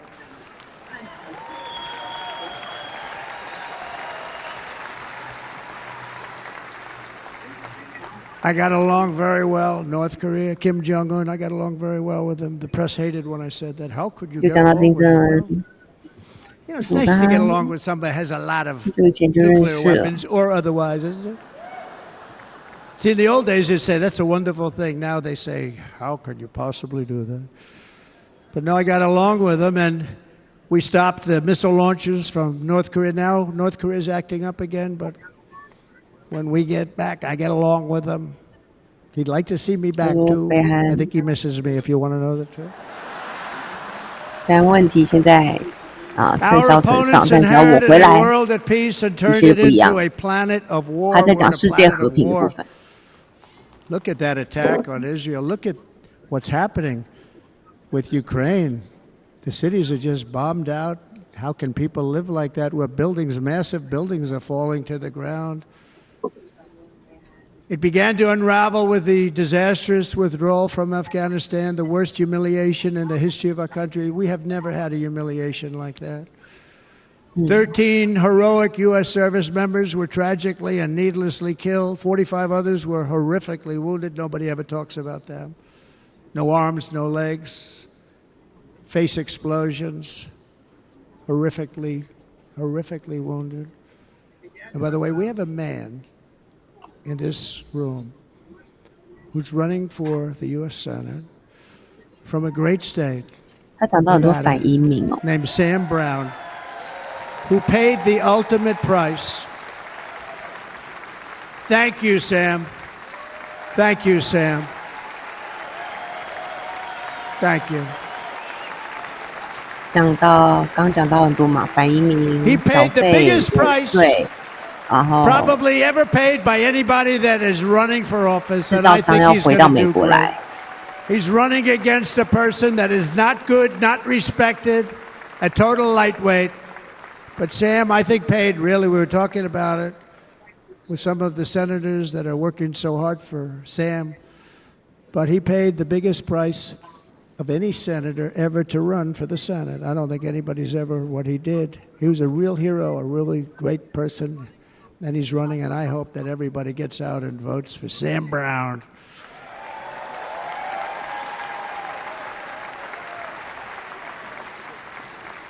And we also left behind $85 billion worth of military equipment, along with many American citizens were left behind. Many, many American citizens, emboldened by that disaster, Russia invaded Ukraine. They saw this group of people that were incompetent. We took the soldiers out first. No, we're going to take the soldiers out second. If they would have followed my plan, we had a great plan. But the plan only kicked in if they did everything perfectly. And they weren't doing things perfectly, so we said it doesn't kick in. You know, 18 months in Afghanistan, we didn't have one, so they were killing them left and right, snipers. And I spoke to the head of the Taliban. You've heard this story. Abdul, still there, still the head of the Taliban. The press got on me. Why would you speak to him? I said, because that's where the killing is. I don't have to speak to somebody that has nothing to do with it. And I told him, don't ever do that. Don't ever do that again. Don't ever, ever do that again. You've got to stop. Because during the Obama administration, many great people and soldiers, but a lot of soldiers were being killed from long distance. I said, if you keep doing that, you're going to be hit harder than anybody's ever been hit by a country before. 在讲驻外美军的事情了。 And he said, I understand, Your Excellency. He called me Your Excellency. I wonder if he calls the other guy Your Excellency. I doubt it. The other guy gave him everything. I mean, what kind of a deal was that? He walked out, gave him everything. Do you know that right now Afghanistan is one of the largest sellers of weapons in the world? They're selling the brand new, beautiful weapons that we gave them. But think of it. He actually said to me, but why do you show me a picture of my home? I said, you'll have to ask your people or one of your wives. But he could figure it out. And for 18 months, we had not one attack on an American soldier by the Taliban. 18 months.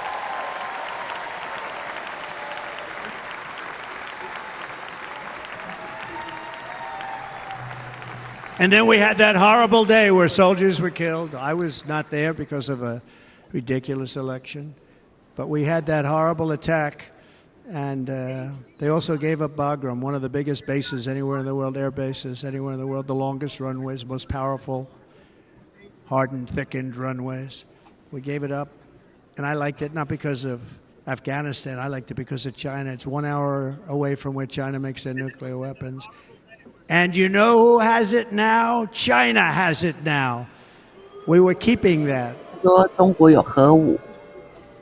And now China is likewise circling Taiwan, and Russian warships and nuclear submarines are operating 60 miles off the coast in Cuba. Do you know that? No, the press refuses to write about it. If that were me running this country and we had nuclear submarines in Cuba, I will tell you that headlines every day would be, what's wrong with our president? You don't even hear this. You're not hearing about this. Russia has nuclear submarines and warships 60 miles away, Mr. Congressman, from Miami, by the way, happens to be here. Correct? In Cuba. 就是说，俄罗斯核潜舰之前不是到了这古巴去吗？他就说，难道政府都不用做什么事吗？ And the entire world, I tell you this, we want our hostages back. And they better be back before I assume office, or you will be paying a very big price. 如果不这么做的话，你们会付上很大的代价。如果我当选之后，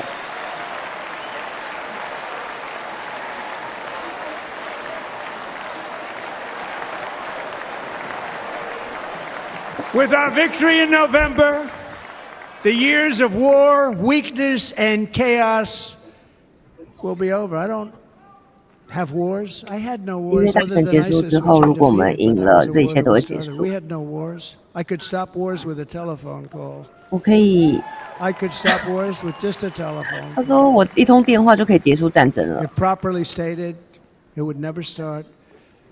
We will replenish our military and build an Iron Dome missile defense system to ensure that no enemy can strike our homeland.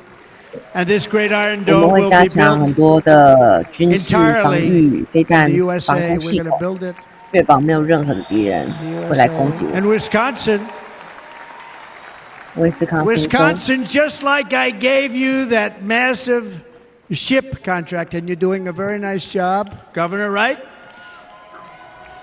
Thank you, Governor. And they're doing a great job. In fact, I had a little design change, and we gave them a tremendous for essentially what we used to call destroyers. These are now the most beautiful. They look like yachts. I said, we have to take the bow and we have to make it a little nicer and a little point at the top instead of a flat nose. And the people at the shipyard said, this guy sort of knows what he's doing. We have most beautiful ships, right, Governor? And everybody sitting over there. And it was a big contract that everybody wanted. I gave it to Wisconsin, but we're going to have a lot of that built right here in the state of Wisconsin and all other states. Israel has an Iron Dome. They have a missile defense system. 342 missiles were shot into Israel, and only one got through a little bit. It was badly wounded. It fell to the ground, but most of them are. And Ronald Reagan wanted this many years ago, but we really didn't have the technology many years ago. Remember, they called it Starship, spaceship, anything to mock him. But he was a very good president, very, very good. But now we have unbelievable technology. And why should other countries have this and we don't? No, we're going to build an Iron Dome over our country, and we're going to be sure that nothing can come and harm our people. And again, from an economic development standpoint, we're going to make it all right here. No more sending it out to other countries in order to help. It's America first. America first. We will unleash the power of American innovation. And as we do, we will soon be on the verge of finding the cures to cancer, Alzheimer's disease, and many other diseases. 啊，垂水艇啦、潜艇等等。飞弹防空系统。 this gentleman that I don't want to mention other than one time I had to, because when you say the 10 worst, I had to do it. I didn't want anybody to be confused. But this man said, we're going to find a cure to cancer. Nothing happened.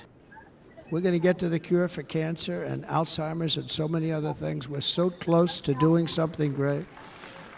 But we need a leader that will let it be done. We will not have men playing in women's sports. That will end immediately.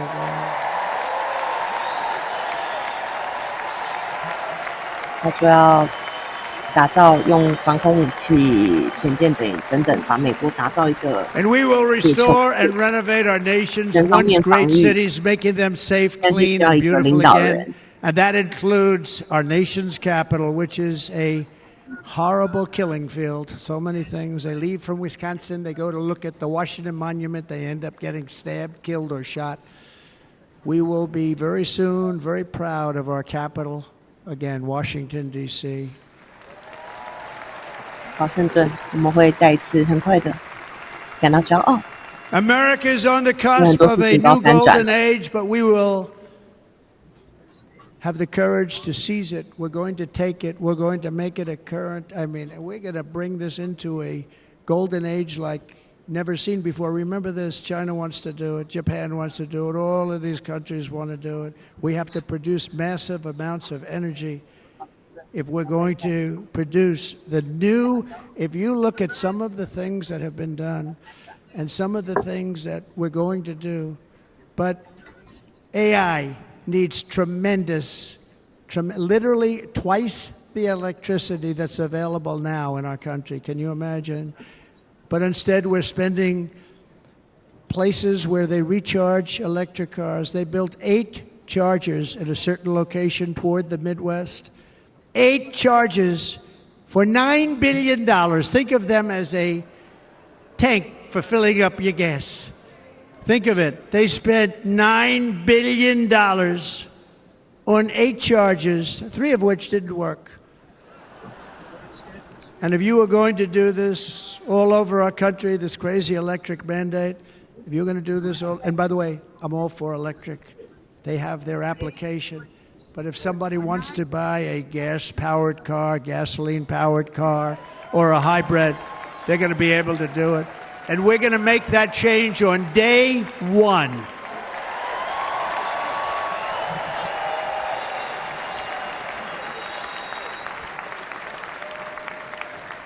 So to conclude, just a few short days ago, my journey with you nearly ended. We know that. And yet, here we are tonight, all gathered together, talking about the future, promise, and a total renewal of a thing we love very much. It's called America. We live in a world of miracles. None of us knows God's plan or where life's adventure will take us. I want to thank Franklin Graham for being here tonight. He's an outstanding man. He wrote me a note recently. I have a lot of respect for him. Sir, I love your storytelling. I think it's great in front of these big rallies. But, sir, please do me one favor. It won't make any difference. Please don't use any foul language. I was a little embarrassed. I said, he said, it won't make any difference. Actually, it does. The story's not quite as good, but I've been very good. The story is not quite as good, to be honest. I've got to have a little talk with Franklin, but he was great. He's a great gentleman. His father was so incredible, Billy Graham. My father used to love taking me to see Billy Graham. My father would take me to see Billy Graham at Yankee Stadium. He had the biggest rallies you've ever seen. He was a good rally guy, too. But he'd get up, and he was a fantastic guy. My father loved Billy Graham. But I love Franklin Graham. I think Franklin's been fantastic, and I'm trying. I'm working so hard to adhere to his note to me. I'm working hard on it, Franklin. But if the events of last Saturday make anything clear, it is that every single moment we have on earth is a gift from God.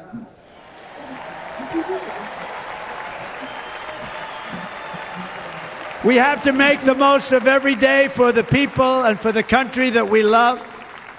The attacker in Pennsylvania wanted to stop our movement, but the truth is the movement has never been about me. It has always been about you. It's your movement. It's the biggest movement in the history of our country by far. Can't be stopped. It can't be stopped. It has always been about the hardworking, patriotic citizens of America. For too long, our nation has settled for too little. We settled for too little. We've given everything to other nations, to other people. You have been told to lower your expectations and to accept less for your families. I am here tonight with the opposite message. Your expectations are not big enough. They're not big enough. It is time to start expecting and demanding the best leadership in the world, leadership that is bold, dynamic, relentless, and fearless. We can do that. We are Americans. Ambition is our heritage. Greatness is our birthright. But as long as our energies are spent fighting each other, our destiny will remain out of reach, and that's not acceptable. We must instead take that energy and use it to realize our country's true potential and write our own thrilling chapter of the American story. We can do it together. We will unite. We are going to come together, and success will bring us together.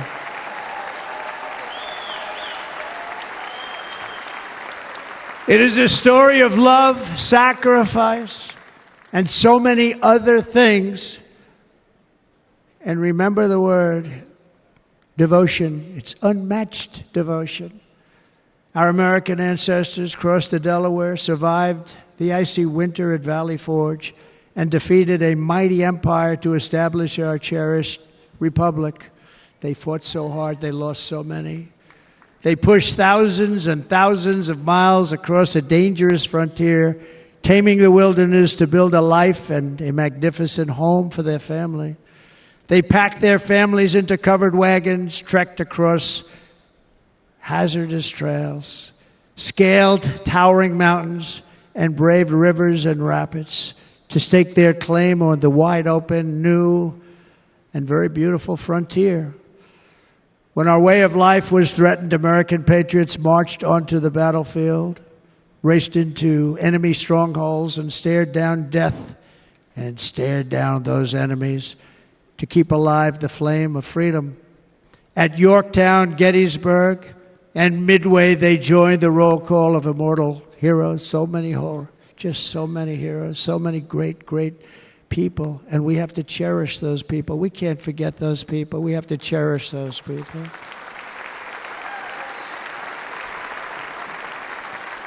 And building monuments to those great people is a good thing, not a bad thing. They saved our country. No challenge was too much. No hardship was too great. No enemy was too fierce. Together, these patriots soldiered on and endured, and they prevailed because they had faith in each other, faith in their country, and above all, they had faith in their God.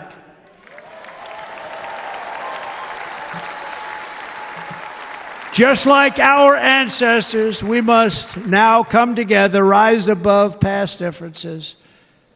Any disagreements have to be put aside and go forward, united as one people, one nation, pledging allegiance to one great, beautiful, I think it's so beautiful, American flag.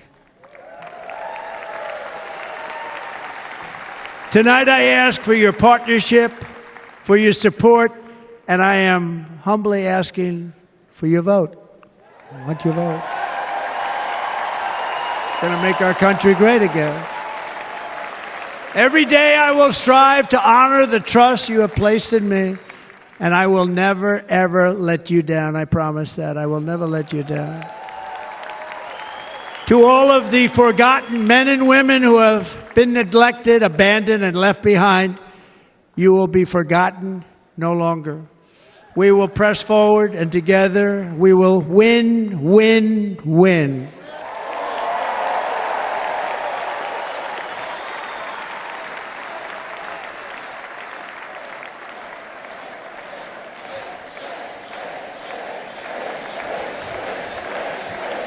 Win, win, win, win, win, win. Nothing will sway us, nothing will slow us, and no one will ever stop us. No matter what dangers come our way, no matter what obstacles lie in our path, we will keep striving toward our shared and glorious destiny, and we will not fail. We will not fail. Together we will save this country, we will restore the republic, and we will usher in the rich and wonderful tomorrows that our people so truly deserve. America's future will be bigger, better, bolder, brighter, happier, stronger, freer, greater, and more united than ever before.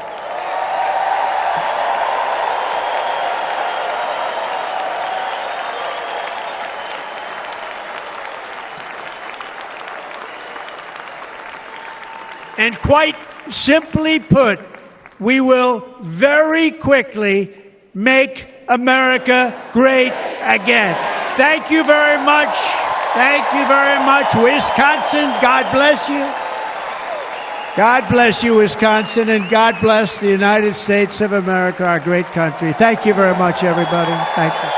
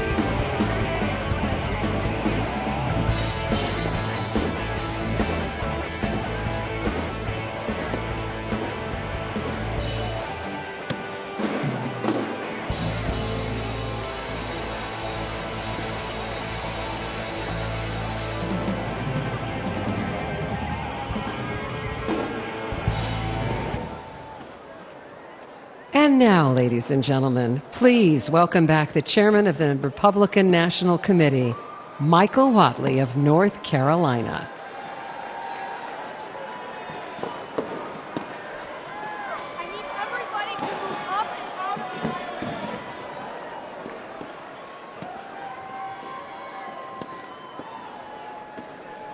And now, to deliver this evening's benediction, please welcome Dr. Mario Dickens from Milwaukee.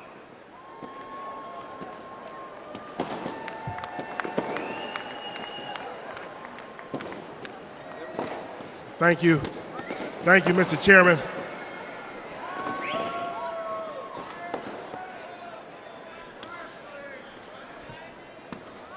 I want to thank God for being here and granting me this opportunity to address the Republican National Convention 2024.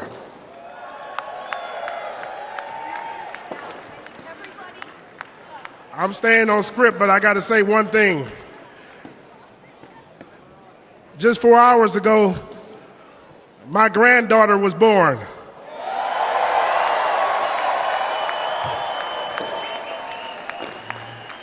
Ayana Leah Dickens. Yes, my granddaughter is here. I just wanted to welcome her into the world on this stage. One nation under God. Reflecting on the significance of this phrase is crucial in the days to come. The path we have traveled has not been easy, but it must be navigated with dignity and perseverance. The Holy Scriptures state that the peace of God surpasses all understanding. I pray for peace in this nation, peace on the campaign trail, peace on our streets, and peace in our homes.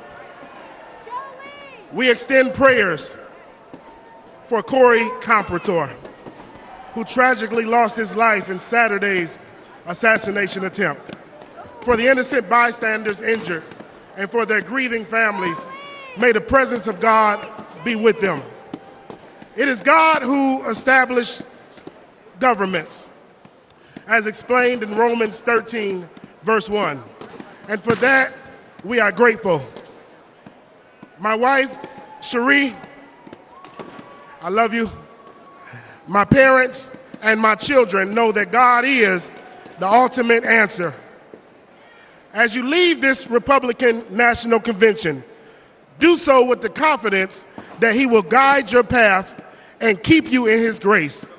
My hope is that we all find joy in the days to come and embrace leadership in the up-and-coming elections that will guide the next 4 years with wisdom and peace.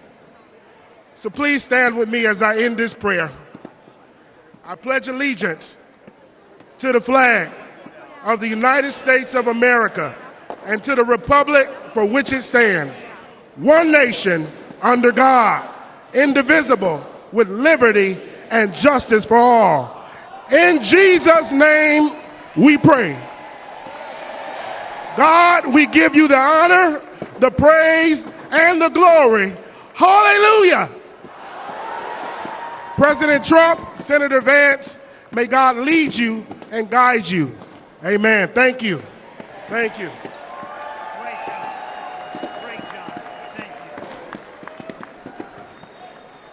The chair now recognizes the delegate from the state of Wisconsin for the purpose of making a motion. Chairman Mike Whatley, thank you so much for bringing this convention to the greatest state in America, Wisconsin, a great city of Milwaukee. It's been a great convention. I, Tommy Thompson, former governor of Wisconsin, along with my good friend, Governor Scott Walker, and our chairman,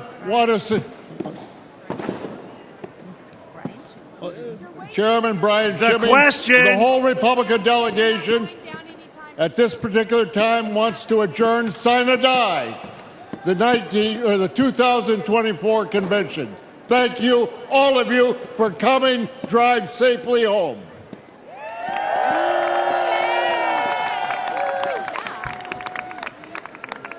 The question now occurs on the motion to adjourn the greatest Republican convention in history.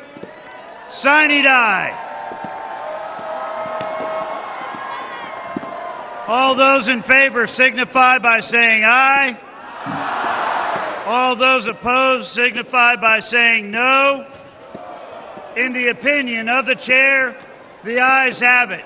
Accordingly, the 2024 Republican National Convention stands adjourned. Sine die.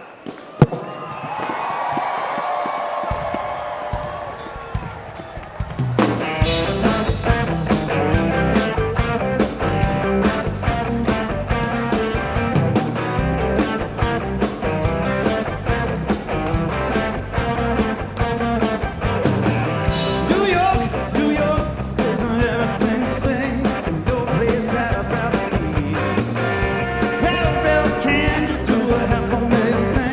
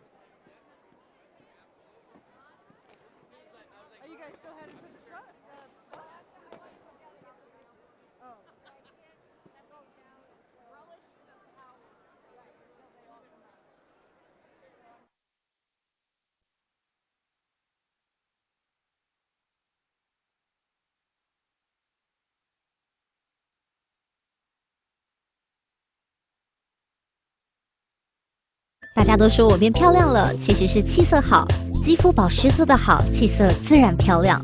我选择 KS 皇家呵护芦荟保湿舒缓凝胶，因为它用国际芦荟协会认证高品质的库拉索芦荟，含有大量的粘多糖体，类似于玻尿酸，可以帮助锁住皮肤水分，让肌肤长时间保持水嫩，还运用 TTS 技术增强芦荟的生物活性，修护舒缓日晒后的各种不适。